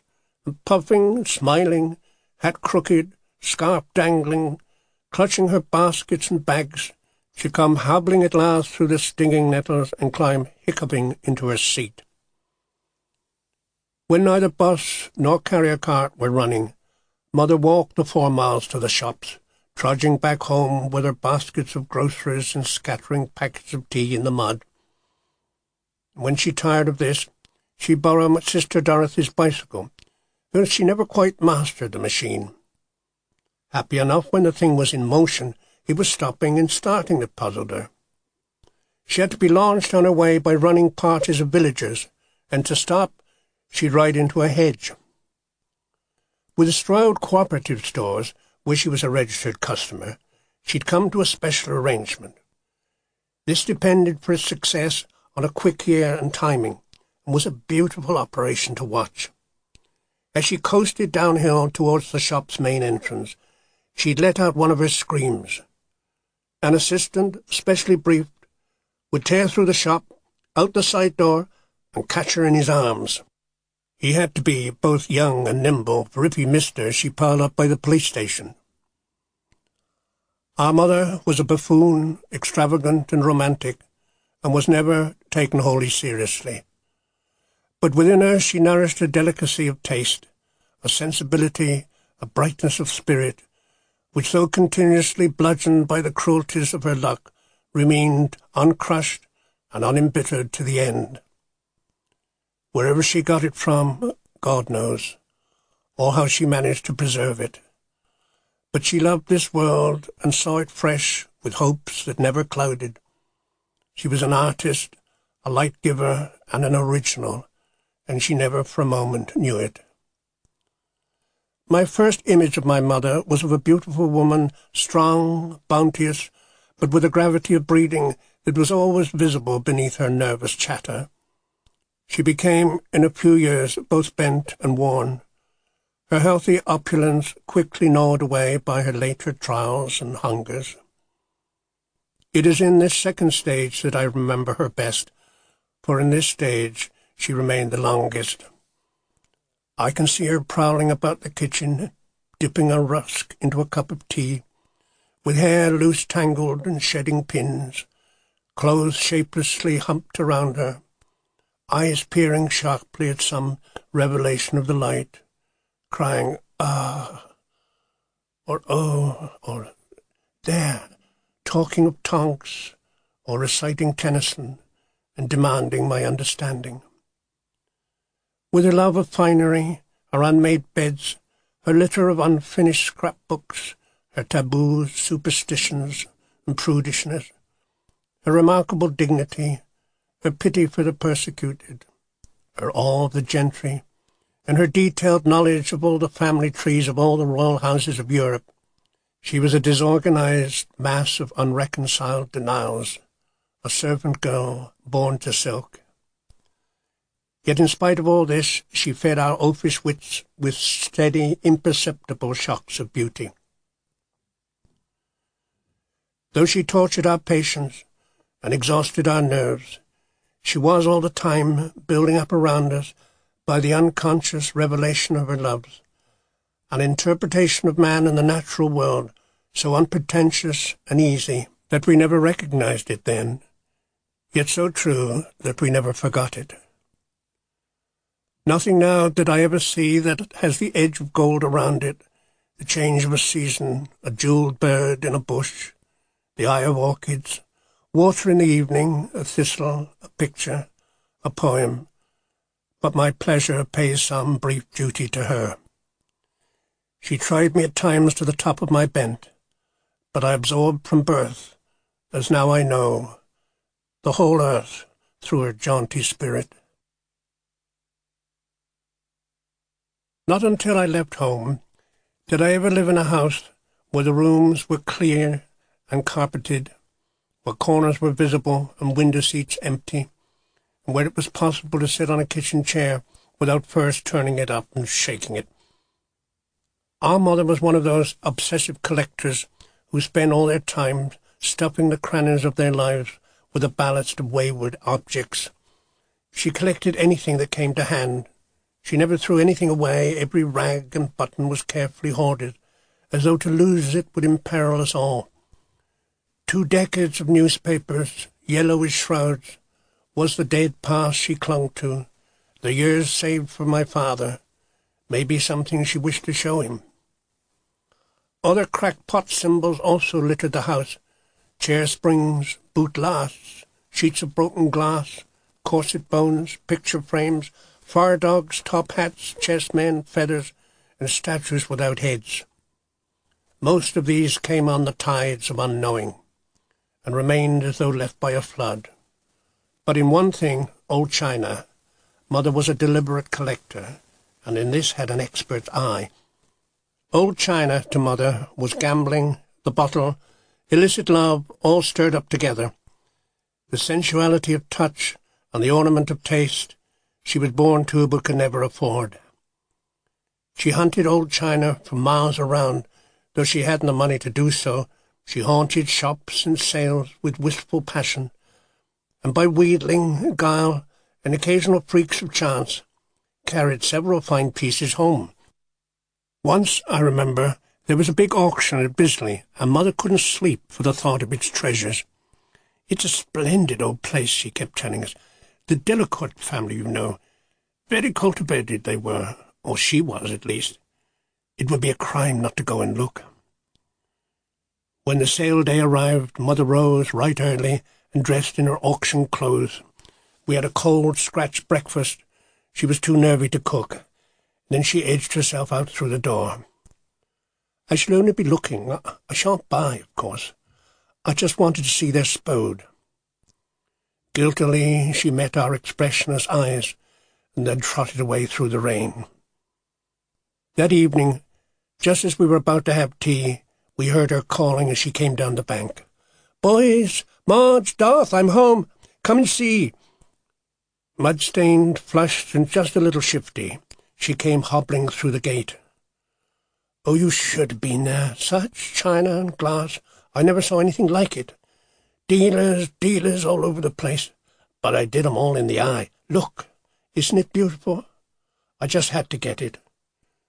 It only cost a few coppers." She pulled from her bag a bone cup and saucer, paper-thin, exquisite, and priceless, except that the cup and its handle had parted company, and the saucer lay in 2 pieces. "Of course I could get those bits riveted," said Mother, holding them up to the sky. The light on her face was as soft and delicate as the eggshell chips in her hand. And at that moment 2 carters came staggering down the bank, with a huge packing case on their shoulders. "Put it there," said Mother, and they dumped it in the yard, took their tip, and departed, groaning. "Oh dear," she giggled, "I'd quite forgotten. That went with the cup and saucer. I had to take it. It was all one lot. But I'm sure we'll find it helpful."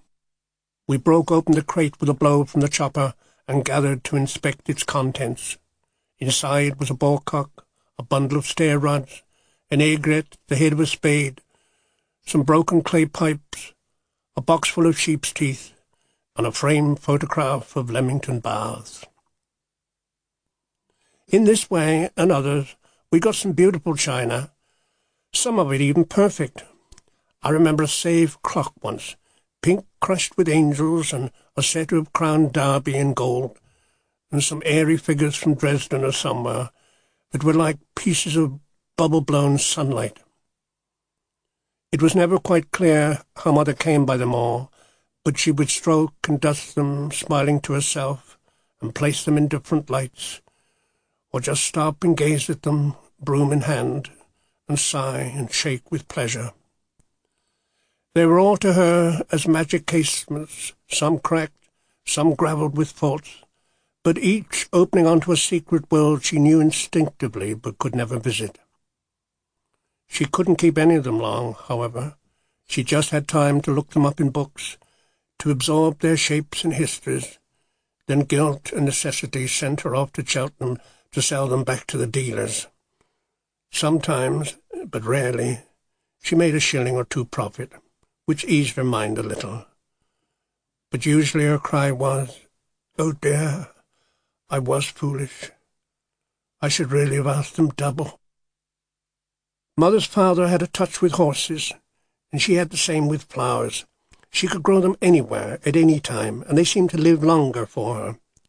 She grew them with rough, almost slapdash love, but her hands possessed such an understanding of their needs, they seemed to turn to her like another son. She could snatch a dry root from a field or hedgerow, dab it into the garden, give it a shake, and almost immediately it flowered. One felt she could grow roses from a stick or chair leg, so remarkable was this gift. Our terrace strip of garden was Mother's monument, and she worked it headstrong, without plan. She would never control or clear this ground, merely cherish whatever was there, and she was as impartial in her encouragement to all that grew as a spell of sweet sunny weather. She would force nothing, graft nothing, nor set things in rows. She welcomed self-seeders, let each have its head, and was the enemy of very few weeds. Consequently, our garden was a sprouting jungle, and never an inch was wasted. Syringa shut up, laburnum hung down, white roses smothered the apple tree, red flowering currants, smelling sharply of foxes, spread entirely along one path. Such a chaos of blossoms amazed the bees and bewildered the birds in the air. Potatoes and cabbages were planted at random among foxgloves, pansies, and pinks. Often some species would entirely capture the garden. Forget-me-nots one year, hollyhocks the next, then a sheet of harvest poppies. Wherever it was, one let it grow, while Mother went creeping around the wilderness, pausing to tap some odd bloom on the head, as indulgent, gracious, amiable, and inquisitive as a queen at an orphanage. Our kitchen extended this outdoor provision, but was always crammed with bunches. In the green confines of that shadowy place, stockaded by leaves and flowers, the sun filtering dimly through the plant-screened windows, I often felt like an ant in a jungle, overwhelmed by its opulent clusters. Almost anything that caught her wandering eye, Mother gathered and brought indoors, in bottles, teapots, dishes, and jugs. In anything old or beautiful, she put roses, beech boughs, parsley, hellebore, garlic, cornstalks, and rhubarb. She also grew plants in whatever would hold them, saucepans, tea caddies, or ash tins. Indeed, she once raised a fine crop of geraniums in a cast-iron water softener. We boys had found it thrown away in a wood, but only she knew what use to give it. Although there was only one man in my mother's life, if he could ever have said to have been in it, she often grew sentimental about her girlhood suitors and liked to tell of their vanquished attentions. The postman she rejected because of his wig, the butcher who bled from her scorn, the cowman she shoved into a Shipscombe brook to cool his troublesome fires. There seemed many a man up and down the valley whose love she once had blasted. Sometimes out walking or trudging from Stroud, with our heads to the blowing rain, some fat-whiskered farmer or jobbing builder would go jingling past in his trap. Then Mother would turn and watch him go, and shake the rain from her hat. "You know, I could have married that man," she'd murmur, "if I'd only played my cards right." Mother's romantic memories might not all have been reliable, for their character frequently changed. But of the stories she told us about herself and others, the one of the blacksmith and toffee maker was true. Once, she said, in the village of C, there lived a lovelorn blacksmith. For years he had loved a local spinster, but he was shy, as most blacksmiths are. The spinster, who eked out a poor existence by boiling and selling toffee, was also lonely, in fact, desperate for a husband, but too modest and proud to seek one. With the years, the spinster's desperation grew, as did the blacksmith's speechless passion. Then one day the spinster stole into the church and threw herself down on her knees. "O Lord," she prayed, "please be mindful of me and send me a man to marry." Now the blacksmith, by chance, was up in the belfry, mending the old church clock. Every breathless word of the spinster's entreaties rose clearly to where he was. When he heard her praying, "Please send me a man," he nearly fell off the roof with excitement. But he kept his head, tuned his voice to Jehovah's, and boomed, "Will a blacksmith do?" "Earn a man's better than none, dear Lord," cried the spinster gratefully. At which the blacksmith ran home, changed into his best, and caught the spinster on her way out of church. He proposed, and they married, and lived forever contented, and used his forge for boiling their toffee. In trying to recapture the presence of my mother, I am pulling at broken strings. The years run back through the pattern of her confusion, her flowers and songs, her unshaken fidelities, her attempts at order, her lapses into squalor, her near madness, her crying for light, her almost daily weeping for her dead child-daughter, her frisks and gaieties, her fits of screams, her love of man, her hysterical rages, her justice towards each of us children, all these rode my mother and sat on her shoulders like a roosting of ravens and doves. Equally, I remember her occasional blooming, when she became secretly beautiful and alone. And those summer nights, we boys in bed, when the green of the yew trees filled the quiet kitchen, and she would change into her silk, put on her bits of jewellery, and sit down to play the piano. She did not play well. Her rough fingers stumbled. They trembled to find the notes. Yet she carried the music with little rushes of grace, half-faltering surges of feeling that went rippling out through the kitchen window like signals from a shuttered cage.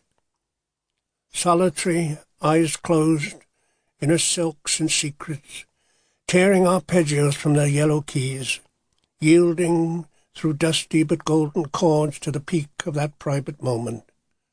It was clearly then, in the twilight tenderness she had created, that the man should have returned to her. I would lie awake in my still-light bedroom and hear the chime of the piano below. A ragged chord, a poignant pause, then a twinkling wagtail run. Brash yet melancholy, coarse yet wistful, it would rise in a jangling burst, then break and shiver as soft as water and lap round my listening head. She would play some waltzes, and of course Killarney, and sometimes I would hear her singing, a cool, lone voice, uncertainly rising, addressed to her own reflection. There were sounds of peace, half-edged with sleep, yet disturbing, almost shamefully moving. I wanted to run to her then and embrace her as she played, but somehow I never did. As time went on, Mother grew less protesting. She had earned acquiescence and wore it gratefully. And as we children grew up, leaving home in turn, so her idiosyncrasies spread. Her plant pots and newspapers Muddles and scrapbooks extended further throughout the house. She read more now and never went to bed, merely slept upright in a chair. Her nights and days were no longer divided nor harassed by the wants of children. She would sleep for an hour, rise and scrub the floor, or go wooding in the middle of the night. Like Granny Trill, she began to ignore time and to do what she would when she wished. Even so, whenever we returned for a visit, she was ready, fires burning, to greet us. I remember coming home in the middle of the war, arriving at about 2 a.m, and there she was, sitting up in her chair, reading a book with a magnifying glass. "Ah, son," she said. She didn't know I was coming. "Come here, take a look at this." We examined the book. Then I went up to bed and fell into an exhausted sleep. I was roused at some dark, cold hour near dawn by Mother climbing the stairs. "I got you your dinner, son," she said, and planked a great tray on the bed. Aching with sleep, I screwed my eyes open. Veg soup, a big stew, and a pudding. The boy had come home and had to have supper, and she had spent half the night preparing it. She sat on my bed and made me eat it all up. She didn't know it was nearly morning. So with the family gone, Mother lived as she wished, knowing she had done what she could, happy to see us, content to be alone, sleeping, gardening, cutting out pictures, writing us letters about the birds, going for bus rides, visiting friends, reading Ruskin or the Lives of Saints. Slowly, snugly, she grew into her background, warm on her grassy bank, poking and peering among the flowery bushes, dishevelled and bright as they. Serenely unkempt were those final years, free from conflict, doubt, or dismay, while she reverted gently to the rustic simplicity as a moss rose reverts to a wild one. Then, suddenly, our absent father died, cranking his car in a modern suburb, and with that, his death, which was also the death of hope, our mother gave up her life. Their long separation had come to an end, and it was the coldness of that which killed her. She had raised his 2 families, faithfully and alone, had waited 35 years for his praise, and through all that time she had clung to one fantasy that, aged and broken, at last in need, he might one day return to her. His death killed that promise, and also ended her reason. The mellow tranquillity she had latterly grown forsook her then forever. She became frail, simple-minded, and returned to her youth, to that girlhood which had never known him. She never mentioned him again, but spoke to shades, saw visions, and then she died. We buried her in the village, under the edge of the beechwood, not far from her 4-year-old daughter. Winter and summer. The seasons of my childhood seemed, of course, so violent, so intense and true to their nature, that they have become for me, ever since, a reference of perfection whenever such names are mentioned. They possessed us so completely, they seemed to change our nationality. And when I look back to the valley, it cannot be one place I see, but village winter or village summer, both separate. It becomes increasingly easy in urban life to ignore their extreme humours, but in those days, winter and summer dominated our every action, broke into our houses, conscripted our thoughts, ruled our games, and ordered our lives. Winter was no more typical of our valley than summer. It was not even summer's opposite. It was merely the other place. And somehow one never remembered the journey towards it. One arrived, and winter was here. The day came suddenly when all details were different, and the village had to be rediscovered. One's nose went dead so that it hurt to breathe, and there were jigsaws of frost on the window. The light filled the house with a green polar glow, while outside, in the invisible world, it was a strange, hard silence, or a metallic creaking, a faint throbbing of twigs and wires. The kitchen that morning would be full of steam, billowing from kettles and pots. The outside pump was frozen again, making a sound like broken crockery, so that the girls tore icicles from the eaves for water, and we drank boiled ice in our tea. "It's wicked," said Mother. "The poor, poor birds." And she flapped her arms with vigour. She and the girls were wrapped in all they had, coats and scarves and mittens. Some had the shivers, some drops on their noses, while poor little Phyllis sat rocking in her chair, holding her chilblains like a handful of bees. There was an iron-shod clatter down the garden path, and the milkman pushed open the door.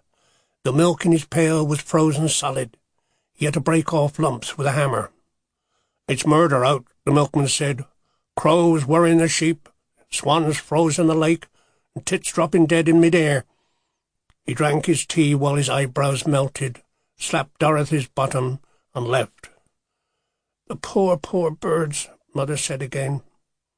They were hopping around the windowsill, calling for bread and fats, robins, blackbirds, woodpeckers, jays, never seen together, save now. We fed them for a while, amazed at their tameness, then put on our long wool mufflers. "Can we go out, Mother?" "Well, don't catch cold, and remember to get some wood." First, we found some old cocoa tins, punched them with holes, then packed them with smouldering rags. If held in the hand and blown on occasionally, they would keep hot for several hours. They were warmer than gloves, and smelled better, too. In any case, we never wore gloves. So armed with these, and a full of hot breakfast, we stepped out into the winter world. It was a world of glass, sparkling and motionless. Vapours had frozen all over the trees and transformed them into confections of sugar. Everything was rigid, locked up and sealed, and when we breathed the air it smelt like needles and stabbed our nostrils and made us sneeze. Having sucked a few icicles and kicked the water butt to hear its solid sound, and breathed through the frost on the window pane, we ran up into the road. We hung around, waiting for something to happen. A dog trotted past like a ghost in a cloud, panting his aura around him. The distant field in the low weak sun was crumpled like oyster shells. Presently some more boys came to join us, wrapped like Russians, with multicoloured noses. We stood round in a group and just gasped at each other, waiting to get an idea. The thin ones were blue, with hunched-up shoulders, hands deep in their pockets, shivering, and the fat ones were rosy and blowing like whales, and all of us had wet eyes. What should we do? We didn't know. So the fat ones punched the thin ones, who doubled up saying, "Sod you." Then the thin ones punched the fat ones, who half died, coughing. Then we all jumped up and down for a bit, flapped our arms, and blew on our cocoa tins. "What are we going to do then, eh?" We caughtened down to think. A shuddering thin boy, with his lips drawn back, was eating the wind with his teeth. "Giddy up," he said suddenly, and sprang into the air and began whipping himself and whinnying. And at that we all galloped away down the road, bucking and snorting, tugging invisible reins and lashing away at our hindquarters. Now the winter's day was set in motion, and we rode through its crystal kingdom. We examined the village for its freaks of frost or anything we might use. We saw the frozen spring by the side of the road, huge like a swollen flower. Water wagtails hovered about it, nonplussed at its silent hardness, and again they dropped down to drink, only to go sprawling in a tumble of feathers. We saw the stream in the valley, black and halted, a tarred path threading among the willows. We saw trees lopped off by their burdens of ice, cow tracks like potholes in rock, quiet lumps of sheep licking the spiky grass with their black and rotting tongues. The church clock had stopped, and the weathercock was frozen, so that both time and the winds were still.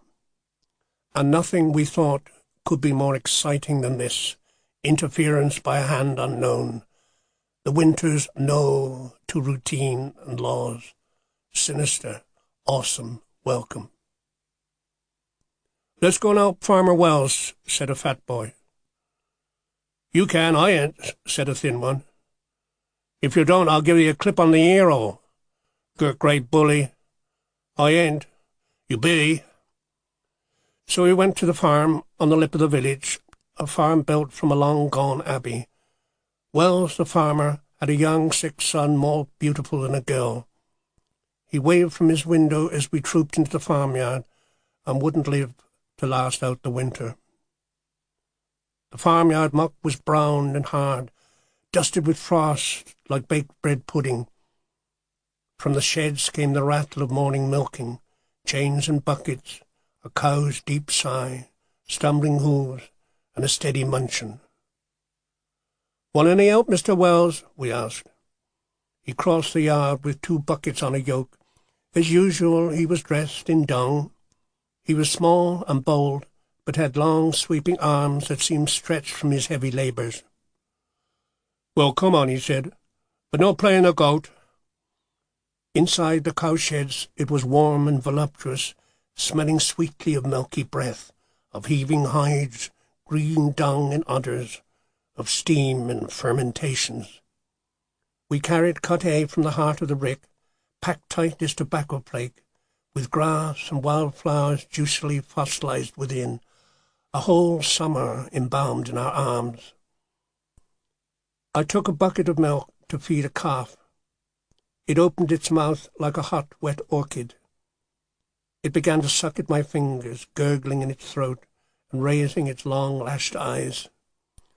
The milk had been skimmed for making butter, and the calf drank a bucket a day. We drank the same stuff at home sometimes. Mr. Wells sold it for a penny a jug. When we'd finished the feeding, we got a handful of apples and half a baked potato each. The apples were so cold they stung the teeth, but the potatoes were hot with butter. We made a dinner of this, then scuffled back to the village where we ran into the bully, Walt Carey. "Want to know summat?" he asked. "What?" "Shan't tell you."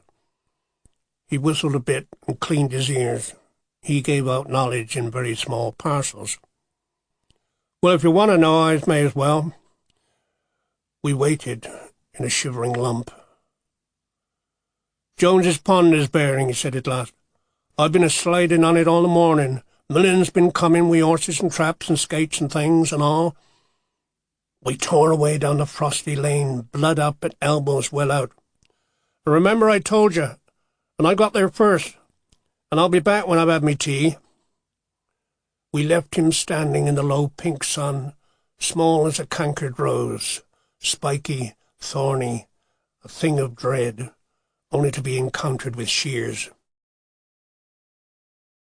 We could hear the pond as we ran down the hill, the shouts that only water produces, the squeal of skates, the ring of ice and its hollow, heaving grumble. And then we saw it, black and flat as a tray, the skaters rolling around it like marbles. We broke into a shout and charged upon it, and fell sprawling in all directions. This magic substance, with its deceptive gifts, was something I could never master.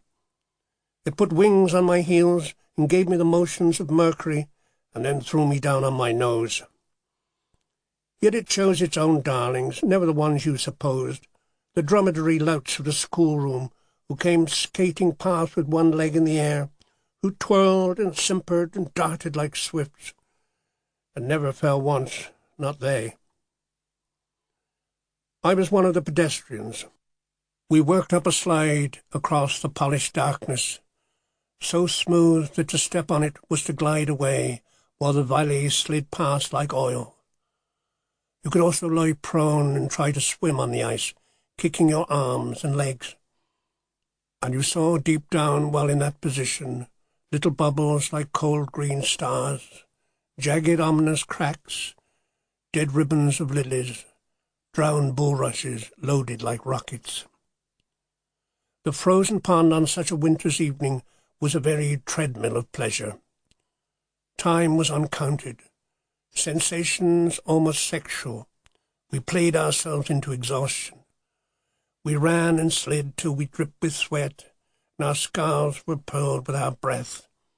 The reed and horsetails at the pond's edge smelt as pungent as old men's fingers, and hanging branches of willow, manacled in ice, bloomed like lilac in the setting sun. Then the frost moon rose through the charcoal trees, and we knew that we played too long. We had promised Mother we would fetch some wood.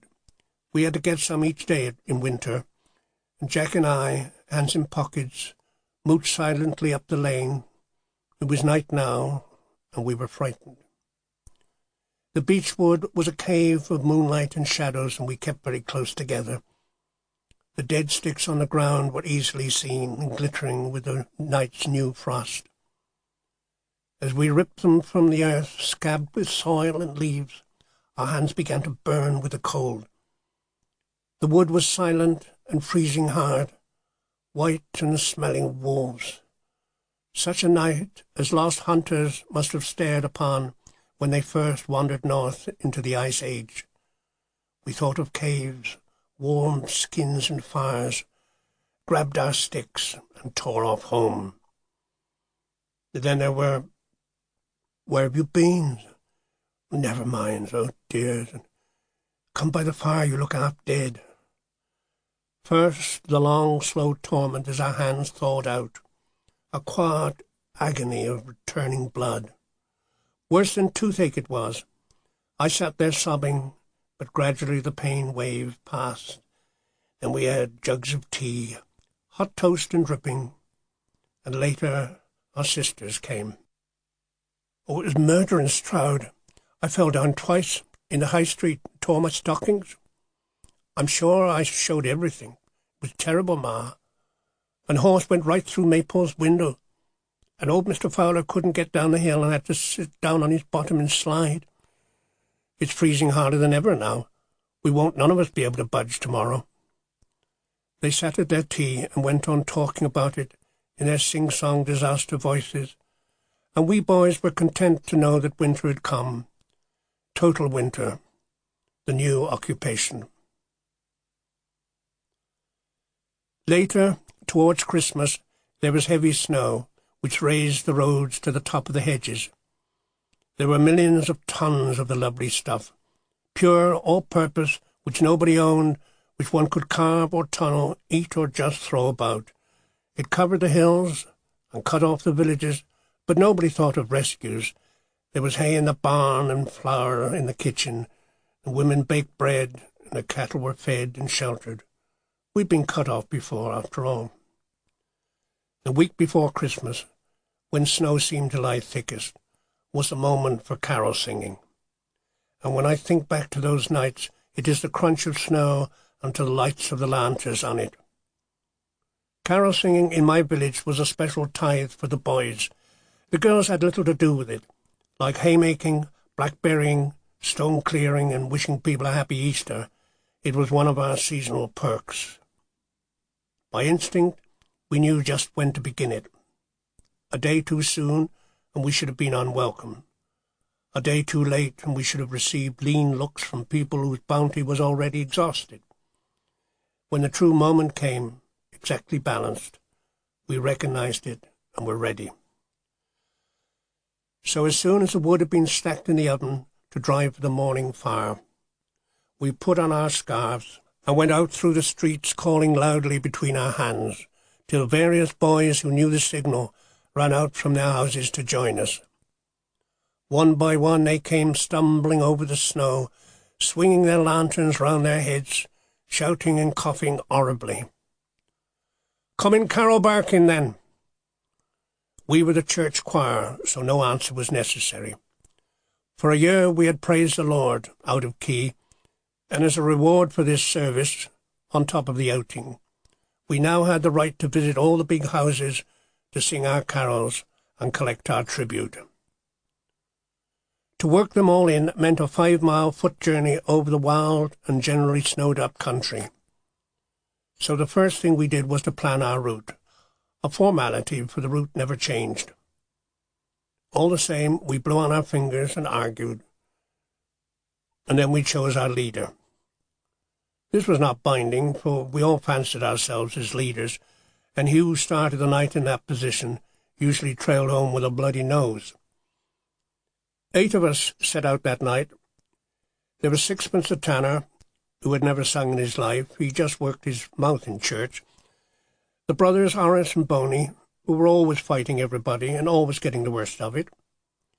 Clergy Green, the preaching maniac. Walt the bully, and my 2 brothers. As we went down the lane, other boys from other villages were already about the hills, bawling King Wenceslas and shouting through keyholes, "Knock on the knocker, ring on the bell, give us a penny for singing so well." They weren't an approved charity as we were, the choir, but competition was in the air. Our first call, as usual, was at the house of the squire, and we trooped nervously down his drive.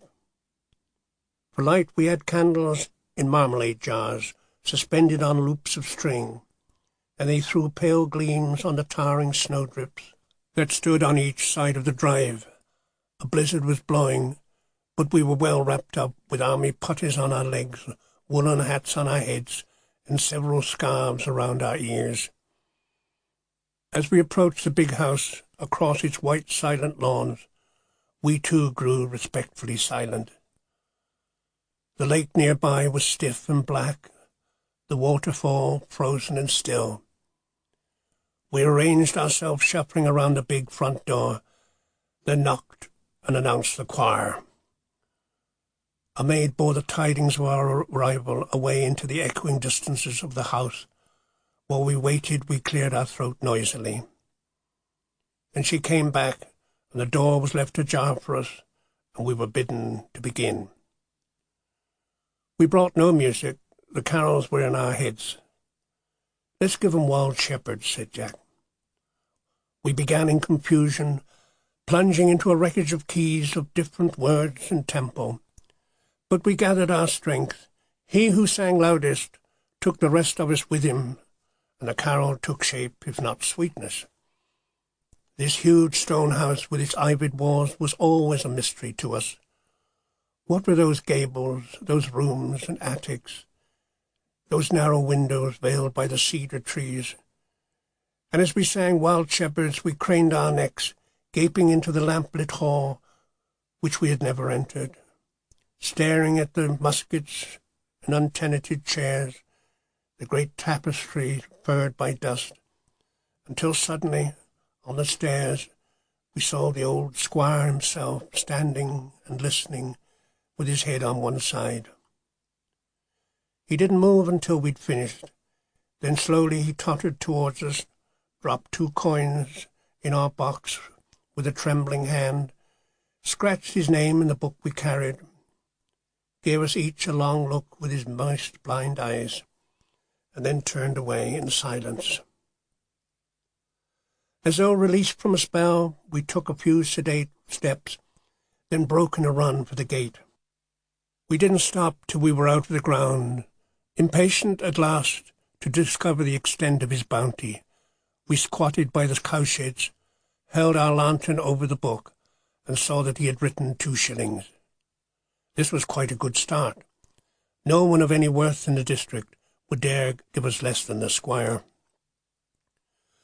So with money in the box, we pushed on up the valley, pouring scorn on each other's performance. Confident now, we began to consider our quality, and whether one carol was not better suited to us than another. Horace, Walt said, shouldn't sing at all. His voice was beginning to break. Horace disputed this, and there was a brief token battle, and they fought as they walked, kicking up divots of snow. Then they forgot it, and Horace still sang. Steadily we worked up through the length of the valley, going from house to house, visiting the lesser and greater gentry, the farmers, the doctors, the merchants, the majors, and other exalted persons. It was freezing hard and blowing too, yet not for a moment did we feel the cold. The snow blew into our faces, into our eyes and mouths, soaked through our puttees, got into our boots, dripped from our woolen caps. But we did not care. The collecting box grew heavier, and the list of names in the book longer and more extravagant, each trying to outdo the other. Mile after mile we went, fighting against the wind, falling into snowdrifts and navigating by the lights of the houses. And yet we never saw our audience. We called it house after house. We sang in courtyards and porches, outside windows, or in the damp gloom of hallways. We heard voices from hidden rooms. We smelt rich clothes and strange hot food. We saw maids bearing in dishes and carrying away coffee cups. We received nuts, cakes, figs, preserved ginger, dates, cough drops, and money. But we never once saw our patrons. We sang, as it were, at the castle walls, and apart from the squire, who had shown himself to prove that he was still alive, we never expected it otherwise. As the night drew on, there was trouble with Boney. Noel, for instance, had a rousing harmony which Boney persisted in singing, and singing flat. The others forbade him to sing it at all, and Boney said he would fight us. Picking himself up, he agreed we were right, and then he disappeared altogether. He just turned away and walked into the snow, and wouldn't answer when we called him back. Much later, as we reached a far point up the valley, somebody said, "Hark," and we stopped to listen. Far away across the fields from the distant village came the sound of a frail voice singing Noel, and singing it flat. It was Boney, branching out on his own. We approached our last house high on the hill, the place of Joseph the farmer. For him we had chosen a special carol, which was about the other Joseph, so that we always felt that singing it added a spicy cheek to the night. The last stretch of country to reach his farm was perhaps the most difficult of all. In those rough, bare lanes, open to all winds, sheep were buried and wagons lost. Huddled together, we tramped in each other's footsteps. Powdered snow blew into our screwed-up eyes. The candles burnt low. The sun blew out altogether, and we talked loudly above the gale. Crossing at last the frozen mill stream, whose wheel in summer still turned a barren mechanism, we climbed up to Joseph's farm. Sheltered by trees, warm on its bed of snow, it seemed always to be like this. As always, it was late. As always, this was our final call. The snow had a fine crust upon it, and the old trees sparkled like tinsel. We grouped ourselves round the farmhouse porch. The sky cleared, and broad streams of stars ran down over the valley and away to Wales. And on Slad's white slopes, seen through the black sticks of its woods, some red lamps still burned in the windows. Everything was quiet. Everywhere there was the faint, crackling silence of the winter's night. We started singing, and we were all moved by the words and the sudden trueness of our voices. Pure, very clear and breathless we sang. As Joseph was a-walking, he heard an angel sing, "This night shall be the birth time of Christ the heavenly King. He neither shall be born in housen nor in hall, nor in a place of paradise, but in an ox's stall." And 2,000 Christmases became real to us then. The houses, the halls, the places of paradise had all been visited. The stars were bright to guide the kings through the snow, and across the farmyard we could hear the beasts in their stalls. We were given roast apples and hot mince pies. In our nostrils were spices like myrrh. And in our wooden box, as we headed back to the village, there were golden gifts for everyone. Summer, June summer, with the green back on earth and the whole world unlocked and seething. Like winter, it came suddenly, and one knew it in bed almost before waking up, with cuckoos and pigeons hollowing the woods since daylight, and the chipping of tits in the pear blossom. On the bedroom ceiling, seen first through sleep, was a pool of expanding sunlight, the lake's reflection thrown up through the trees by the rapidly climbing sun. Still drowsy, I watched on the ceiling above me its glittering image reversed, saw every motion of its somnambulant waves and the projections of the life upon it. Arrows ran across it from time to time, followed by the far call of a moorhen. I saw ripples of light around each root of the bulrushes. Every detail of the lake seemed there. Then suddenly the whole picture would break into pieces, would be smashed like a molten mirror, and run amok in tiny globules of gold, frantic and shivering, and I would hear the great slapping of wings on the water, building up a steady crescendo, while across the ceiling passed the shadows of swans taking off into the heavy morning.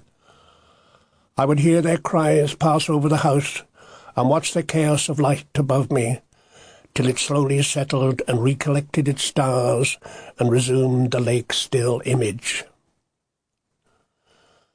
Watching swans take off from my bedroom ceiling was a regular summer awakening, so I woke and looked out through the open window to a morning of cows and cockerels. The beech trees framing the lake and valley seemed to call for a royal hunt, but they served equally well for climbing into, and even in June you could still eat their leaves, a tight-folded salad of juices. Outdoors, one scarcely knew what had happened, or remembered any other time. There had never been rain, or frost, or cloud. It had always been like this. The heat from the ground climbed up one's legs and smote one under the chin, and the garden, dizzy with scent and bees, burned all over with hot white flowers, each one so blinding and incandescent that it hurt the eyes to look on them. The villagers took summer like a kind of punishment.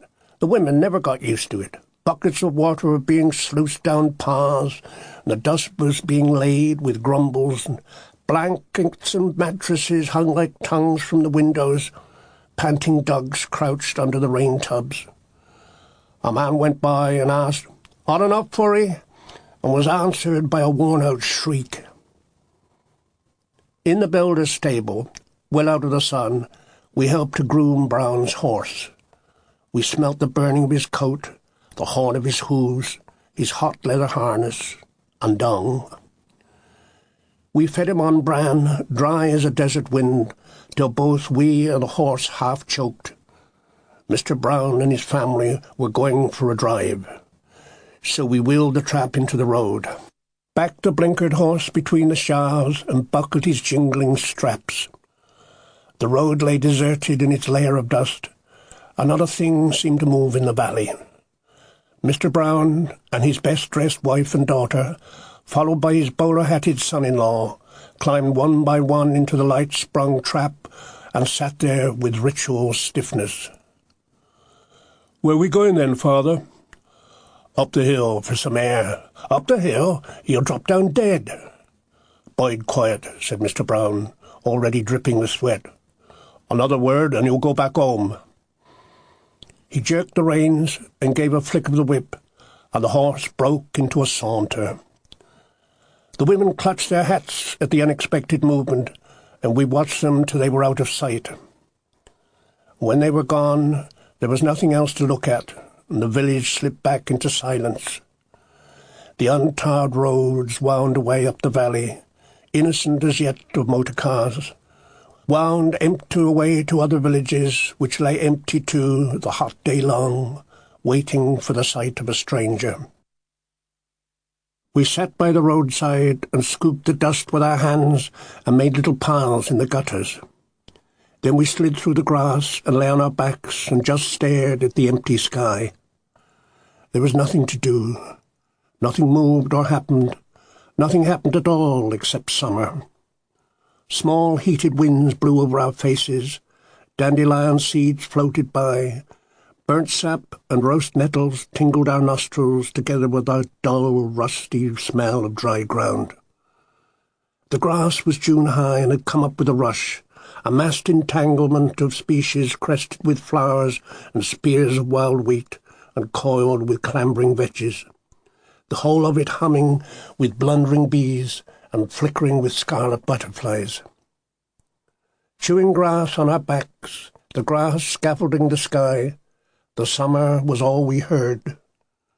Cuckoos crossed distances on chains of cries, flies buzzed and choked in the ears, and the saw-toothed chatter of mowing machines drifted on waves of air from the fields. We moved. We went to the shop and bought sherbet and sucked it through sticks of licorice. Sucked gently, the sherbet merely dusted the tongue. Too hard, and you choked with sweet powders.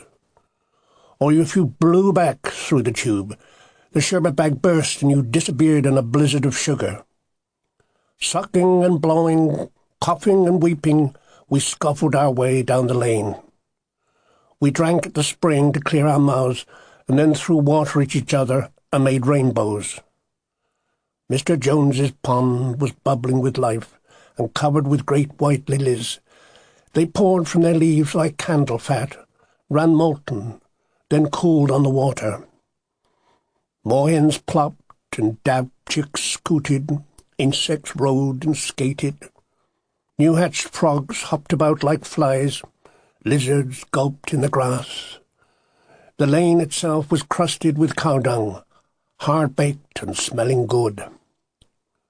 We met Sixpence Robinson among the bulrushes, and he said, "Come and have some fun." He lived along the lane just past the sheep-wash in a farm cottage near a bog. There were 5 in his family, 2 girls and 3 boys, and their names all began with S. There were Sis and Sloppy, Stosher and Sammy, and our good friend Sixpence the tanner. Sis and Sloppy were both beautiful girls and used to hide from us boys in the gooseberries. It was the brothers we played with, and Sammy, though a cripple, was one of the most agile lads in the village. Theirs was a good place to be at any time, and they were good to be with. Like us, they had no father. Unlike ours, he was dead. So today, in the spicy heat of the bog, we sat round on logs and whistled, peeled sticks, played mouth organs, dammed up the stream, and cut harbours in the cool clay banks. Then we took all the pigeons out of the dovecots and ducked them in the water butt, held them under till their beaks started bubbling, then threw them up in the air. Splashing spray from their wings, they flew around the house and then came back to roost like fools. Sixpence had a one-eyed pigeon called Spike, who he boasted could stay under longest. But one day the poor bird, having broken all records, crashed forever among the cabbages. When all this was over, we retired to the paddock and played cricket under the trees. Sammy, in his leghorns, charged up and down. Hens and guinea fowl took to the trees. Sammy hopped and bowled like murder at us, and we defended our stumps with our lives. The cracked bat clouting, the cries in the reeds, the smells of fowls and water, the long afternoon with the steep hills round us, watched by Sloppy still hid in the gooseberries. It seemed down here that no disasters could happen, that nothing could ever touch us.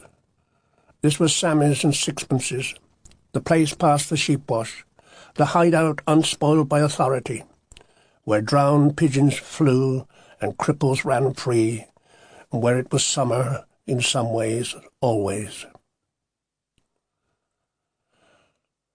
Summer was also the time of these, of sudden plenty, of slow hours and actions, of down and haze and dust on the eyes, of the valley in post-vernal slumber, of burying birds out of seething corruption, of mother sleeping heavily at noon, of jazzing wasps and dragonflies, haystooks and thistle seeds, snows of wild butterflies, skylarks' eggs, bee orchids and frantic ants, of wolf cub parades and Boy Scouts' bugles, of sweat running down the legs, of boiling potatoes in bramble fires, of flames glass blue in the sun, of lying naked in the hill-cold stream, begging pennies for bottles of pop, of girls' bare arms and unripe cherries, green apples and liquid walnuts, of fights and falls and U-scab knees, sobbing pursuits and flight,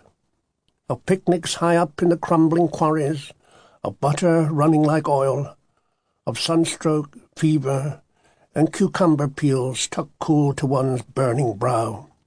All this, and the feeling that it would never end, that such days had come forever, with the pump drying up and the water butt crawling and the chalk ground hard as the moon.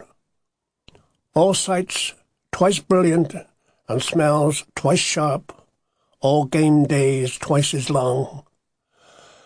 Double charged as we were like meadow ants with the frenzy of the sun, we used up the light to its last violet drop, and even then couldn't go to bed. When darkness fell and the huge moon rose, we stirred to a second life. Then boys went calling along the roads with slit-eyed animal calls, Walt Kerry's naked nasal yodel and Boney's jackal scream. As soon as we heard them, we crept outdoors, out of our stifling bedrooms, stepped out into the moonlight warm as the sun to join our chalk-white moon-masked gang. Games in the moon, games of pursuit and capture, games that the night demanded. Best of all, fox and hounds. Go where you like, and the whole of the valley to hunt through. Two chosen boys loped away through the trees and were immediately swallowed in shadow. We gave them 5 minutes, then set off after them. They had churchyard, farmyard, barns, quarries, hilltops and woods to run to. They had all night and the whole of the moon and 5 miles of country to hide in. Padding softly, we ran under the melting stars, through sharp garlic woods, through the blue-blazed fields, following the scent by the game's one rule, the question and answer cry. Every so often, panting for breath, we paused to check on our quarry. Bullet heads lifted, teeth shone in the moon. Whistle or holler, or we shall not foller. It was a cry on 2 notes, prolonged. From the other side of the hill, above white fields of mist, the faint fox cry came back. We were off again then, through the waking night, among sleepless owls and badgers, while our quarry slipped off into another parish and would not be found for hours. Round about midnight we ran them to earth, exhausted under a haystack. Until then we had chased them through all the world, through jungles, swamps and tundras, across pampas plains and steppes of wheat and plateaux of shooting stars, while hares made love in the silver grasses and the large hot moon climbed over us, raising tides in my head of night and summer that move there even yet. Sick boy. As a child, I used to boast the rare distinction of having been christened twice. The second time, which took place in church, was a somewhat rowdy affair. I was 3 years old, and I cheeked a parson and made free with the holy water. But my first anointing was much more solemn, and occurred immediately after my birth. I had entered the world in doubt and silence, a frail little lifeless lump, and the midwife, after one look at my worn-out face, said I wouldn't last a day. Everybody agreed, including the doctor, and they just waited for me to die. My mother, however, well resigned to my loss, was determined I should enter heaven. She remembered those tiny, anonymous graves tucked away under the churchyard laurels, where quick-dying infants behind the vicar's back, were stowed secretly among the jam jars. She said the bones of her son should rest in God's own ground and not rot with those pitiful heathens. So she summoned the curate, who came and called out my Adam, baptized me from a teacup, admitted me to the church, and gave me 3 names to die with. This florid christening proved unnecessary, however. Something, who knows what, some ancestral toughness may be, saw me safely through the first day. I remained seriously ill for many months, inert, unnoticing, one of life's bad debts, more or less abandoned by all. "You never moved or cried," said Mother. "You just lay there where I put you, like a little image, staring up at the ceiling all day." In that motionless swoon I was but a clod, a scarce-breathing parcel of flesh. For a year I lay prone to successive invasions, enough to mop up an orphanage. I had diphtheria, whooping cough, pleurisy, double pneumonia, congestion of the bleeding lungs. My mother watched, but could not help me, waited, but could not hope. In those days young children dropped dead like chickens, their diseases not well understood. Families were large as though by compensation. At least 1/4 were not expected to survive. My father had buried 3 of his children already and was quite prepared to do the same by me. But secretly, silently, aided by unknown forces, I hung on, though it was touch and go. My most perilous moment came when I was 18 months old, and at the hand of Mrs. Moore, a neighbour. My mother was in bed for the birth of my brother. We were all born at home in those days. Mrs. Moore, a negress, had been called in to help, to scrub the children and cook them soups. She was a jolly, eye-bulging, voodoo-like creature who took charge of us with a primitive casualness. While still in her care, I entered a second bout of pneumonia. What followed I was told much later. It seemed that brother Tony was but 2 days born, a mother just beginning to take notice. 11-year-old sister Dorothy came upstairs to see us, played a while with the baby and nibbled some biscuits, then sat in the window and whistled. "How you all getting on?" asked Mother. "Oh, all right," said Dorothy. "You behaving yourself?" "Yes, Ma." "What are you all up to?" "Nothing much." "Where's Marjorie, then?" "Out in the yard. And Phyllis, well, she's peeling spuds." "What about the others?" "Harold's cleaning his trolley, and Jack and Francis is sitting on the steps." "And Laurie?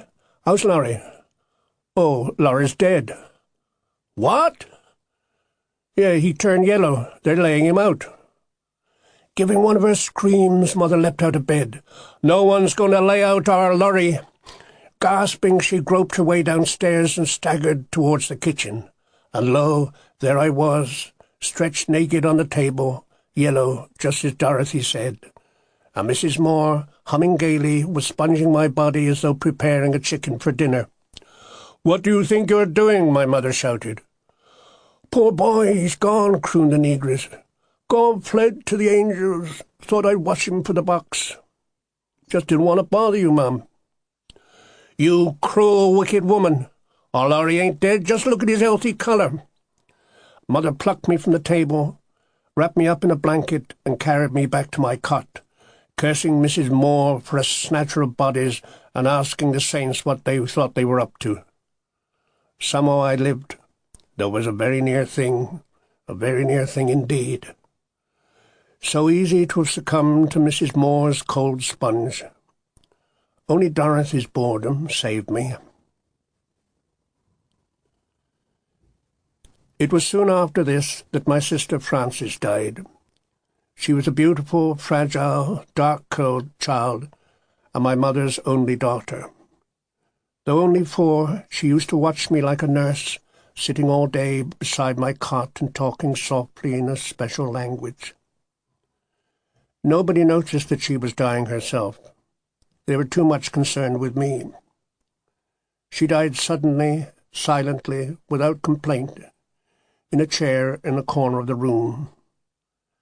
An ignorant death which need never have happened, and I believe that she gave me her life. But at least she was mourned. Not a day passed afterwards but that Mother shed some tears for her.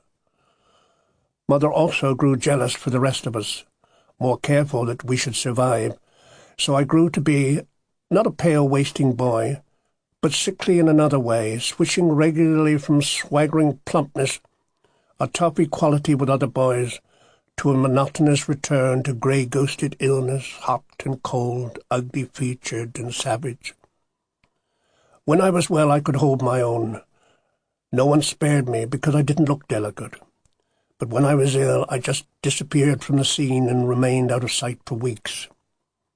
If it was summer when the fever caught me, I lay and sweated in my usual bed, never quite sure which of us was ill, me or the steaming weather.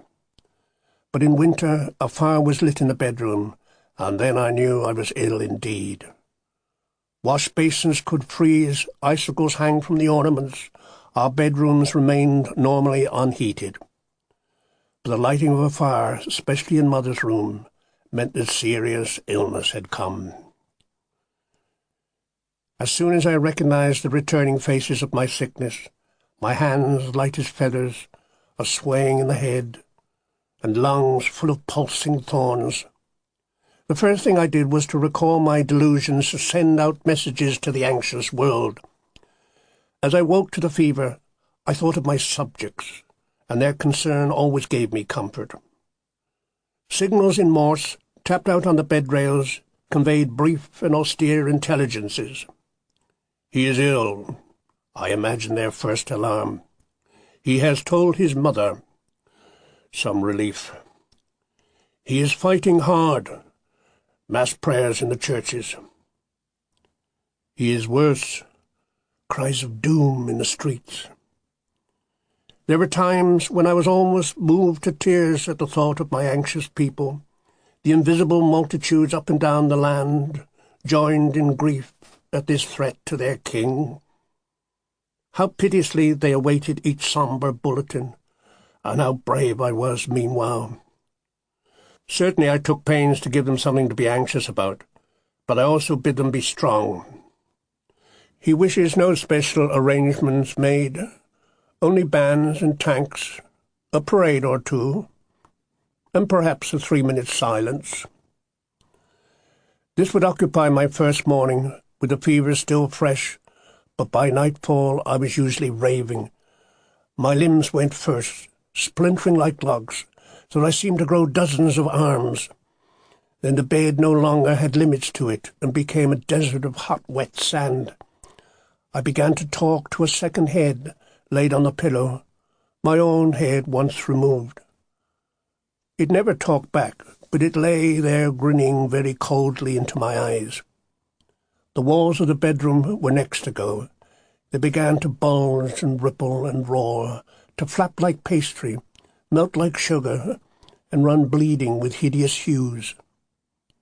Then out of the walls, and down from the ceiling, advanced a row of intangible smiles, easy, relaxed, in no way threatening at first, but going on far too long. Even a maniac's smile will finally waver. But these just continued in silence, growing brighter, colder, and ever more humorless till the sick blood roared in my veins.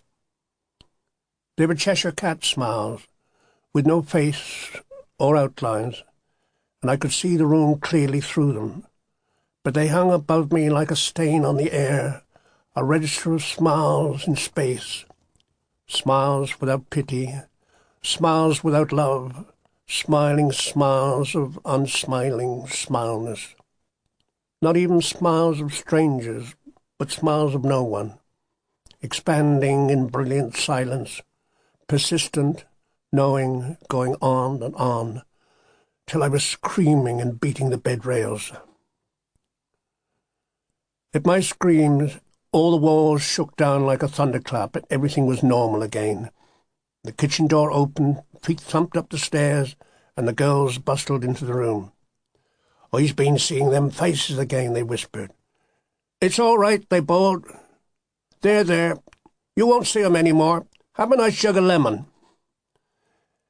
And they mopped me and picked up the bedclothes, and I lay quietly while they fussed around. But what could I say to them? That I hadn't seen faces? That I'd only seen smiles? I tried that, but it got me nowhere. Later, as the red night closed upon me, I was only barely conscious. I heard myself singing, groaning, talking, and the sounds were like hands on my body. Blood boiled, flesh crept, teeth chattered and clenched. My knees came up to my mouth. I lay in an evil swamp of sweat which alternately steamed and froze me. My shirt was a kind of enveloping sky, wetly wrapping my goosey skin, and across which, at intervals, hot winds from Africa and Arctic blizzards blew. All objects in the room became molten again, and the pictures repainted themselves, and things ran about and changed shape, grew monstrous, or trailed off into limitless distances. The flame of the candle threw shadows like cloaks, which made everything vanish in turn, or drew itself up like an ivory saint, or giggled and collapsed in a ball.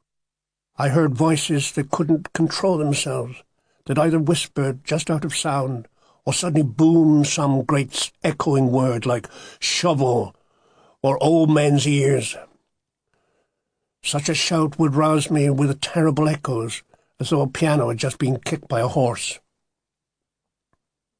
It was myself, no doubt, who spoke these words, and the monologue went on for hours. Sometimes I deliberately answered back, but mostly I lay and listened, watching while the room's dark crevices began to smoke their ash-white nightmares. Such a night of fever slowed everything down as though hot rugs had been stuffed in a clock. I went gliding away under the surface of sleep, like a porpoise in tropical seas, and heard the dry house echoing through caves of water, followed caverns through acres of dreams, then emerged after fathoms of years and experience, of complex lives and death, to find that the moon in the window had not moved an inch, that the world was not a minute older. Between this sleeping and waking, I lived 10 generations, and grew weak on my long careers. But when I surfaced at last from its endless delirium, the real world seemed suddenly dear. While I slept, it had been washed of fever and sweetened, and now wrapped me like a bell of glass. For a while, refreshed, I heard its faintest sounds, streams running, trees stirring, birds folding their wings, a hill sheep's cough, a far gate swinging, the breath of a horse in a field. Below me the kitchen made cosy murmurs. Footsteps went up the road. A voice said good night. A door creaked and closed. Or a boy suddenly hollered, animal clear in the dark, and was answered far off by another. I lay moved to stupidity by these precious sounds, although I just got back from the dead. Then the fever returned, as it always did. The room began its whisper and dance. The burnt-down candle spat once and shuddered, and I saw its wick fold and go out. Then darkness hit me, a corroding darkness, a darkness packed like a box, and a row of black lanterns swung down from the ceiling and floated towards me, smiling. And once more I was hammering the bed rails in terror, screaming loudly for sisters and light. Such bouts of delirium were familiar visitations, and my family had long grown used to them. Jack would inquire if I needed to groan quite so much, while Tony examined me with sly speculation. But for the most part I was treated like a dog with distemper and left to mend in my own good time. The fevers were dramatic, sudden, and soaring, but they burnt themselves out very quickly. There would follow a period of easy convalescence, during which I lived on milk, custards, and rusks.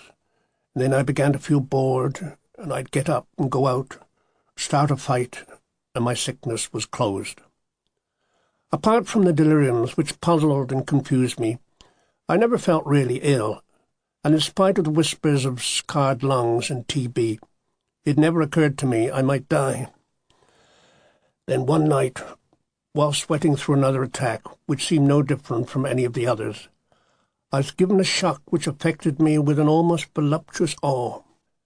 As usual, my fever had flared up sharply, and I was tossing in its accustomed fires when I woke up, clear-headed, somewhere in the middle of the night, to find the whole family round my bed. 7 pairs of eyes stared in dread surmise, not at me, but at something in me. Mother stood helplessly wringing her hands, and the girls were silently weeping.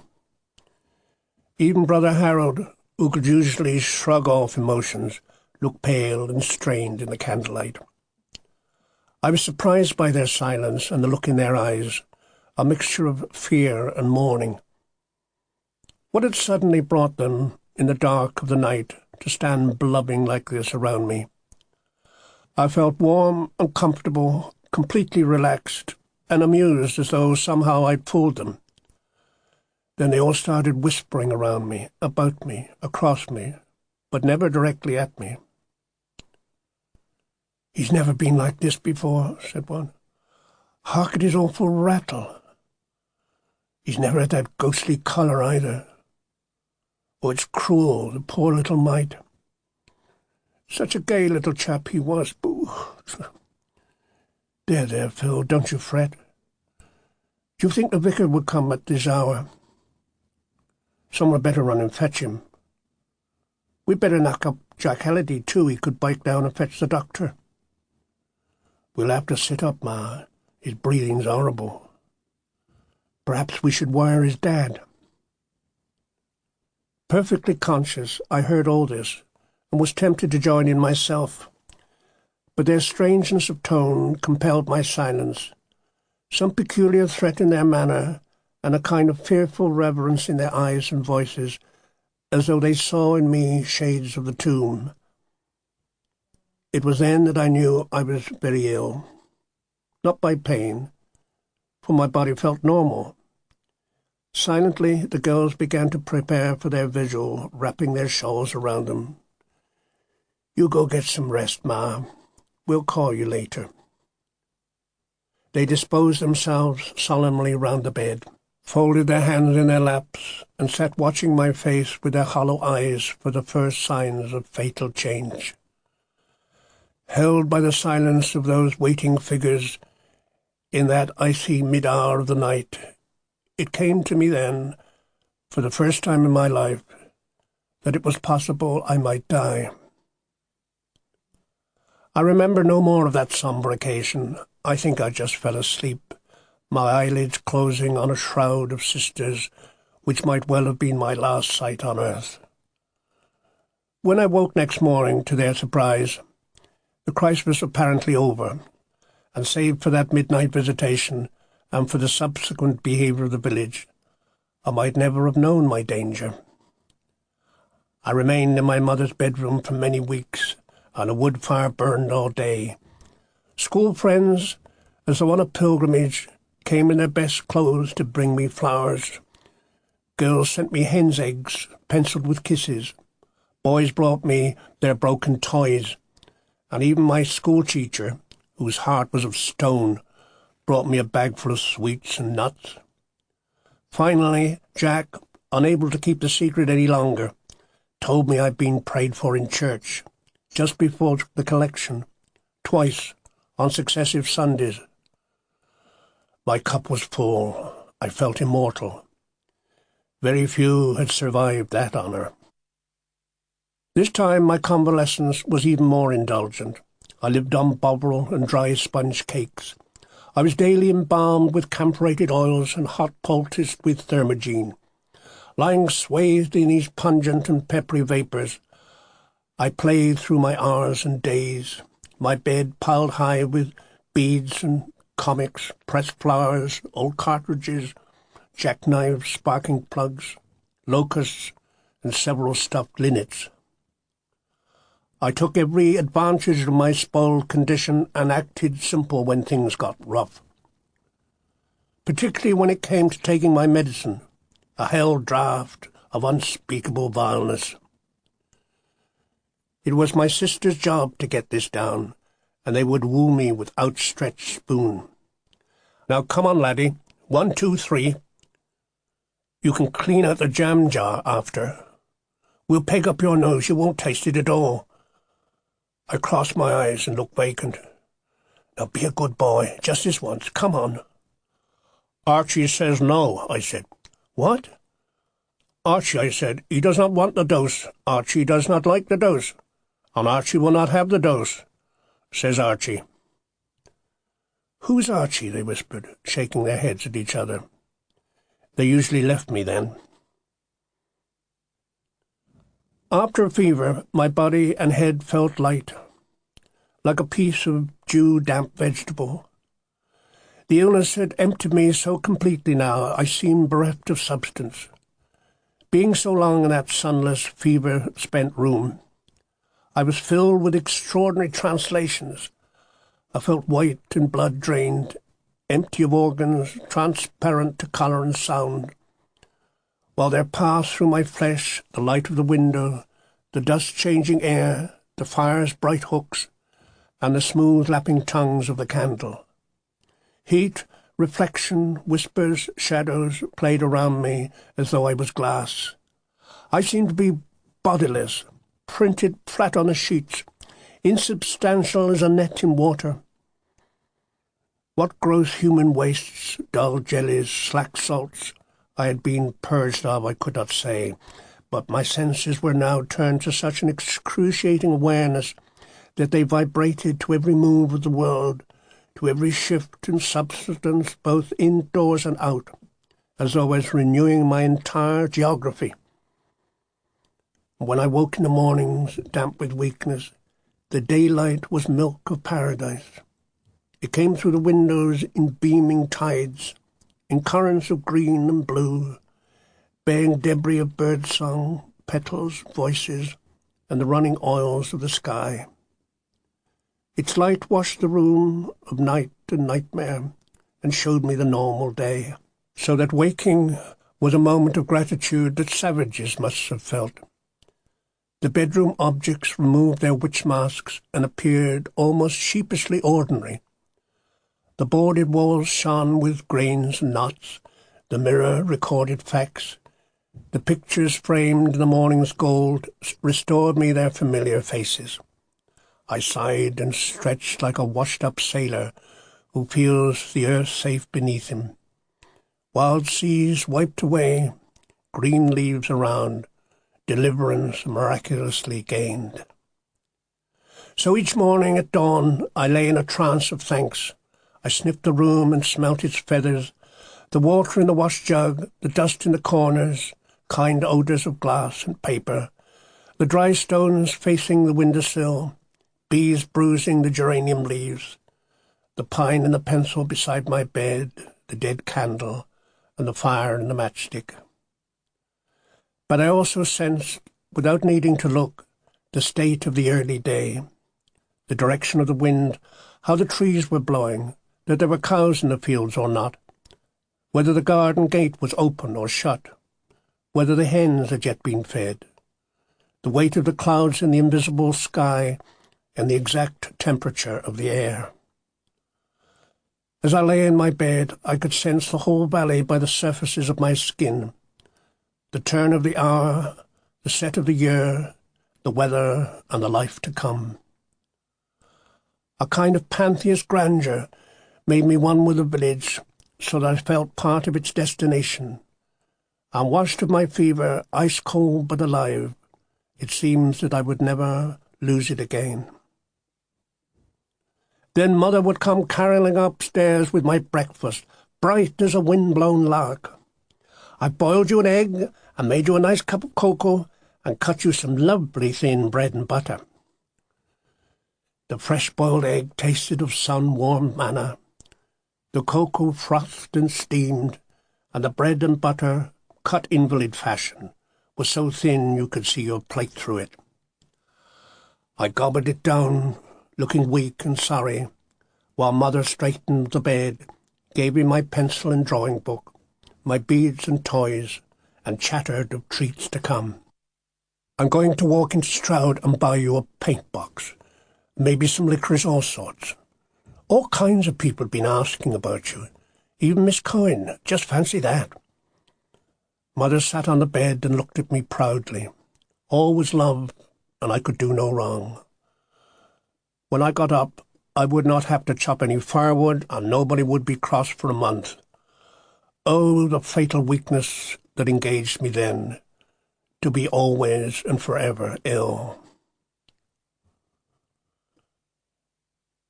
Pneumonia was the thing for which I was best known, and I made a big drama of it. It was not by any means my only weapon.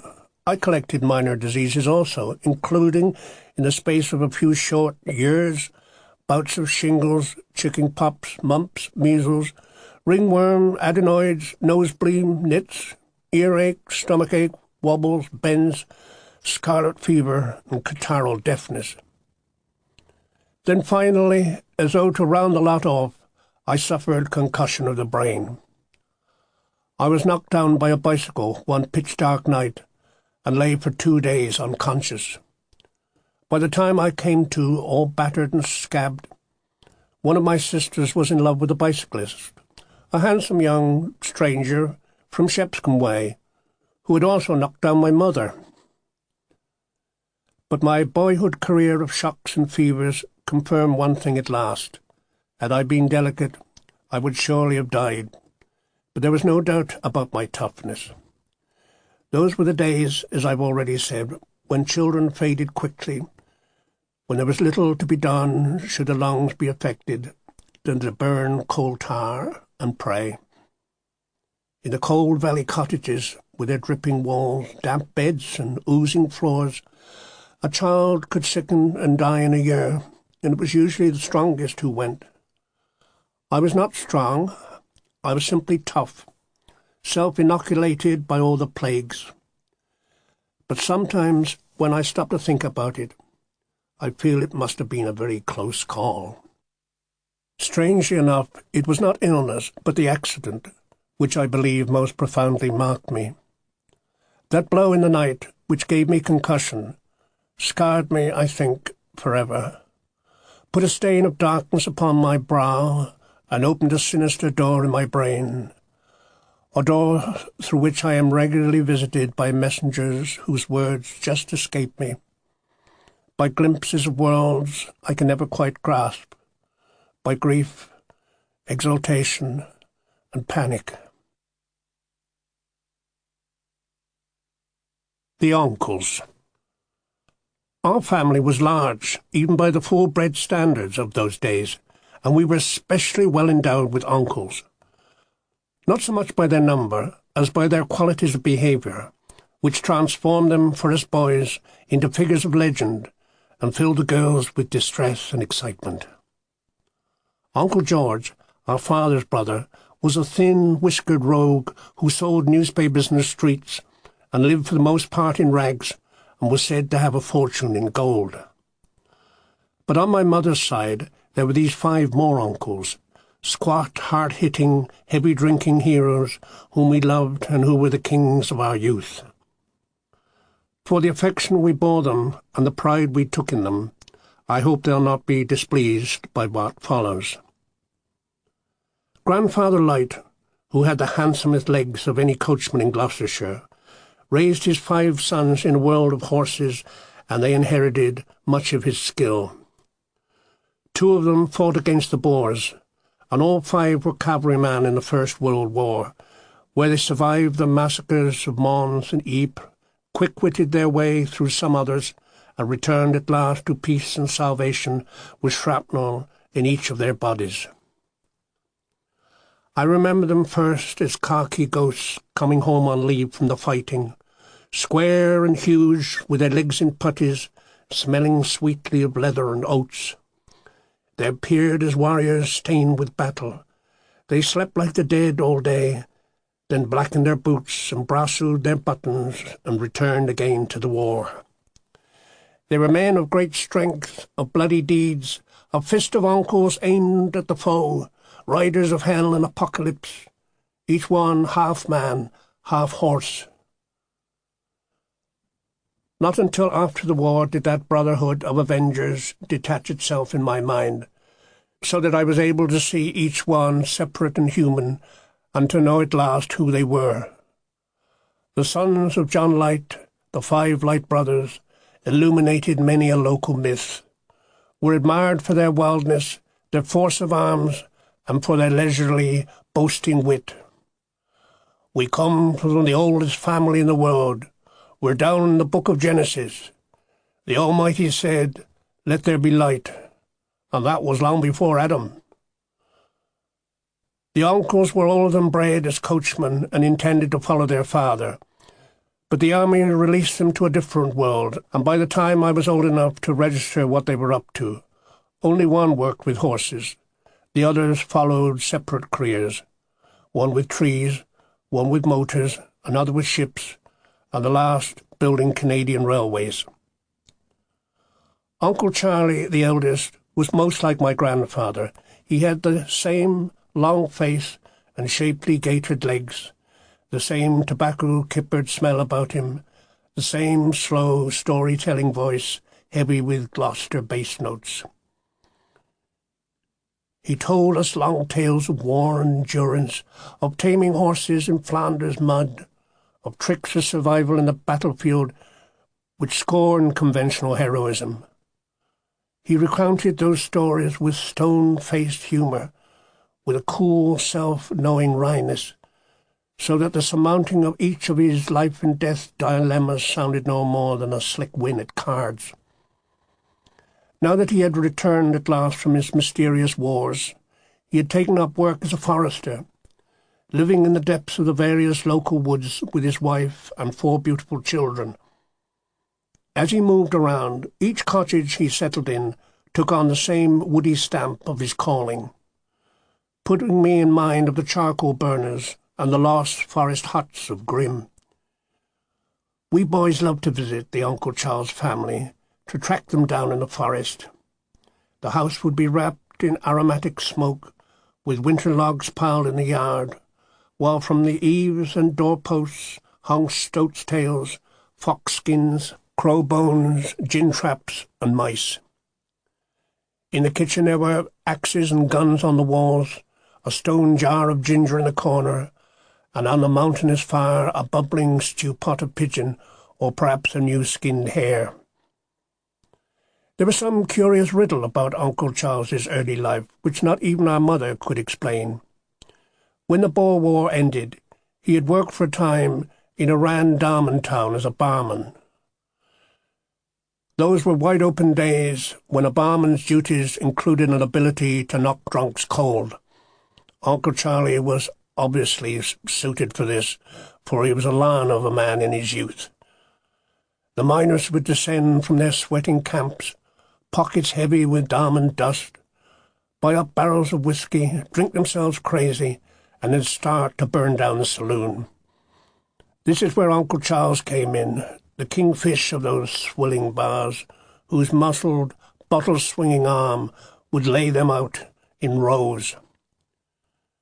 But even he was no Superman and suffered his share of damage. The men used him one night as a battering ram to break open a liquor store. He lay for 2 days with a broken skull, and still had a fine bump to prove it. Then for 2 or 3 years he disappeared completely, and went underground in the Johannesburg stews. No letters or news were received during that time, and what happened was never explained. Then suddenly, without warning, he turned up in Stroud, pale, thin, and penniless. He wouldn't say where he'd been, or discuss what he'd done, but he'd finished his wanderings, he said. So a girl from our district, handsome Fanny Carson, took him and married him. He settled then in the local forests and became one of the best woodsmen in the Cotswolds. His employers flattered, cherished, and underpaid him, but he was content among the trees. He raised his family on labourer's pay, fed them on game from the woods, gave his daughters no discipline other than his humour, and taught his sons the skill of his heart. It was a revelation of mystery to see him at work somewhere in a cleared spread of the woods, handling seedlings like new-hatched birds, shaking out delicately their fibrous claws, and setting them firmly along the banks and hollows in the nests that his fingers had made. His gestures were caressive, yet instinctive with power, and the plants settled ravenously to his touch, seemed to spread their small leaves with immediate life and become rooted forever where he left them. The new woods rising in Horsley now, in Shepscombe, in Rentham and Colne, are the forests my Uncle Charlie planted on 35 shillings a week. His are those mansions of summer shade, lifting skylines of leaves and birds, those blocks of new green now climbing our hills to restore their remembered perspectives. He died last year, and so did his wife. They died within a week of each other, but Uncle Charlie has left a mark on our landscape as permanent as he could wish. The next of the lights was Uncle Tom, a dark, quiet talker full of hidden strength who possessed a way with women. As I first remember him, he was a coachman gardener at an old house in Woodchester. He was married then to my Auntie Minnie, a tiny, pretty, parted-down-the-middle woman who resembled a Cruikshank drawing. Life in their small, neat stable yard, surrounded by potted ferns, high-stepping ponies, and bright-painted traps and carriages, always seemed to me more toy-like than human, and to visit them was to change one's scale and to leave the ponderous world behind. Uncle Tom was well-mannered, something of a dandy, and he did peculiar things with his eyebrows. He could slide them independently up and down his forehead, and the habit was strangely suggestive. In moments of silence he did it constantly, as though to assure us he wished us well, and to this trick was ascribed much of his success with women, to this and to his dignified presence. As a bachelor he had suffered almost continuous pursuit, but though slow in manner he was fleet of foot and had given the girls a long run. Our mother was proud of his successes. He was a cut above the usuals, she'd say. A proper gentleman, just like King Edward. He thought nothing of spending a pound. When he was young, the girls died for him daily and bribed our mother to plead their cause. They were always inviting her out to tea and things, and sending him messages and ardent letters wrapped up in bright scarves for herself. I was the most popular girl in the district, she said. Our Tom was so refined. For years, Uncle Tom played a wily game and avoided entanglements. He met his match in Effie Mansell, a girl as ruthless as she was plain. According to Mother, Effie M was a monster, 6 foot high and as strong as a farm horse. No sooner had she decided she wanted Uncle Tom than she knocked him off his bicycle and told him. The very next morning he ran away to Worcester and took a job as a tram conductor. He would have done far better to have gone down the mines, for the girl followed hot on his heels. She began to ride up and down all day long on his tram, where she had him at her mercy. And what made it worse, he had to pay her fares. He had never been so humiliated. In the end, his nerve broke. He muddled the change, got the sack, and went to hide in a brick quarry. But the danger passed.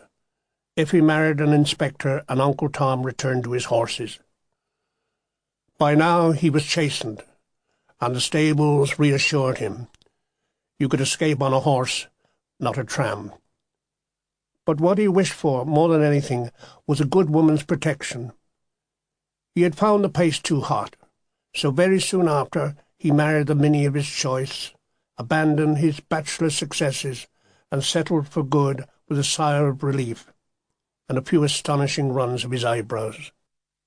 From then on, Uncle Tom lived quietly and gratefully, like a prince in deliberate exile, merely dressing his face from time to time in those mantles of majesty and charm, those solemn winks and knowing convulsions of the brow, which were all that remained of past grandeur.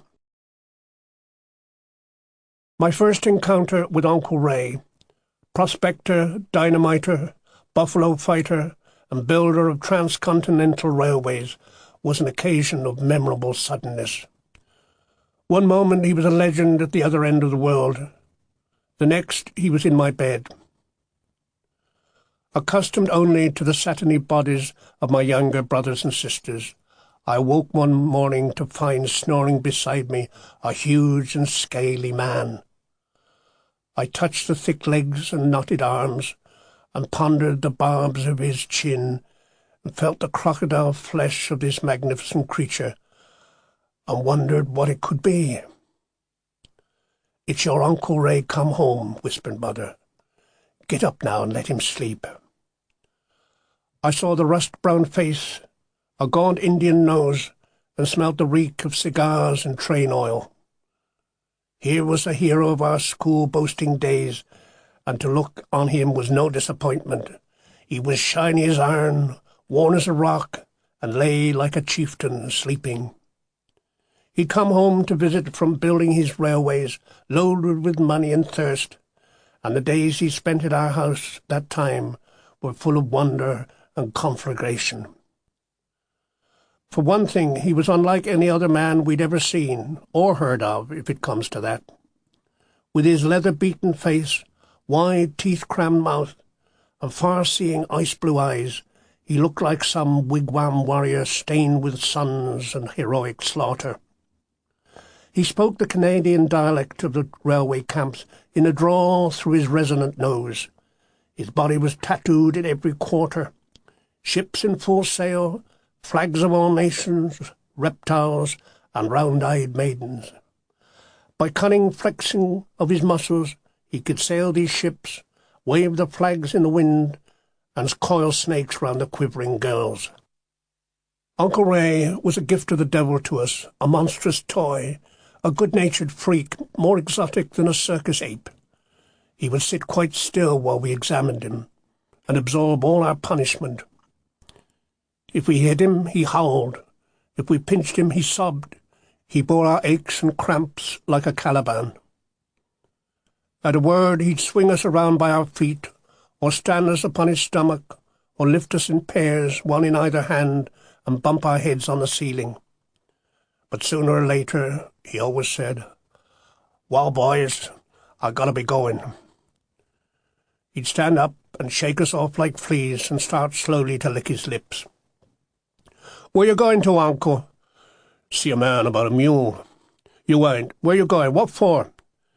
"Get me fingers pressed, tongue starched, back oiled." "It ain't true. You're fibbing. Uncle." "Just got to, boys. See you all in the oven. Scrub your elbows. Be good. So long." Off he'd go at a run, though the Lord knows where. We couldn't think of any place to go to. Then he'd come back much later, perhaps the following night, wet through, with a dog-like grin. He'd be unable to see properly, couldn't hang up his coat, couldn't find the latch on the door. He'd sit by the fire and steam and sing and flirt with the squawking girls. "You'd best get to bed," Mother would say severely, at which he'd burst into theatrical sobs. "Annie, I can't move an inch. Got a bone in my leg, maybe two." One night, after he'd been missing for a couple of days, he came home on a bicycle and rode straight down the bank in the stormy darkness and crashed into the lavatory door. The girls ran out and fetched him indoors, howling and streaming with blood. They laid him full length on the kitchen table, then took off his boots and washed him. "What a state he's in," they giggled, shocked. "It's whiskey or something, Ma." He began to sing, "Oh, Dolly dear," and then started to eat the soap. He sang and blew bubbles, and we crowded around him, never having had any man in our house like this. Word soon got round that Raylight was home, laden with Canadian gold. He was set on by toughs, hunted by girls, and warned several times by the police. He took most of this in his powerful stride, but the girls had him worried at times. A well-bred young seamstress, whom he was cuddling in the picture palace, stole his dollar-crammed purse in the dark. Then one morning, Beatty Burrows arrived on our doorstep and announced that he'd promised to marry her. Under the Stroud Brewery arches, she said, just at Clinchet. He had to hide for 3 days in our attic. But drunk or sober, Uncle Ray was the same, a great shaggy animal wagging off to his pleasures, a helpless giant, amiable, naive, sentimental, and straightforwardly lustful. He startled my sisters, but even so they adored him. As for us boys, what more could we want? He even taught us how to tie him up, boasting that no knots could hold him. So we tied him one night to a kitchen chair, watched him struggle, and then went to bed. Mother found him the next morning on his hands and knees, still tied up and fast asleep. That visit of Uncle Ray's, with its games and exhibitions, was like a prolonged Christmas Day in the house. Routine, discipline, and normal behaviour was suspended during that time. We stayed up late, took liberties, and shared his intoxications, while he bounded about, disappeared on his errands, returned in a tousled daze, fumbled the girls, sang songs, fell down, got up, and handed dollars all round. Mother was prim by turns and indulgent with him, either clicking her tongue or giggling. The girls were as excited and assailed as we, though in a different, whispering way, saying, "Would you believe it? I never. How awful. Oh, did you hear what he just said to me then?" When he got through his money, he went back to Canada, back to the railway camps, leaving behind him several broken heads, fat innkeepers, and well-set-up girls. Soon after, while working in the snow-capped Rockies, he blew himself up with dynamite. He fell 90 feet down the Kicking Horse Pass and into a frozen lake. A Tamworth schoolteacher, now my Auntie Elsie, travelled 4,000 miles to repair him. Having plucked him from the ice and thawed him out, she married him and brought him home. And that was the end of the pioneer days of that bounding prairie dog, without whom the Canadian Pacific Railway would never have reached the Pacific, or at least so we believe. Moody, majestic Uncle Sid was the fourth, but not least of the brothers. This small, powerful man, at first a champion cricketer, had a history blighted by rheumatism. He was a bus driver, too, after he left the army, put in charge of our first double-deckers. Those solid-tarred, open-top passenger chariots were the leviathans of the roads at that time. Staggering siege towers, which often ran wild and got their top decks caught under bridges. Our Uncle Sid, one of the elite of the bus drivers, became a famous sight in the district. It was a thing of pride and some alarm to watch him go thundering by, perched up high in his reeking cabin, his face sweating with beer and effort, while he wrenched and wrestled at the steering wheel to hold the great bus on its course. Each trip through the town destroyed roof tiles and gutters and shook the gas mantles out of the lamps, but he always took pains to avoid women and children, and scarcely ever mounted the pavements. Runaway roarer, freighted with human souls, stampeder of policemen and horses, it was Uncle Sid with his mighty hands who mastered its mad career. Uncle Sid's story, like Uncle Charlie's, began in the South African War. As a private soldier, he earned a reputation for silence, cunning, and strength. His talent for cricket, learned on the molehills of Sheepscombe, also endowed him with special privileges. Quite soon he was chosen to play for the army, and was being fed on the choicest rations. The hell-bent technique of his village game wrought havoc among the officers. On a flat pitch at last, with a scorched, dry wicket, after the hillocks and cow-dung of home, he was projected straightway into regions of greatness and broke records and nerves galore. His murderous bowling reduced heroes to panic, and they just waved him goodbye and ran, and when he came into bat, men covered their heads and retired piecemeal to the boundaries. I can picture that squat little whizzing man knocking a cricket ball out of the ground, his face congested with brick-red fury, his shoulders bursting out of his braces. I can see him crouch for the next delivery, then spin on his short bowed legs, and clout it again halfway to Johannesburg while he heard far-off sheepscombe cheer. In an old Transvaal newspaper, hoarded by my mother, I once found a scorecard which went something like this. Army versus Transvaal, Pretoria, 1899. Army. Colonel Tigger Fuchs White, 1. Brigadier General Fletcher, 0. Major T.W.G. Staggerton Hake, 12. Captain V.O. Spillingham, 0. Major Lau, not 31. Private S. Light, not 126. Extras, 7. Total for 4 declared, 177. Transvaal, 21 all out. Private Light, 7 for 5. This was probably the peak of Uncle Sid's glory, the time he would most wish to remember. From then on, his tale shows a certain fall, though it still flared up on occasions. There was, for instance, the day of the outing, when our village took 3 charabancs to Clevedon, with Uncle Sid driving the leading one, a crate of beer at his feet. "Put her in top, Uncle Sid," we cried as we roared through the summer country. Guzzling with one hand, steering with the other, he drove through the flying winds, while we bounced and soared above the tops of the hedges, made airborne by the man at the wheel. Then, on our way home, at the end of the day, we were stopped by a woman's screams. She stood by the roadside with a child in her arms, cringing from a threatening man. The tableau froze for us all to see, the wild-haired woman, the wailing child, the man with his arm upraised. Our charabanc came to a shuddering halt, and we all started shouting at once. We leaned over the sides of our open wagons and berated the man for a scoundrel.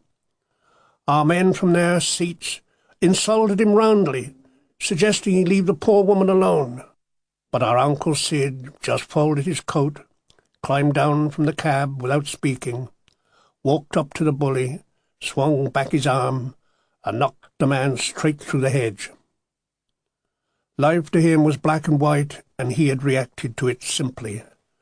Scowling with pride, he returned to the wheel and drove us home, a hero. Uncle Sid differed in no way from all his other brothers in chivalry, temper, and drink. He could knock down a man or a glass of beer as readily and as neatly as they. But his job as a bus driver and his rheumatism both increased and obstructed his thirst. The result exposed him to official censure, and it was here that the fates laid him low. When he married my Auntie Alice and became the father of 2 children, his job promised to anchor his wildness. But the law was against him, and he soon got into scrapes. He was the best double-decker driver in Stroud, without doubt. Even safer, more inspired when he drank. Everybody knew this, except the bus company. He began to get lectures, admonitions, stern warnings, and finally suspensions without pay. When this last thing happened, out of respect for Aunt Alice, he always committed suicide.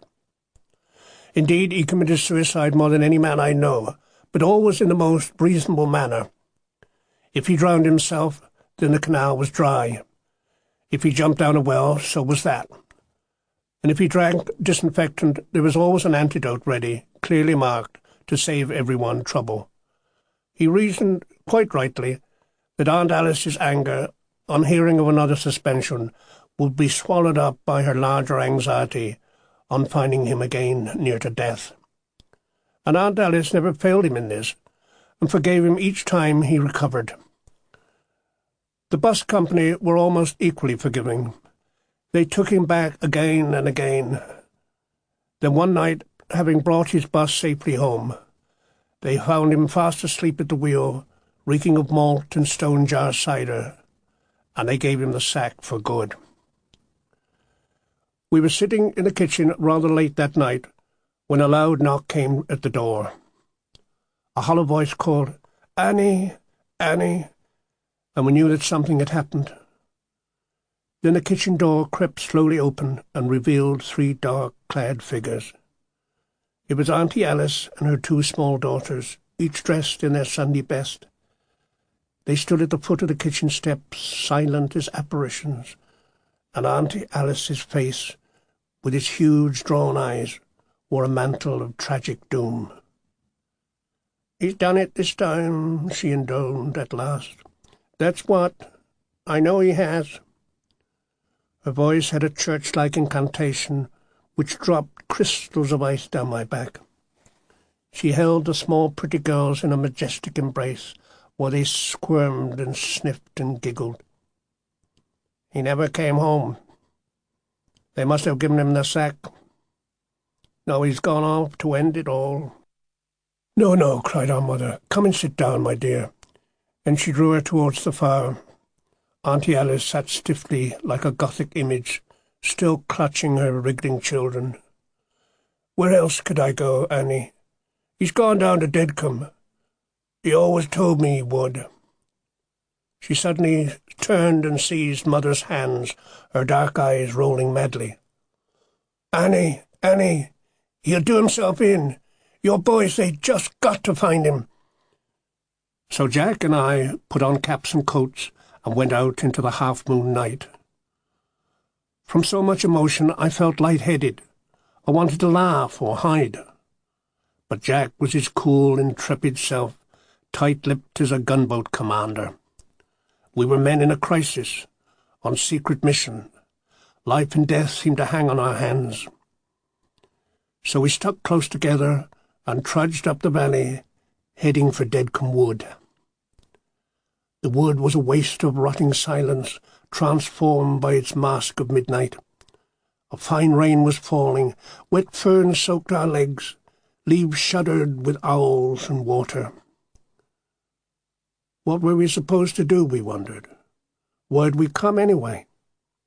We beat up and down through the dripping trees, calling, "Uncle!" in chill, flat voices. What should we find? Perhaps nothing at all, or worse, what we had come to seek. But we remembered the women waiting fearfully at home. Our duty, though dismal, was clear.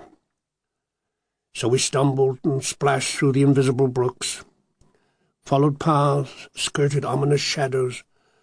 We poked bits of sticks into piles of old leaves, prodded foxholes, searched the length of the wood. There was nothing there but the fungoid darkness, nothing at all but our fear. We were about to go home, and gladly enough, when suddenly we saw him. He was standing tiptoe under a great dead oak with his braces around his neck. The elastic nose, looped to the branch above him, made him bob up and down like a puppet. We approached the contorted figure with dread. We saw his baleful eyes fixed on us. Our Uncle Sid was in a terrible temper. "You've been a bloody long time," he said. Uncle Sid never drove any buses again, but took a job as a gardener in Shepscombe. All the uncles now, from their wild beginnings, had resettled their roots near home. All, that is, save Insurance Fred, whom we lost through prosperity and distance. These men reflected many of Mother's qualities, were foolish, fantastical, moody. But in spite of their follies, they remain for me the true heroes of my early life. I think of them still in the image they gave me. They were bards and oracles each, like a ring of squat megaliths on some local hill, bruised by weather and scarred with old glories. They were the horsemen and brawlers of another age, and their lives spoke its long farewell. Spoke, too, of campaigns on desert marches, of Kruger's cannon and Flanders mud, of a world that still moved at the same pace as Caesar's, and of that empire far greater than his, through which they had fought, sharp-eyed and anonymous, and seen the first outposts crumble. Outings and festivals. The year revolved around the village, the festivals round the year, the church round the festivals, the squire round the church, and the village round the squire. The squire was our centre, a crumbling moot tree, and few indeed of our local celebrations could take place without his shade.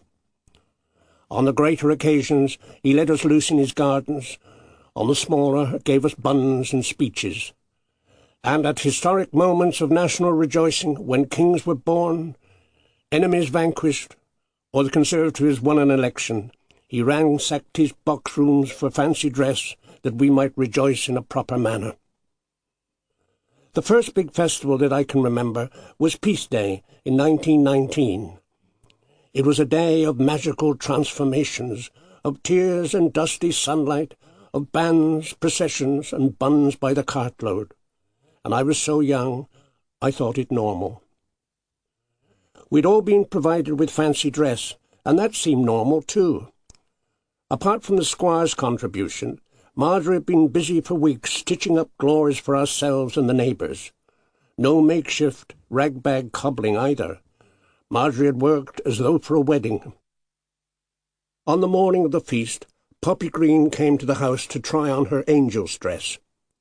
She was 5 years old and about my size. She had russet curls like apple peelings, a polished pumpkin face, a fruity air of exploding puddings, and a perpetual cheeky squint. I loved her. She was like a portable sweet shop. This morning I watched my sister's dresser. She was supposed to represent a spirit. They'd made her a short frilly frock, a tinfoil helmet, cardboard wings, and a wand with a star. When they'd clothed her, they stood her up on the mantelpiece and had a good look at her. Then they went off a while on some other business and left us alone together. "Fly," I commanded. "You got wings, ain't you?" Poppy squirmed and wriggled her shoulders. I grew impatient and pushed her off the mantelpiece, and she fell with a howl into the fireplace. Looking down at her, smudged with coal and tears, her wand and wings all crumpled, I felt nothing but rage and astonishment. She should have been fluttering around the room. They sponged and soothed her, and Poppy trotted home, her bent wand clutched in her hand. Then shapes and phantoms began to run through the village, and we started to get ready ourselves. Marge appeared as Queen Elizabeth, with Phyllis, her lady-in-waiting. Marjorie, who was 16 and at her most beautiful, wore a gown of ermine, a brocaded bodice, and a black cap studded with pearls. She filled the kitchen with such a glow of grace that we just stood and gaped at her. It was the first time I'd seen Queen Elizabeth, but this was no sharp-faced Tudor. Tender and proud in her majestic robes, she was the Queen of Heaven, risen from the dust, unrecognizable as Marge till she spoke, and her eyes shone down at us from veils of ermine like emeralds laid in snow. 13-year-old Phyllis, with a finery of her own, skipped like a magpie round her, wearing a long checkered dress of black and white velvet and a hat full of feathers and moths. The rest of us, whom Marjorie had also dressed, were the result of homespun inspirations. Dorothy, as Night, was perhaps the most arresting, an apparition of unearthly beauty, a flash of darkness, a strip of nocturnal sky, mysteriously cloaked in veils of black netting entangled with silver paper. A crescent moon lay across her breast, a comet across her brow, and her long dark curls fell in coils of midnight and were sprinkled with tinsel dust. I smelt frost when I saw her, and heard a crackling of stars. Familiar Dorothy had grown far and disturbing.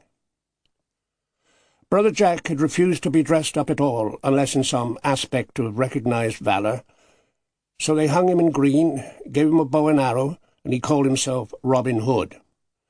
Little Tony was dressed as a market girl, curly-headed and pretty as love, bare-armed and bonneted, carrying a basket of flowers, but so proud we forgave him his frock.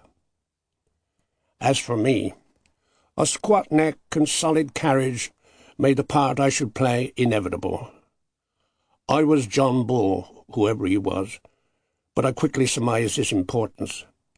I remember the girls stuffing me into my clothes with many odd squeals and giggles. Gravely I offered an arm or leg, but remained dignified and aloof. Marjorie had assembled the ritual garments with her usual flair and cunning. I wore a top hat and choker, a Union Jack waistcoat, a frock coat, and pillowcase breeches. But I'd been finished off hurriedly with gaiters of cardboard, fastened loosely together with pins, a slovenly makeshift which offended my taste, and which I was never able to forgive. This peace day I remember as a blur of colour, leading from fury to triumph. There was a procession with a band. I walked alone solemnly. Fantastic disguises surrounded me. Every single person seemed covered with beards, false noses, boot-black, and wigs. We had not marched far when my boots fell off, followed by my cardboard gaiters. As I stopped to find them, the procession swept over me. I sat down by the roadside and howled. I howled because I could hear the band disappearing, because I was John Bull and it should not have happened. I was picked up by a carriage, restored to the procession, and placed on a trolley and pulled. Cross-legged on the trolley, barefooted and gaiterless, I rode like a prince through the village. Dusty, sweating from its long route march, the procession snaked round the houses. The old and infirm stood and cheered from the gutters. I nodded back from my trolley. And at last we entered the cool beech wood, through which the squire's drive twisted. The brass band's thunder bounced back from the boughs. Owls hooted and flapped away. We came out of the wood into the big house gardens, and the sun returned in strength. Doves and pigeons flew out of the cedars. The swans took off from the lake, and on the steps of the manor stood the wet-eyed squire, already in tears at the sight of us. His mother, in a speech from a basket chair, mentioned the glory of God, the empire, us, and said we wasn't to touch the flowers. With the procession dispersed, I was tipped off the trolley and I wandered away through the grounds. Flags and roses moved against the sky, bright figures among the bushes. Japanese girls of soot-faced savages grew strange from banks of lilac.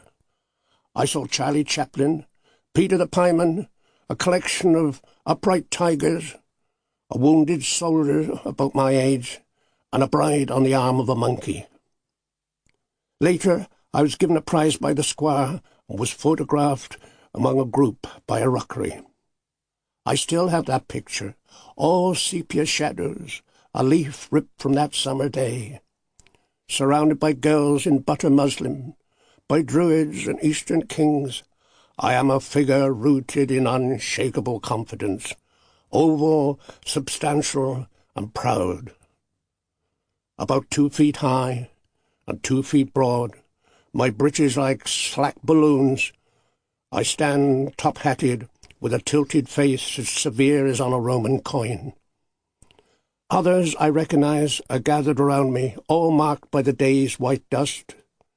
Tony has lost his basket of flowers, Jack his bow and arrow, and Poppy Green has had her wings torn off and is grasping a broken lily. She stands beside me, squinting fiercely, ruffled a bit by the heat, and the silver letters across her helmet, which I couldn't read then, say, Peace. Our village outings were both sacred and secular, and were also far between. One seldom in those days strayed beyond the parish boundaries, except for the annual choir outing. In the meantime, we had our own tribal wanderings, unsanctified though they were, when a sudden fine morning would send us forth in families for a day's nutting or blackberrying. So we go to the wilder ends of the valley, to the bramble-entangled scrubs, bearing baskets and buckets and flasks of cold tea like a file of foraging Indians. Blackberries clustered against the sky, heavy and dark as thunder, which we plucked and gobbled hour after hour, lips purple, hands stained to the wrists. or later, mushrooms appearing like manna, buttoning the shaggy grass, found in the mists of September mornings with the wet threads of spiders still on them. They came in the night, from nowhere, rootless, like a scattering of rubber balls. Their suckers clung to the roots of grass and broke off with a rubbery snap. The skin rubbed away like bark from a birch tree. The flesh tasted of something unknown. At other times there would be wild green damsons, tiny plums, black sloes, pink crab apples, the free waste of the woods, an unpoliced bounty which we carry back home in buckets full. Whether we used them for jams or jellies or pies, or just left them to rot, didn't matter. Then sometimes there'd be a whole day's outing, perhaps to Shepscombe to visit relations. A 4-mile walk, which to our short legs seemed further, so that we needed all day to do it. We'd start out early, with the sun just rising, and the valley wrapped in mist. "It's going to be hot," says our mother brightly, and usually she is right. We climb up slowly towards Bull's Cross, picking at the bushes for birds' nests. Or we stop to dig holes, or to swing on gates, while Mother looks back at the view. "What a picture," she murmurs. "Green as green, and those poppies, red as red." The mist drags the treetops, flies away in the sky, and then suddenly there is blue air all round us. Painswick sprawls white in the other valley, like the skeleton of a foundered mammoth. But active sounds of its working morning, carts and buzzsaws, shouts and hammering, come drifting in gusts towards us. The narrow lane that leads to Sheepscombe bends steeply away on our right. "Step out, young men," says Mother crisply. She begins to teach us a hymn, the kind that cries for some lost land of paradise and goes well with a tambourine. I've not heard it before, nor ever since, but it entirely enshrines our outing. The remote, shagged valley in which we find ourselves, the smell of hot straw in the air, dog roses and distances, dust and spring waters, and the long day's journey by easy stages to the sheepfolds of our wild relations. They're waiting for us with warm ginger beer and a dinner of broad beans and bacon. Auntie Fan says, "Annie, coming out of the sun, you must be ready to drop." We go indoors and find our Uncle Charlie hacking at the bacon with a billock. Young Cousin Edie and her cautious brothers seem to be pondering whether to punch our heads. Our Gramp comes in from his cottage next door, dressed in mould-green corduroy suiting, and we sit down to eat, and the cousins kick us under the table, from excitement rather than spite.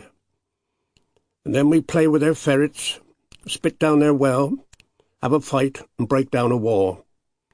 Later we are called for and given a beating, and then we climb up the tree by the earth closet.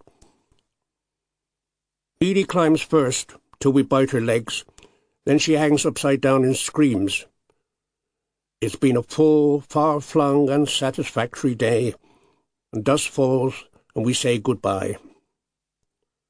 Back down the lane, in the thick, hot darkness, we walk drowsily, heavy with boots.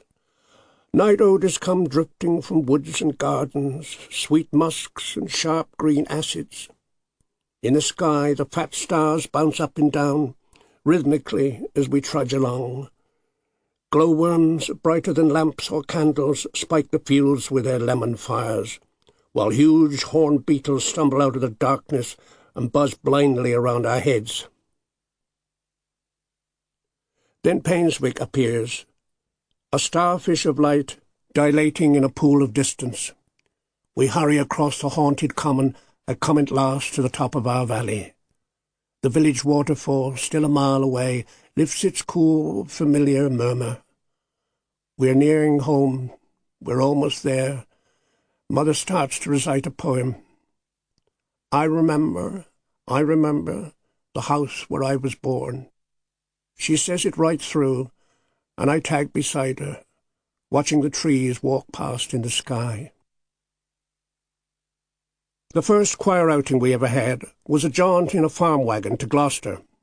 Only the tenors and basses and the treble boys were included in that particular treat. Later, with the coming of the horse brake and char-a-banc, the whole of the village took part as well. With the help of the powerful new char-a-banc, we even got out of the district altogether, rattling away to the ends of the earth, to Bristol, or even further. One year the outing was to Weston-super-Mare, and we'd saved up for months to be worthy of it. We spent the night before preparing our linen, and the girls got up at dawn to make sandwiches. The first thing I did when I got down in the morning was to go out and look at the weather. The sky was black, and Tony was behind the lavatory praying hard through his folded hands. When he saw that I'd seen him, he began to scratch and whistle. The whole thing was a very bad sign. We couldn't eat breakfast. The porridge was like gravel, so Jack and I ran up the bank to see what was going on. Families were already gathering for the char-a-bancs, so we ran back down again. The girls were ready, and Tony was ready. Mother was raking under the piano with a broomstick. "Come on, our mother. They'll go without us. I've just got to find my corsets." She found them, and then started very slowly to wash, like a duck with all summer to do it. We stood round and nagged her, rigid with nerves. "Run along, you're under my feet." So we left her and scampered along to the woolpack. The whole village was waiting by now. Mothers with pig buckets stuffed with picnics, children with cocoa-tin spades, fathers with bulging overcoats lined entirely with clinking bottles. There was little Mrs. Tully collecting the fares and plucking at her nervous cheeks.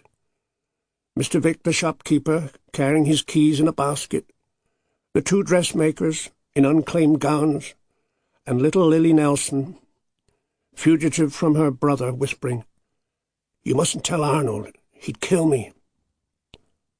The squire's old gardener had brought a basket of pigeons, which he planned to release from the pier, and the postman, with nobody to deliver letters to, had dumped them and was coming along too. Faces looked pale in the early light. Men sniffed and peered at the sky. "Don't look too good, do it?" "Can't say it do." "Bloody black over Stroud." "Might clear, though." Teeth were sucked in, heads doubtfully shaken. I felt the doom of storm sickness on me. The vicar arrived to see us off, his pyjamas peeping out from his raincoat. "There's a very nice church near the promenade. I trust you will all spare a moment." He issued each choir boy with his shilling for dinner, and then dodged back home to bed. The last to turn up was Herbert, the gravedigger, with something queer in a sack. The last, that is, except our mother, of whom there was still no sign. Then the char-a-bancs arrived, and everyone clambered aboard, fighting each other for seats. We abandoned our mother and climbed aboard too, feeling guilty and miserable. The char-a-bancs were high, with broad open seats and wide folded tarpaulins in the rear, upon which, as choir boys, we were privileged to perch and to fall off and break our necks. We all took our places. People wrapped themselves in blankets. Horns sounded, and we were ready. "Is everybody present?" piped the choirmaster. Shamefully, Jack and I kept silent. Our mother, as usual, appeared at that moment, a distant, trotting figure, calling and waving her handbag gaily to disarm what impatience there might be. "Come on, Mother Lee, we near went without you." Beaming, she climbed aboard. "I just had to wash out my scarf," she said, and tied it on the windscreen to dry. And there it blew like a streaming pennant as we finally drove out of the village. In our file of 5 char-a-bancs, a charioted army, we swept down the thundering hills. At the speed and height of our vehicles, the whole valley took on new dimensions. Woods rushed beneath us, and fields and flies were devoured in a gulp of air. We were wind-borne now by motion and pride. We cheered everything, beast and fowl, and taunted with heavy, ironical shouts those unfortunates still to be working in the fields. We kept this up till we roared through Stroud, and then we entered the stranger's country. It was no longer so easy to impress pedestrians that we were the annual slad choir outing. So we settled down and opened our sandwiches and began to criticize the farming we passed through. The flatness of the Severn Valley now seemed dull after our swooping hills. The salmon-red sandstone of the Clifton Gorges too florid compared with our chalk. Everything began to appear strange and comic. We hooted at the shapes of the hayricks, laughed at the pitiful condition of the cattle. He won't last long, just look at his knees. We began to look round fondly at our familiar selves, drawn closer by this alien country. Waves of affection and loyalty embraced us. We started shouting across the seats. "Harry! Hey, Harry! Say, what's your Harry? Bit of all right, ain't it, you? Hey, Bert! How's Bert? How you doing, old sparrow? Where's Walt? Hey there, Walt, what's your—" Mile after rattling mile we went under the racing sky, flying neckties and paper kites from the back, eyes screwed up at the weeping wind. The elders, protected in front by the windscreen, chewed strips of bacon or slept. Mother pointed out landmarks and lectured the sleepers on points of historical interest. And then a crawling boy found a basket of pigeons, and the coach exploded with screams and wings. The weather cleared as we drove into Weston, and we halted on the promenade. The seaside, they'd said. We gazed around us, but we saw no sign of the sea. We saw a vast blue sky and an infinity of mud stretching away to the shadows of Wales. But rousing smells of an invisible ocean astonished our landlocked nostrils. Salt and wet weeds and fishy oozes, and a sharp difference in every breath. Our deep ditch valley had not prepared us for this, for we had never seen such openness. The blue, windy world seemed to have blown quite flat, bringing the sky to the level of our eyebrows. Canvas booths flapped on the edge of the prom, mouths crammed with shellfish and vinegar. There were rows of prim boarding houses, each the size of our vicarage, bath chairs, carriages and donkeys, and stilted far out on the rippling mud, a white pier like a sleeping dragon. The blue day was ours. We rattled our money and divided up into groups. "Hey, Jake, Steve, let's go have a wet." And the men shuffled off down a side street. "I'm beat after that, Mrs. Jones, ain't you? There's a clean place down by the bandstand." The old women nodded and went seeking their comforts, and the young ones to stare at the policeman. Meanwhile, we boys just picked up and ran. We had a world of mud to deal with. The shops and streets ended suddenly, a frontier to the works of man, and beyond, the mud, salt winds and birds, a kind of double ration of light, a breathless space neither fenced nor claimed, and far out, a horizon of water. We whinnied like horses and charged up and down, every hoof mark written behind us. If you stamped in the mud, you brought it alive. The footprint began to speak. It sucked inside and filled with water, became a foot cut out of the sky. I dug my fingers into the stretch of mud to see how deep it was, felt a hard, flat pebble, and drew it out and examined it in the palm of my hand. Suddenly it cracked and put out 2 claws. I dropped it in horror and ran.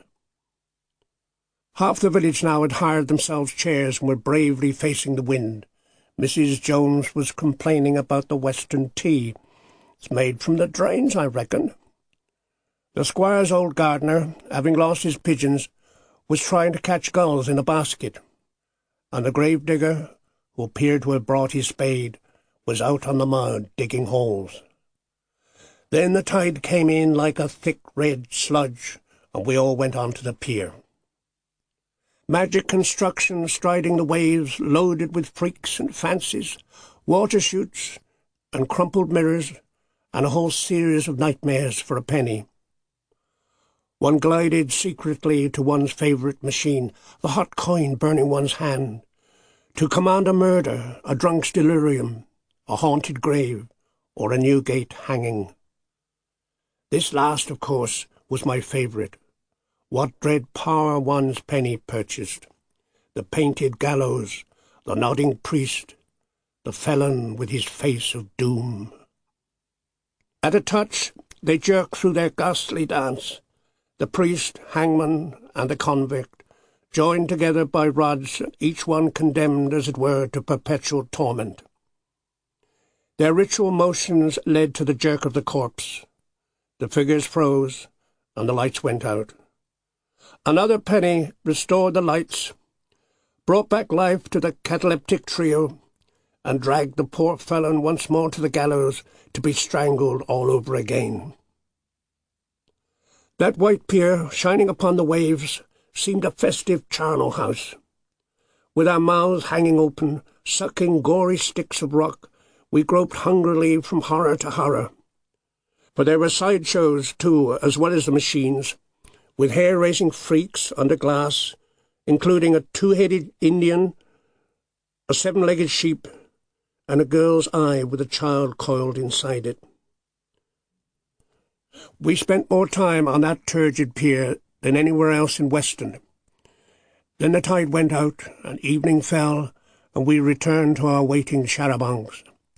People came wandering from all directions, with bags full of whelks and seaweed. The grave digger was dragged from his hole in the sand, and our members were checked and counted. Then we were all in our seats, the tarpaulin pulled over us, and with a blast of horns we left. A long homeward drive through the red twilight, through landscapes already relinquished, the engines humming, the small children sleeping, and the young girls gobbling shrimps. At sunset we stopped at a gaslit pub for the men to have one more drink. This lasted till all of them had turned bright pink and started embracing their wives. And then we repacked the charabancs. Everyone grew drowsy, and we drove through the darkness beyond Bristol. The last home stretch, someone played a harmonica. We groped for women to sleep on, and slept to the sway and sad roar of the coach and the men's thick, boozy singing. We passed Stroud at last and climbed the valley road, whose every curve our bodies recognised, whose every slant we leaned to, though still half asleep, till we woke to the smell of our houses. We were home, met by lanterns, and the outing was over. With subdued good nights, we collected into families, and then separated towards our beds. Where soon I lay, my head ringing with sleep, my ears full of motors and organs, my shut eyes printed with the images of the day, mud and red rock and hangmen. The parochial, church tea and annual entertainment was a village's winter treat. It took place in the schoolroom about Twelfth night and cost £1 to go. The tea was an orgy of communal gluttony, in which everyone took pains to eat more than his money's worth, and the helpers ate more than the customers. The entertainment which followed, home-produced and by lamplight, provided us with sufficient catchphrases for a year. Regularly, a few weeks before the night, one witnessed the same scenes in our kitchen, my sisters sitting in various corners of the room, muttering secretly to themselves, smiling, nodding, and making la-di-da gestures with a kind of intent and solitary madness. They were rehearsing their sketches for the entertainment, which I found impossible not to learn too, so that I'd be haunted for days by these nightmare monologues full of one-sided, unanswered questions. On the morning of the feast, we got the school ready. We built a stage out of trestles and planks.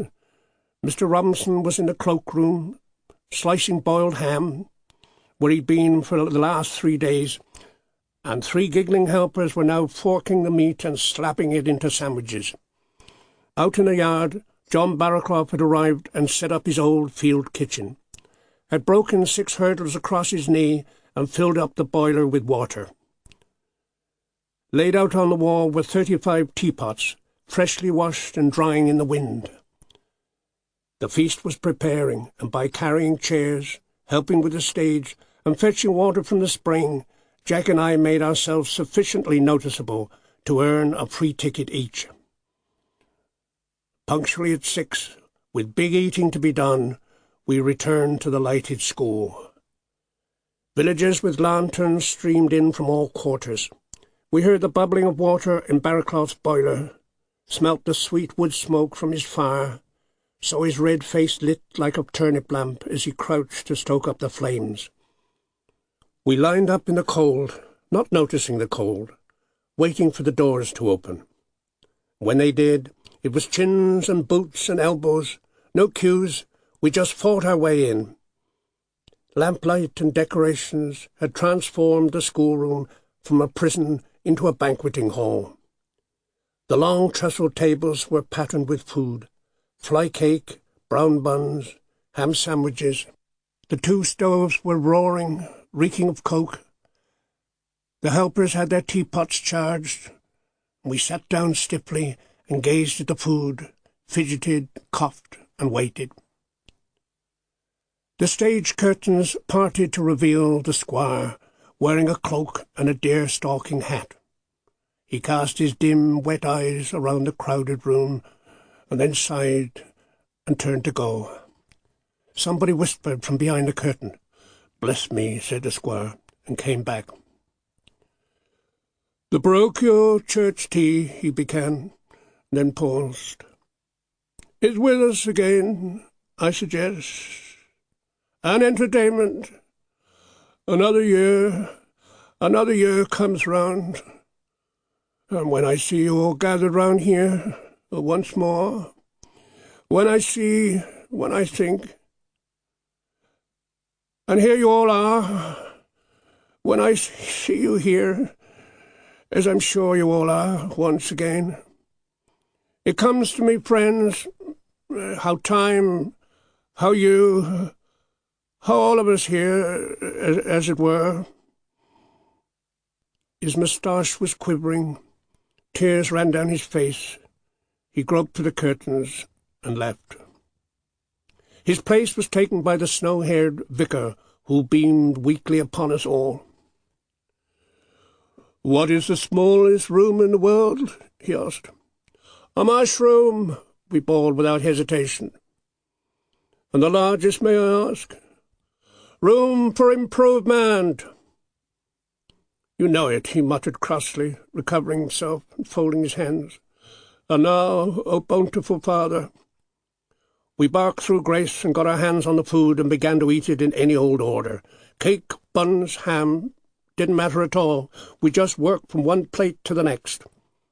Folks by the fire fanned themselves with sandwiches, a joker fried ham on the stove. Steaming brown teapots passed up and down, and we were so busy there was small conversation. Through the lighted window we could see snow falling, huge feathers against the dark. "It's old Mother Hawkins a-plucking her geese," said someone. An excellent omen. 12th night, and old Mother Hawkins at work, up in the sky with her birds. We loosened our belts and began to nod to each other. It was going to be a year of fat. We had littered the tables with our messy leavings of cake crumbs and broken meat. Some hands still went through the motions of eating, but clearly we'd had enough. The vicar rose to his feet again, and again we thanked the Lord. "And now, my friends, comes the feast for the soul. If you would care to take the air for a moment, willing hands are waiting to clear the hall and prepare for the entertainment." We crowded outside and huddled in the snow while the tables were taken away. Inside, behind curtains, the actors were making up, and my moment too was approaching. The snow whirled about me and I began to sweat. I wanted to run off home. Then the doors reopened, and I crouched by the stove, shivering and chattering with nerves. The curtains parted, and the entertainment began with a comic I neither saw nor heard. "For the next item, ladies and gentlemen, we have an instrumental duet. by Miss Brown and young Laurie Lee. Smirking with misery, I walked to the stage. Eileen's face was as white as a minim. She sat at the piano, placed the music crooked. I straightened it. It fell to the ground. I groped to retrieve it, and we looked at each other with hatred. The audience was still as death. Eileen tried to give me an A, and struck a B instead, and I tuned up like an ape threading needles. At last we were ready. I raised my fiddle, and Eileen was off like a bolting horse. I caught her up in the middle of the piece, which I believe was a lullaby, and after playing the repeats only twice as fast, we just stopped, frozen, motionless, spent. Some hearty stamping and whistling followed, and a shout, "Give us another!" Eileen and I didn't exchange a glance, but we loved each other now. We found the music of Danny Boy and began to give it all our emotion, dawdling dreamily among the fruitier chords and scampering over the high bits, till the audience joined us, using their hymn-singing voices, which showed us the utmost respect. And when it was over, I returned to the seat by the stove, my body feeling smooth and beautiful. And Eileen's mother was weeping into her hat, and so was mine, I think. Now I was free to become one of the audience, and the entertainment burgeoned before me. What had seemed to be earlier just a capering of demons now became a spectacle of human genius. Turn followed turn in variety and splendour. Mr. Crosby, the organist, told jokes and stories as though his very life depended on them. Trembling, sweating, never pausing for a laugh, and rolling his eyes at the wings for rescue. We loved him, however, and wouldn't let him go, while he grew more and more hysterical, racing through monologues, gabbling songs about shrimps, skipping, mopping, and jumping up and down as though humouring a tribe of savages. Major Doveton came next with his Indian banjo, which was even harder to tune than my fiddle. He straddled a chair and began wrestling with the keys, cursing us in English and Urdu. Then all the strings broke, and he snarled off the stage and started kicking the banjo around the cloakroom. He was followed by a play in which Marjorie, as Cinderella, sat in a goose-feather dress in a castle. While waiting for the pumpkin to turn into a coach, she sang All Alone by the telephone. 2 ballads came next, and Mrs. Pimbry, a widow, sang them both with astonishing spirit. The first invited us to go with her to Canada, and the second was addressed to a mushroom. Growl, growl, growl, little mushroom, growl. Somebody wants you soon. I'll call again tomorrow morning, see. And if you growl big, you will just suit me, so growl, growl, growl, little mushroom, growl. Though we'd not heard this before, it soon became part of our heritage, as did the song of a later lady. This last, the Baroness von Hodenberg, sealed our entertainment with almost professional distinction. She was a guest star from Shepscombe, and her appearance was striking. It enshrined all the mystery of art. She wore a loose green gown, like a hospital patient's, and her hair was red and long. "She writes," whispered Mother, "poems and booklets and that." "I am going to sink you," announced the lady. "With a little ditty I convected myself. Both words and music, I may say, is mine, and they refer to these pleasant valleys." With that she sat down, arched her beautiful back, raised her bangled wrists over the keyboard, and then ripped off some startling runs and trills, and sang with a rippling laugh. "Elfin folk come over the hills, come and dance just where you will. Break your pipes and break your flutes and break your sweetly sounding notes. Come away, life is gay, life is gay." We thought this song sloppy, but we never forgot it. From then on, Whenever we saw the Baroness in the lanes, we used to bawl the song at her through the hedges. But she would only stop and cock her head and smile dreamily to herself. After these songs, the night ended with slapstick, rough stuff about babies, chaps dressed as women, broad Gloucestershire exchanges between yokels and tops, with the yokels coming off best. We ached with joy and kicked the chairs, but we knew the end was coming. The vicar got up, proposed a vote of thanks, and said oranges would be distributed at the gate. The national anthem was romped through. We all began coughing and then streamed outdoors through the snow. Back home, our sisters discussed their performances till the tears dripped off their noses. But to us boys, it was not over until tomorrow. There was still one squeeze left in the lemon.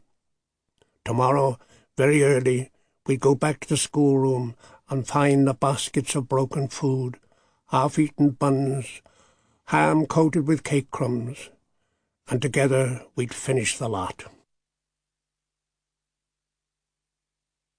First bite at the apple. So quiet was Jo always, so timorous, yet eager to please, that she was the one I chose first. There were others, of course, louder and more bouncingly helpful, but it was Jo's cool face, tidy brushed-back hair, thin body, and speechless grace, which provided the secret prettiness I needed. Unknowingly, therefore, she became the pathfinder, the slender taper I carried to the grottos in whose shadows I now found myself wandering. I used to seek her out on her way home from school, slyly separate her from the others, watch her brass bracelet dangling. Was I 11 or 12? I don't know. She was younger. She smiled easily at me from the gutter. "Where are you going then, Jo?" "Nowhere special." "Oh." It was all right so long as she didn't move. "Let's go down the bank then, shall us, eh?" No answer, but no attempt to escape. Down the bank, like before. How about it, Jo? Still no answer, no sign or look. She didn't even stop the turning of her bracelet, but she came down the bank all the same, stepping toe-pointed over the ant heaps, walking straight and near and silent. She showed no knowledge of what she was going for, only that she was going with me. Close under the yews, in the heavy green evening, we sat ourselves solemnly down. The old red trees threw arches about us, making tunnels of rusty darkness. Jo, like a slip of yew, was motionless. She neither looked at me nor away. I leaned on one elbow and tossed a stone into the trees, heard it skipping from branch to branch. "What shall we do then, Jo?" I asked. She made no reply, as usual. "What you say, Jo?" "I don't mind." "Come on, you tell." "No, you." The pronouncement had always to come from me. She wanted to hear me say it. She waited, head still, staring straight before her, tugging gently at a root of weed. "Good morning, Mrs. Jenkins," I said breezily. "What seems to be the trouble?" Without a blink or a word, Jo lay down on the grass and gazed up at the red-berried yews, stretched herself subtly on her green, crushed bed, and scratched her calf and waited. The game was formal and grave in character, its ritual rigidly patterned. Silent as she lay, my hands moved as silently, and even the birds stopped singing. Her body was pale and milk-green on the grass, like a birch leaf lying in water, slightly curved like a leaf and veined and glowing, lit faintly from within its flesh. This was not Jo now, but the revealed unknown, a labyrinth of naked stalks, stranger than flesh, smoother than candleskins, like something thrown down from the moon.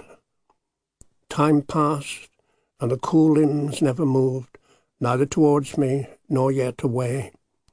She just turned a grass ring around her fingers and stared blindly away from my eyes. The sun fell slanting and struck the spear-tipped grasses, laid tiger stripes round her hollows, bound her body with crimson bars, and moving slow colours across her. Night and home seemed far away. We were caught in the rooted trees. Knees wet with dew, I pondered in silence all that Joe's acquiescence taught me. She shivered slightly and stirred her hands. A blackbird screamed in a bush. "Well, that'll be all, Mrs. Jenkins," I said. "I'll be back again tomorrow." I rose from my knees, mounted an invisible horse, and cantered away to supper, while Joe dressed quietly and dawdled home, alone among the separate trees. Of course they discovered us in the end. We must have thought we were invisible. "What about it, young lad? You and Joe last night. Oh, yes, we seen you. Arf, arf." A couple of cowmen had stopped me in the road. I denied it, but I wasn't surprised. Sooner or later one was always caught out, but the thing was readily forgotten. Very little in the village was either secret or shocking. We merely repeated ourselves. Such early sex games were formal exercises, a hornless charging of calves. We were certainly lucky to be living in a village. The landscape abounded with natural instruction, which we imitated as best we could. If anyone saw us, they laughed their heads off, and there were no magistrates to define us obscene. This advantage was shared by young and old, was something no town can know. We knew ourselves to be as corrupt as any other community of our size, as any London street, for instance. But there was no tale-bearing then, or ringing up 999. Transgressors were dealt with by local opinion, by silence, lampoons, or nicknames.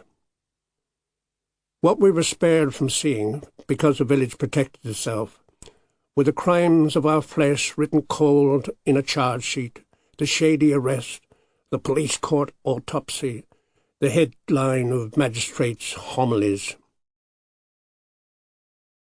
As for us boys, it's certain that most of us, at some stage or other in our growth, would have been rounded up under the present law, and quite a few shoved into reform school.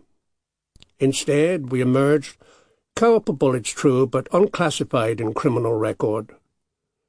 No wilder or milder than Battersea boys, we were less ensnared by bylaws. If caught in the act, we got a quick bashing, and the fist of the farmer we'd robbed of apples or eggs seemed more natural and just than any cold-mouthed copper adding one more statistic for his book. It is not crime that has increased, but its definition. The modern city for youth is a police trap. Our village was clearly no pagan paradise. Neither were we conscious of showing tolerance. It was just the way of it. We certainly committed our share of statutory crime. Manslaughter, arson, robbery, rape, cropped up regularly throughout the years. Quiet incest flourished where the roads were bad. Some found their comfort in beasts, and there were the usual friendships between men and boys who walked through the fields like lovers. Drink, animality, and rustic boredom were responsible for most. The village neither approved nor disapproved, but neither did it complain to authority. Sometimes our sinners were given hell, taunted and pilloried, but their crimes were absorbed in the local scene, and their punishment confined to the parish. So when, in due time, I breathed the first faint musks of sex, my problem was not one of guilt or concealment, but one of simple revelation. That early exploration of Joe's spread body was a solitary studying of maps. The signs upon her showed the way I should go, and then she was folded and put away. Very soon I caught up with other travellers, all going in the same direction. They received me naturally, the boys and girls of my age, and together we entered that tricky wood. Daylight and an easy lack of shame illuminated our actions. Banks and braes were our tiring houses, and curiosity our first concern. We were awkward, convulsed, but never surreptitious, being protected by our long knowledge of each other. and we were all of that green age which could do no wrong. So unformed as yet and coldly innocent, we did little more than mime the realities. The girls played their part of invitation and show, and were rather more assured than we were.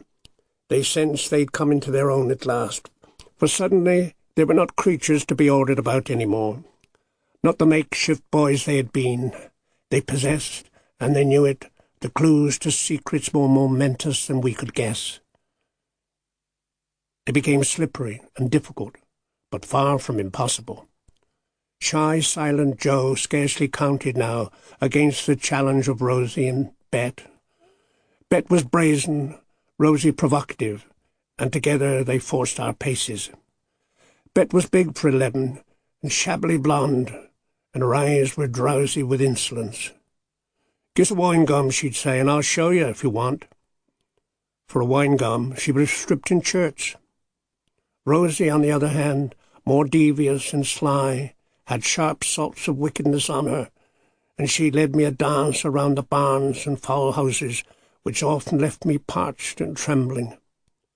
What to do about either, Bet or Rosie, took a considerable time to discover. Meanwhile, it was as though I'd been dipped in hot oil, baked, dried, and hung throbbing on wires. Mysterious senses clicked into play overnight. Possessed one in luxuriant order, and one's body seemed tilted out of all recognition by shifts in its balance of power.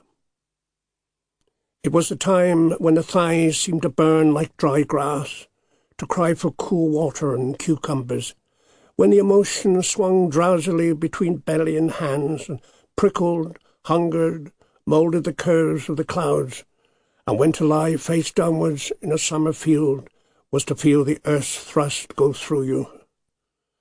Brother Jack and I grew suddenly more active, always running or shinning up trees, working ourselves into lathers of exhaustion, whereas till then we'd been inclined to indolence. It was not that we didn't know what was happening to us. We just didn't know what to do about it. And I might have been shinning up trees to this day if it hadn't been for Rosie Burdock. The day Rosie Burdock decided to take me in hand was a motionless day of summer, creamy, hazy, and amber-coloured, with the beech trees standing in heavy sunlight as though clogged with wild wet honey. It was a time of haymaking, so that when we came out of school, Jack and I went to the farm to help. The whir of the mowers met us across the stubble. Rabbits jumped like firecrackers about the fields, and the hay smelt crisp and sweet. The farmers' men were all hard at work, raking, turning, and loading. Tall, whiskered fellows forked the grass, their chests like bramble patches. The air swung with their forks, and the swathes took off, and rose like eagles to the tops of the wagons. The farmer gave us a short fork each, and we both pitched in with the rest. I stumbled on Rosie behind a haycock, and she grinned up at me with the sly, glittering eyes of her mother. She wore a tartan frock and cheap brass necklace, and her bare legs were brown with hay dust. "Get out of there," I said. "Go on." Rosie had grown and was hefty now, and I was terrified of her. In her cat-like eyes and curling mouth, I saw unnatural wisdoms more threatening than anything I could imagine. The last time we'd met, I'd hit her with a cabbage stump. She bore me no grudge, just grinned. "I got something to show you." "You push off," I said. I felt dry and dripping, icy hot. Her eyes glinted, and I stood rooted. Her face was wrapped in a pulsating haze, and her body seemed to flicker with lightning. "You thirsty?" she said. "I ain't, so there." "You be," she said. "Come on." So I stuck the fork into the ringing ground and followed her like doom. We went a long way to the bottom of the field, where a wagon stood half-loaded. Festoons of untrimmed grass hung down like curtains all around it.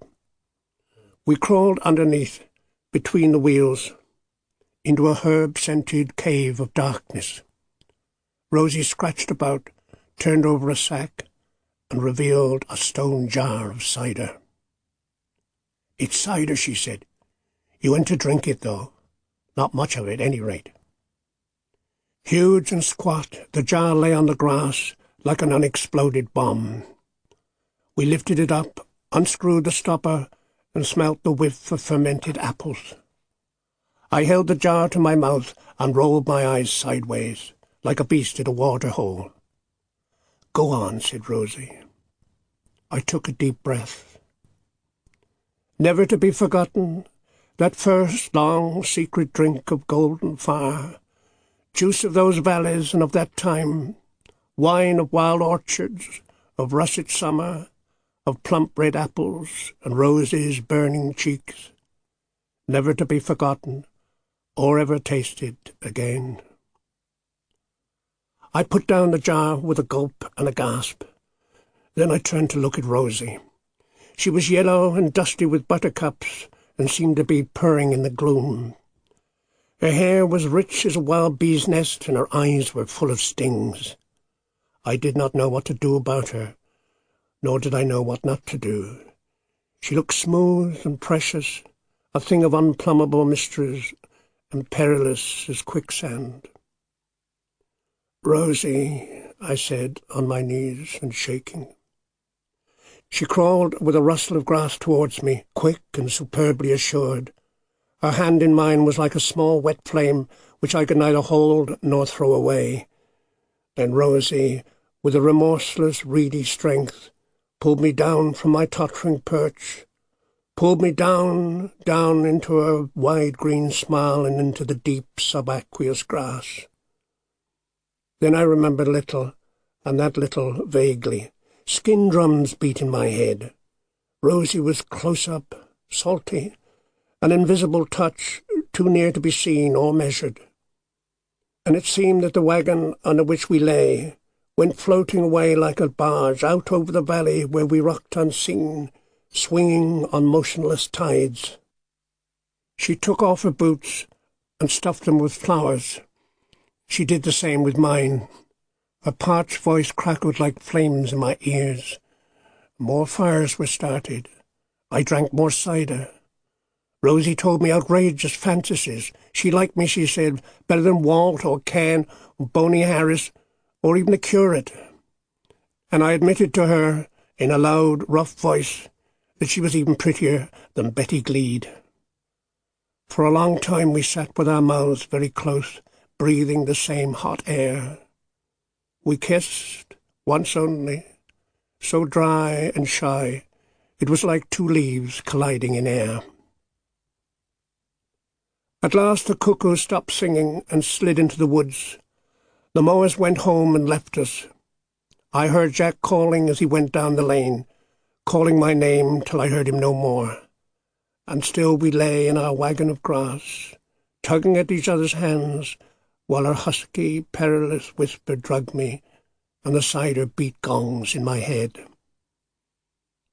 Night came at last, and we crawled out from the wagon and stumbled our way towards home.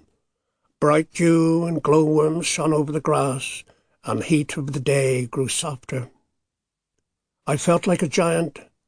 I swung from the trees and plunged my arms into nettles just to show her.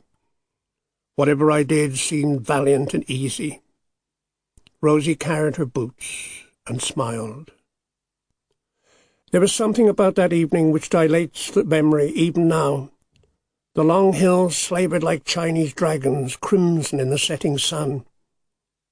The shifting lane lassoed my feet and tried to trip me up, and the lake, as we passed it, rose hissing with waves and tried to drown us among its cannibal fish. Perhaps I fell in, though I don't remember. But here I lost Rosie for good. I found myself wandering home alone, wet through and possessed by miracles. I discovered extraordinary tricks of sight. I could make trees move and leapfrog each other, and turn bushes into roaring trains. I could lick up the stars like acid drops and fall flat on my face without pain. I felt magnificent, fateful, and for the first time in my life invulnerable to the perils of the night. When at last I reached home, still dripping wet, I was bursting with power and pleasure. I sat on the chopping block and sang "Fierce Rage the Tempest" and several other hymns of that nature. And I went on singing till long after supper time, bawling alone in the dark, till Harold and Jack came and frog-marched me to bed, and I was never the same again. A year or so later occurred the Brithwood rape. If it could be said to have occurred, by now I was one of a green-horned gang who went bellowing round the lanes, scuffling, fighting, aimless and dangerous, confused by our strength and boredom. Of course something like this was bound to happen, and it happened on a Sunday. We planned the rape a week before, up in the builder's stable. The stable's thick air of mouldy chaff, dry leather and rotting straw, its acid floors and unwashed darkness provided the atmosphere we needed. We met there regularly to play cards and scratch and whistle and talk about girls. There were about half a dozen of us that morning, including Walt Kerry, Bill Shepherd, Sixpence the Tanner, Boney and Clergy Green. The valley outside, seen through the open door, was crawling with April rain. We sat round on buckets, sucking strips of harness. Then suddenly Bill Shepherd came out with it. "Here," he said, "listen, I got an idea." He dropped his voice into a furry whisper and drew us into a circle. "You know that Lizzie Barclay, don't you?" he said. He was a fat-faced lad, powerful and shifty, with a perpetual caught-in-the-act look. "She'd do," he said. "She's daft in the head. She'd be all right, you know." We thought about Lizzie, and it was true enough. She was daft about religion.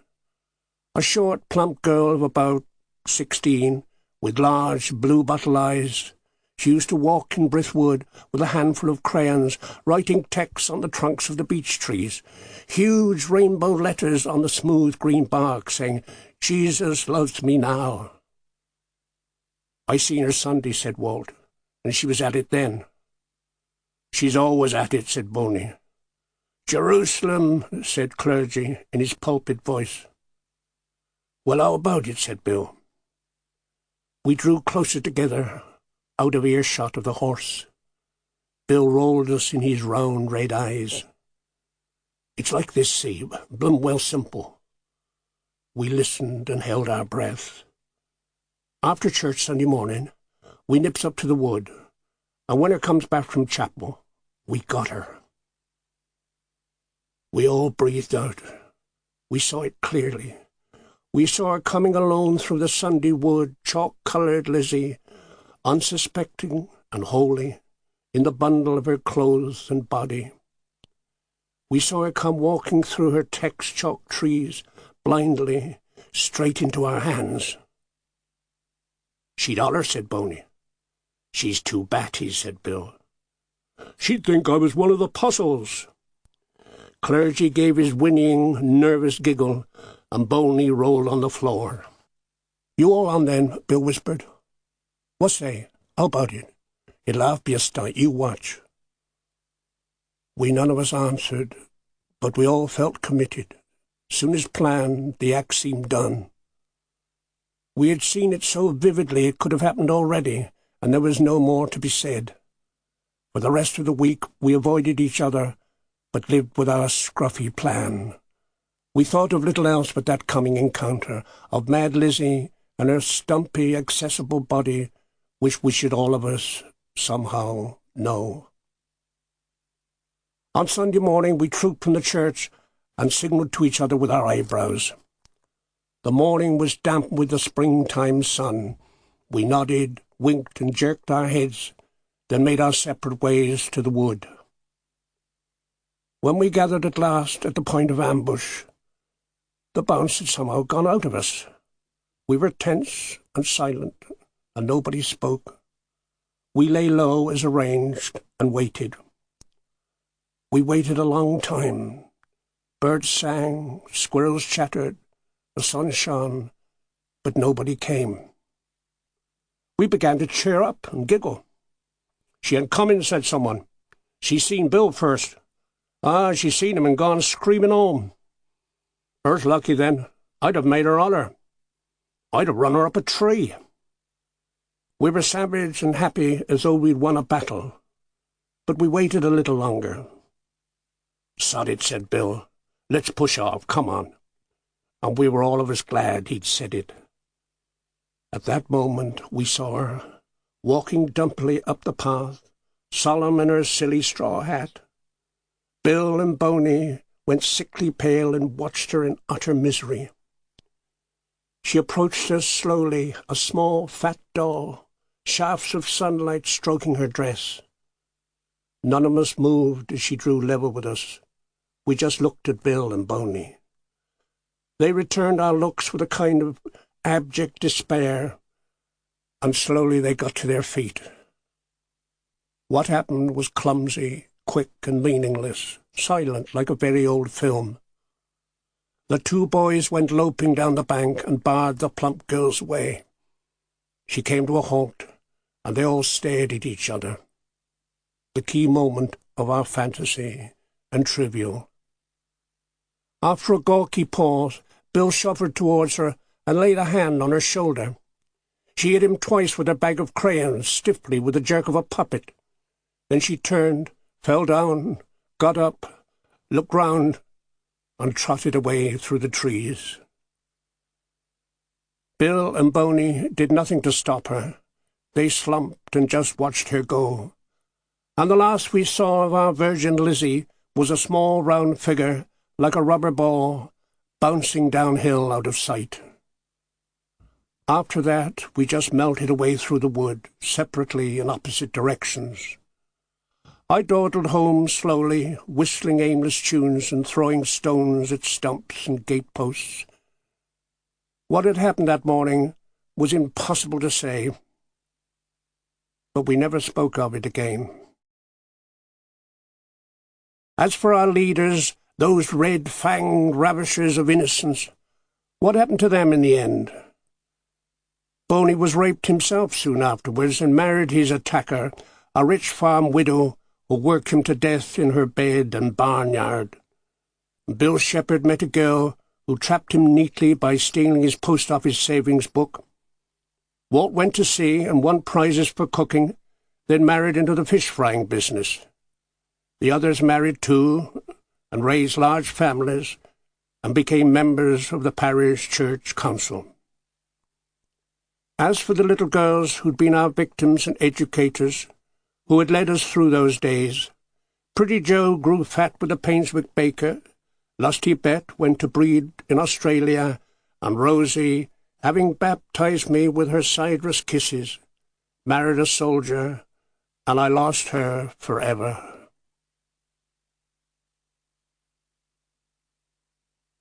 Last days. The last days of my childhood were also the last days of the village. I belonged to that generation which saw, by chance, the end of 1,000 years' life. The change came late to our Cotswold Valley, didn't really show itself till the late 1920s. I was 12 by then, but during that handful of years I witnessed the whole thing happen. Myself, my family, my generation were born in a world of silence, a world of hard work and necessary patience, of backs bent to the ground, hands massaging the crops, of waiting on weather and growth, of villages like ships in the empty landscape and the long walking distances between them, of white narrow roads rutted with hooves and cartwheels, innocent of oil or petrol, down which people passed rarely and almost never for pleasure, and the horse was the fastest thing moving. Man and horse were all the power we had, abetted by levers and pulleys, but the horse was king, and almost everything grew round him: fodder, smithies, stables, paddocks, distances, and the rhythm of our days. His 8 miles an hour was the limit of our movements, as it had been since the days of the Romans. That 8 miles an hour was life and death, the size of our world, our prison. This was what we were born to, and all we knew at first. Then, to the scream of the horse, the change began. The brass lamp motor car came coughing up the road, followed by the clamorous char-a-banc. The solid-tired bus climbed the dusty hills, and more people came and went. Chickens and dogs were the early sacrifices, falling demented beneath the wheels. The old folk, too, had strokes and seizures, faced by speeds beyond comprehension. Then scarlet motorbikes, the size of 5-barred gates, began to appear in the village, on which our youth roared like rockets up the 2-minute hills, and then spent weeks making repairs and adjustments. These appearances did not immediately alter our lives. The cars were freaks and rarely seen, and the motorbikes mostly in pieces.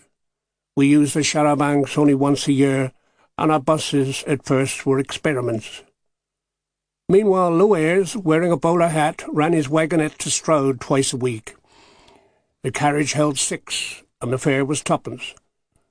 But most people preferred to walk, and Mr. West from Sheepscombe ran a cart every day and would carry your parcels for a penny. But most of us still did the journey on foot, head down to the wet Welsh winds, ignoring the carters, whom we thought extortionate, and spending a long, hard day at our shopping. But the car-shying horses, with their rolling eyes, gave signs of the hysteria to come. Soon the village would break, dissolve, and scatter, become no more than a place for pensioners. It had a few years left, the last of its 1,000, and they passed almost without our knowing.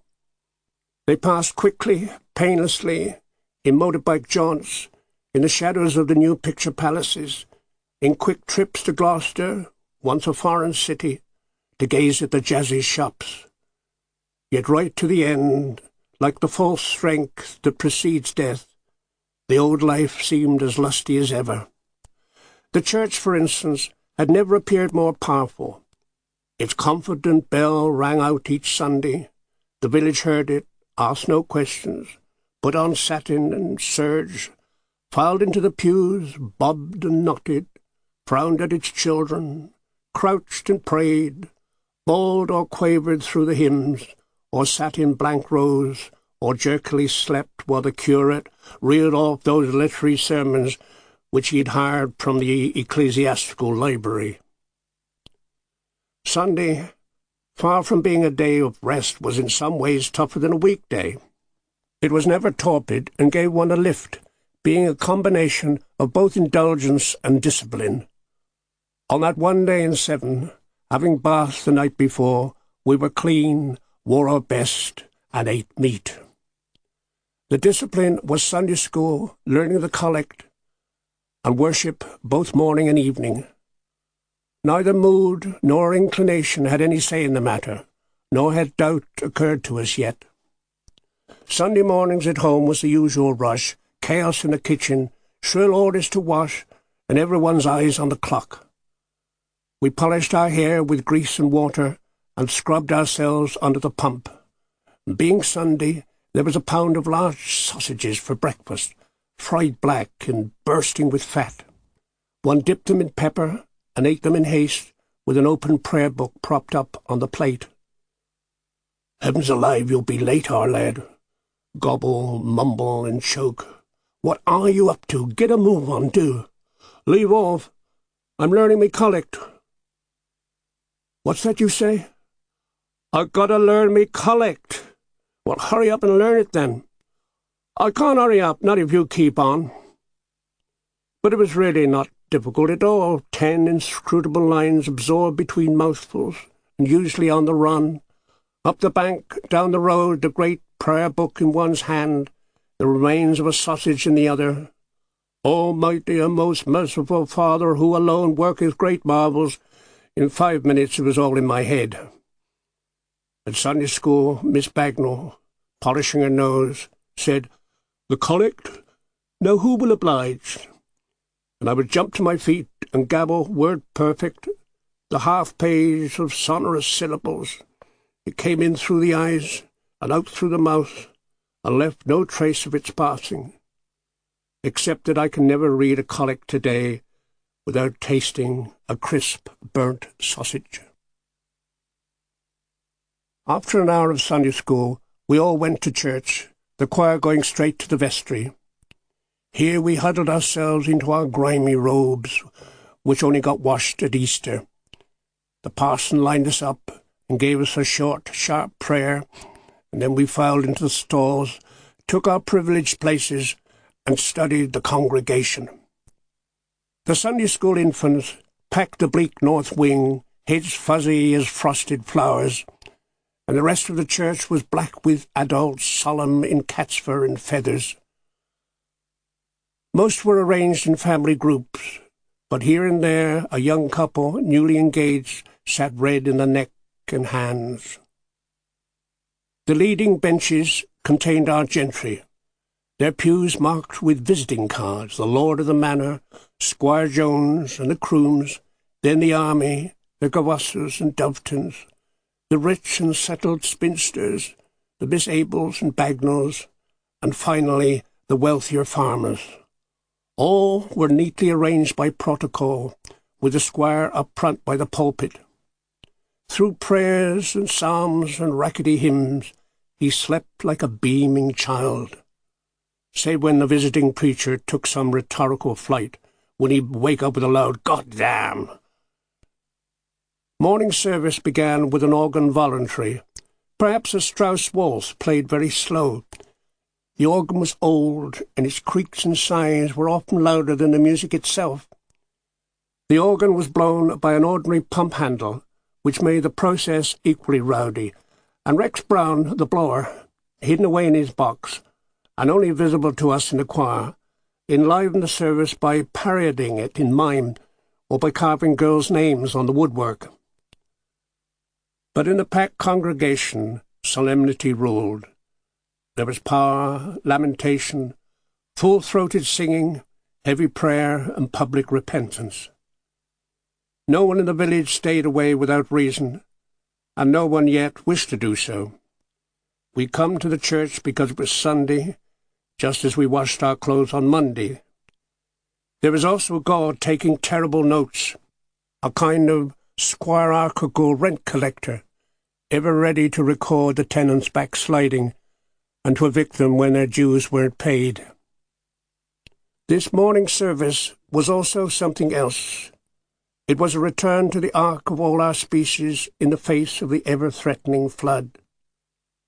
We are free of that need now, and when the flood does come, shall all drown, proud and alone, no doubt. As it was, the lion knelt down with the lamb, the dove perched on the neck of the hawk, sheep nuzzled the wolf. We drew warmth from each other, and knew ourselves beasts of one kingdom. That was Sunday morning. With the service over, there was gossip among the gravestones, a slow walk home to roasted dinners, then a nap with the news of the world. The elders dozed sexily through the fat afternoon, while the young went again to Sunday school. Later came evensong, which was as different from matins as a tryst from a Trafalgar Square rally. The atmosphere was gentler, moonier, more private. The service was considered to be voluntary. We choir boys, of course, were compelled to go, but for the rest they went who would. The church at night, in the dark of the churchyard, was just a strip of red-fired windows, and inside the oil lamps and motionless candles narrowed the place with shadows. The display of the morning was absent now. The nave was intimate and sleepy. Only a few solitary worshippers were present this time, each cloaked in a separate absorption. A Miss Bagnall, Widow White, the church-cleaning woman, a widower, and the postman in the back. The service was almost a reverie, our hymns nocturnal and quiet, the psalms traditional and never varying, so that one could sing them without the book. The scattered faithful, half obscured by darkness, sang them as though to themselves, Lord, now lettest thou thy servant depart in peace, was sung, eyes closed, in trembling tones. It could not have been sung in the morning. From our seats in the choir, we watched the year turn. Christmas, Easter, Whitsun, Rogation Sunday, and prayers for rain, the church following the plough very close. Harvest Festival was perhaps the one we liked best, and the one that came nearest home. Then how heavily and how abundantly was our small church loaded. The cream of the valley was used to decorate it. Everyone brought of his best from field and garden, and to enter the church on harvest morning was like crawling head first into a horn of plenty, a bursting granary, a vegetable stall, a grotto of bright flowers. The normally bare walls sprouted leaves and fruits, the altars great stooks of wheat, and ornamental loaves as big as cartwheels stood parked by the communion rails, and bunches of grapes from the squire's own vines hung blue from the lips of the pulpit. Gigantic and useless marrows abounded. Leeks and onions festooned the pews. There were eggs and butter on the lectern shelves, and windows were heaped with apples, and the fat round pillars which divided the church were skirted with oats and barley. Almost everyone in the congregation had some hand in these things. Square-rump farmers and ploughmen and chokers, old gardeners and poultry keepers. They nodded and pointed and prodded each other to draw attention to what they'd brought. The church was older than its one foundation, was as old as man's life on earth. The seed of these fruits and the seed of these men still came from the same one bowl. Confined to this valley and renewing itself here, it went back to the days of the ice. Pride, placation, and the continuity of growth were what we had come to praise, and even when we sang All is Safely Gathered In, knowing full well that some of Farmer Luster's oats still lay rotting in the fields, the discrepancy didn't seem important. I remember one particular harvest festival which perfectly summed up this feeling. I was not old enough then to be in the choir. I was sitting beside Tony, who was 3. It was his first harvest festival, but he'd heard much about it, and his expectations were huge. The choir, with banners, were fidgeting in the doorway, ready to start its procession. Tony gazed with glittering eyes around him, sniffing the juicy splendours, and then a moment of silence, just before the organ crashed into the hymn, he asked loudly, "Is there going to be drums?" It was a natural question, innocent and true, for neither drums nor cymbals nor trumpets of brass would have seemed out of place at that time. The death of the squire was not the death of the church, though they drew to their end together. He died, and the big house was sold by auction and became a home for invalids. The lake silted up, the swans flew away, and the great pike choked in the reeds. With the squire's hand removed, we fell apart, though we were about to do so anyway. His servants dispersed and went into the factories. His nephew broke up the estate. Fragmentation, free thought, and new excitements came now to intrigue and perplex us. The first young couple to get married in a registry office was roundly denounced from the pulpit. "They who play with fire shall be consumed by fire," stormed the vicar. "Ye mark my words." Later he caught me reading Sons and Lovers and took it away and destroyed it.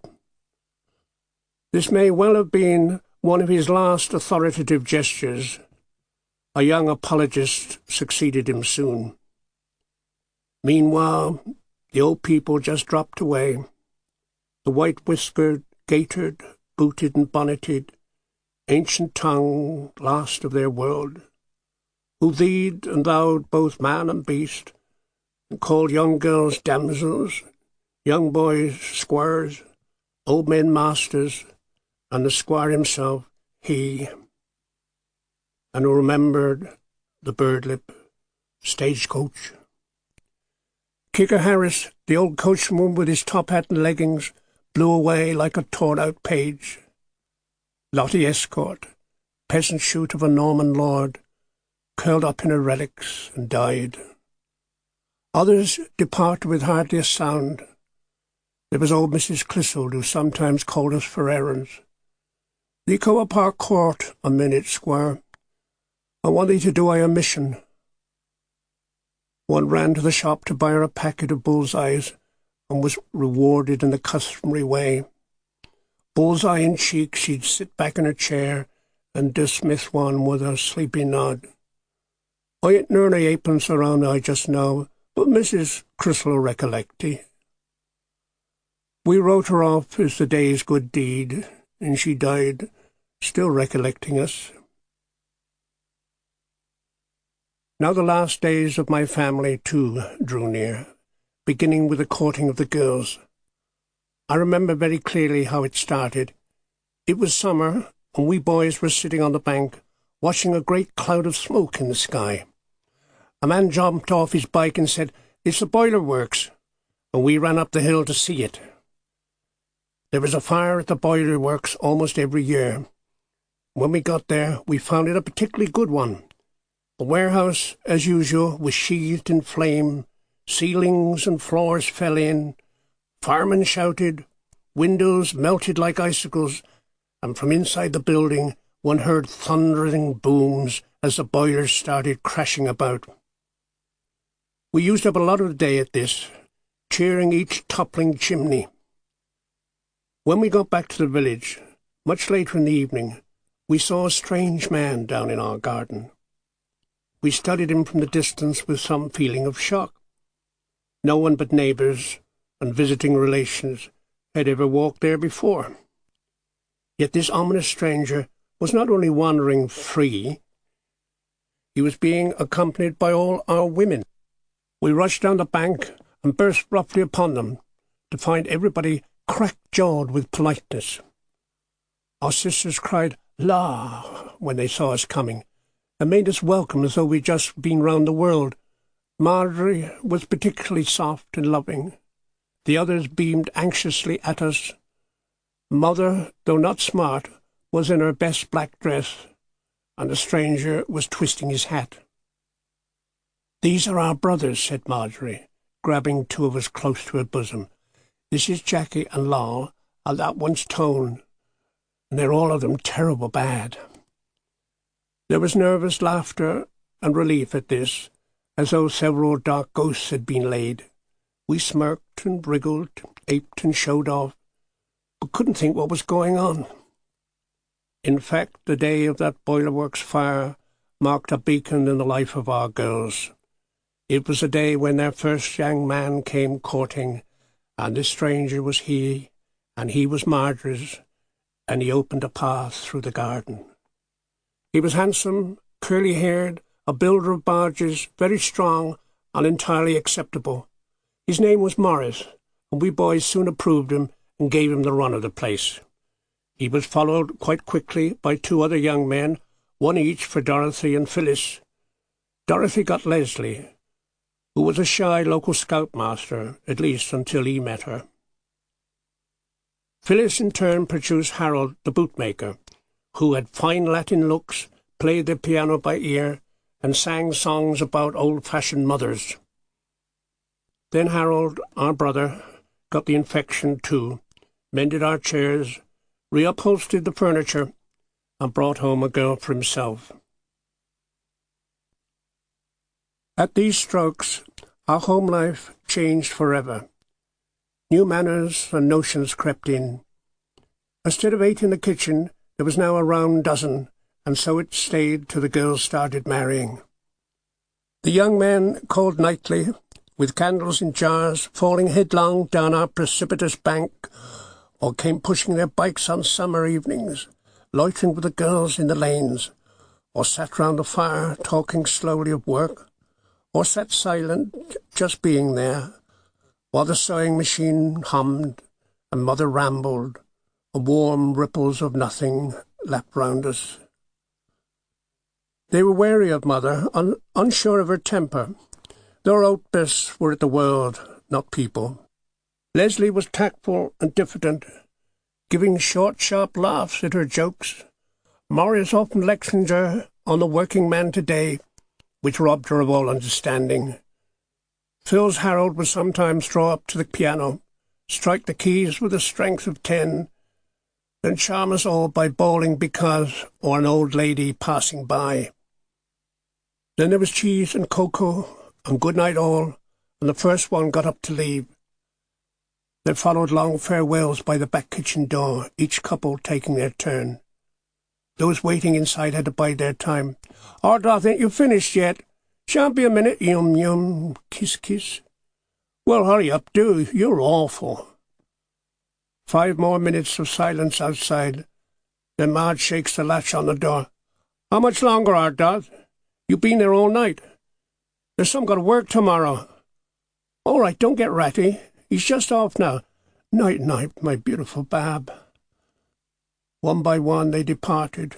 We turned down the lights, and the girls heaved themselves to bed. Sundays or bank holidays were day-long courtships, and then the lovers were all over us. When it rained, it was hopeless, and we just played cards, or the boyfriends modelled for dressmaking. When fine, perhaps Mother would plan a small treat, like a picnic to the woods. I remember a sweltering August Sunday. Mother said it would be nice to go out. We would walk a short mile to a nice green spot and boil a kettle under the trees. It sounded simple enough, but we knew better. For Mother's picnics were planned on a tribal scale, with huge preparations beforehand. She flew round the kitchen, issuing orders, and the young man stood appalled at the work.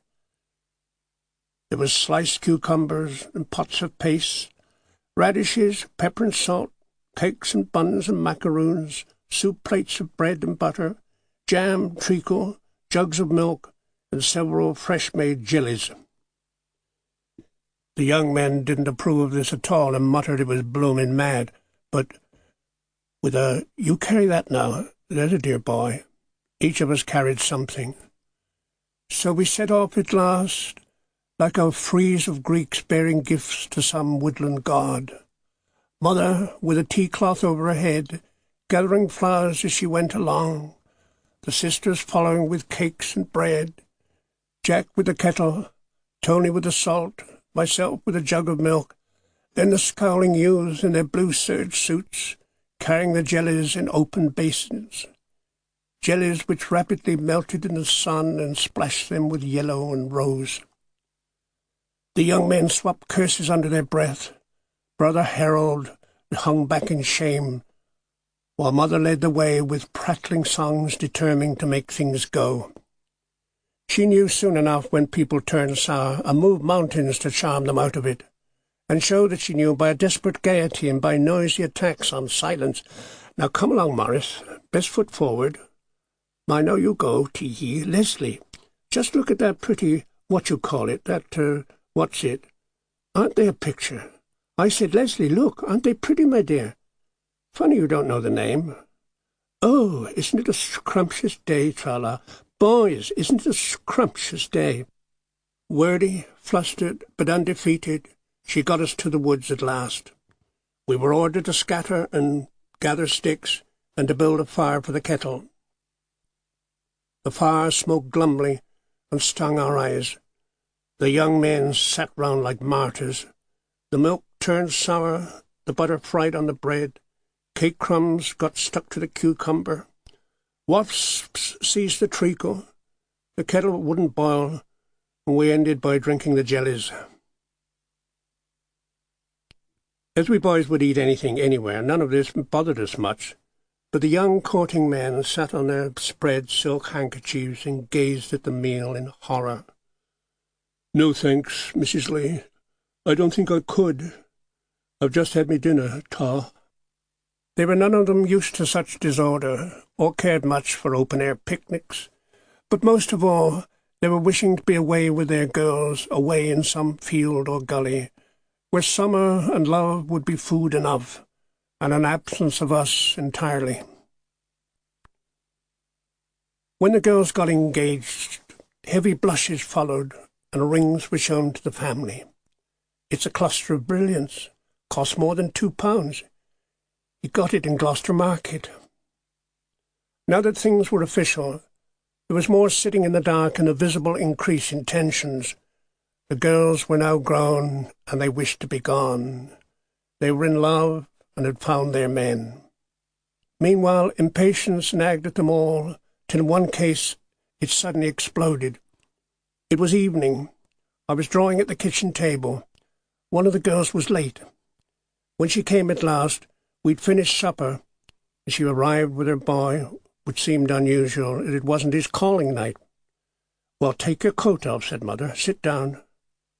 "No, thank you," he answered frozenly. "But don't just stand there, stiff as stiff can be." "It's all right, Mrs. Lee, I assure you." "Ma, we've been thinking," the sister began. Her voice was level and loud. I always went still at the sound of trouble, and didn't turn round or look. I just worked at my drawing, and each line and detail became inscribed with the growing argument. A pencilled leaf, the crook of a branch, each carried a clinging phrase. "Don't talk so daft. You're acting very funny. You don't none of you know what I feel. It's cruel to hear you talk like that. I never had a proper chance. Oh, come and sit down and don't act so silly. It's no good. We made up our minds." "She's just about had enough, Mrs. Lee. It's time she was out of it all." My pencil paused. What did they mean? The other girls were indignant, Mother sad and lost. The arguments rose and fell. "Well, that's what we think, anyway. It's a scandal you coming like this. What about him? He just walks in. Who does he think he is? Well, what about you, if it comes to that? Well, what about us? We're listening. You think the whole place is run just for you. We don't. You do. We never. Well, come on, girl, I've had enough." Shocked, pause, aghast. "You dare!" I was listening with every nerve and muscle of my back. Nothing happened. Words flared and died. At last we boys went to bed, undressed, and lay in the dark. As we lay, still listening, the kitchen grew quieter. The trouble seemed to fade to a murmur. Suddenly there was uproar, the girls screaming, Mother howling, and a scuffling and crashing of furniture. Jack and I sprang instantly from our beds and tore downstairs in our shirts. We found Mother and two sisters at the young man's throat, bouncing him against the wall. The other girl was trying to pull them away.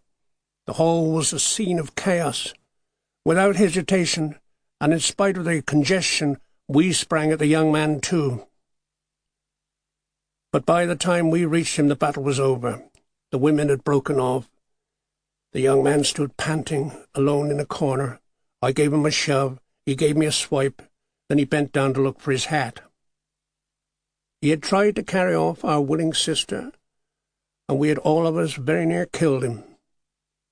Now, just as suddenly, everybody was kissing each other, weeping, embracing, forgiving. Mother put her arm round the young man's neck and nearly strangled him afresh with affection. The whole party moved out to the dark back kitchen, sniffing and murmuring, There, it's all right. We're all friends now, aren't we? Dear boy. Oh, Mother, there. A moment before I'd been blind with anger, ready to slay for the family. Now the rage was over, cancelled, let down. I turned in disgust from their billing and cooing, went up to the fire, lifted my nightshirt, and warmed my bare legs on the fireguard. The girls were to marry, the squire was dead, buses ran, and the towns were nearer. We began to shrug off the valley and look more to the world where pleasures were more anonymous and tasty. They were coming fast, and we were nearly ready for them. Each week, Miss Bagnall held her penny dances, where girls' shapes grew more familiar. For a penny, one could swing them through the lances in 2 steps across the resinous floor of the hut. But if one swung them entirely off their feet, Miss B locked the piano and went home. Time squared itself, and the village shrank, and distances crept nearer. The sun and moon, which once rose from our hill, rose from London now, in the east. One's body was no longer a punching ball to be thrown against trees and banks, but a telescoping totem crying strange demands, few of which we could yet supply. And in the faces of the villagers one could see one's change, and in their habits their own change also. The horses had died. Few people kept pigs anymore, but spent their time buried in engines. The flutes and cornets, the gramophones with horns, the wind harps were thrown away, and now wireless aerials searched the electric sky for the music of the Savoy Orpheans. Old men in the pub sang as I walked out, and then walked out and never came back. Our mother was grey now, and a shade more light-headed, talking of mansions she would never build. As for me the grass grew longer and more sorrowful, and the trees were surfaced like flesh, and girls were no longer to be treated lightly, but were creatures of commanding sadness, and all journeys through the valley were now made alone, with passion in every bush, and the motion of wind and clouds and stars was suddenly for myself alone. And voices elected me of all men living and called me to deliver the world, and I groaned from solitude, blushed when I stumbled, loved strangers and bread and butter, and made long trips through the rain on my bicycle, stared wretchedly through lighted windows, grinned wryly to think how little I was known, and lived in a state of raging excitement. The sisters, as I said, were about to get married. Harold was working at a factory lathe. Brother Jack was at a grammar school, and his grammar was excellent. And Tony still had a fine treble voice. My mother half knew me, but could not help. I felt doomed, and of all things wonderful. It was then that I began to sit on my bed and stare out at the nibbling squirrels, and to make up poems from intense abstraction, hour after unmarked hour, imagination scarcely faltering once, rhythm hardly skipping a beat, while sisters called me, suns rose and fell, and the poems I made, which I never remembered, were the first and last of that time.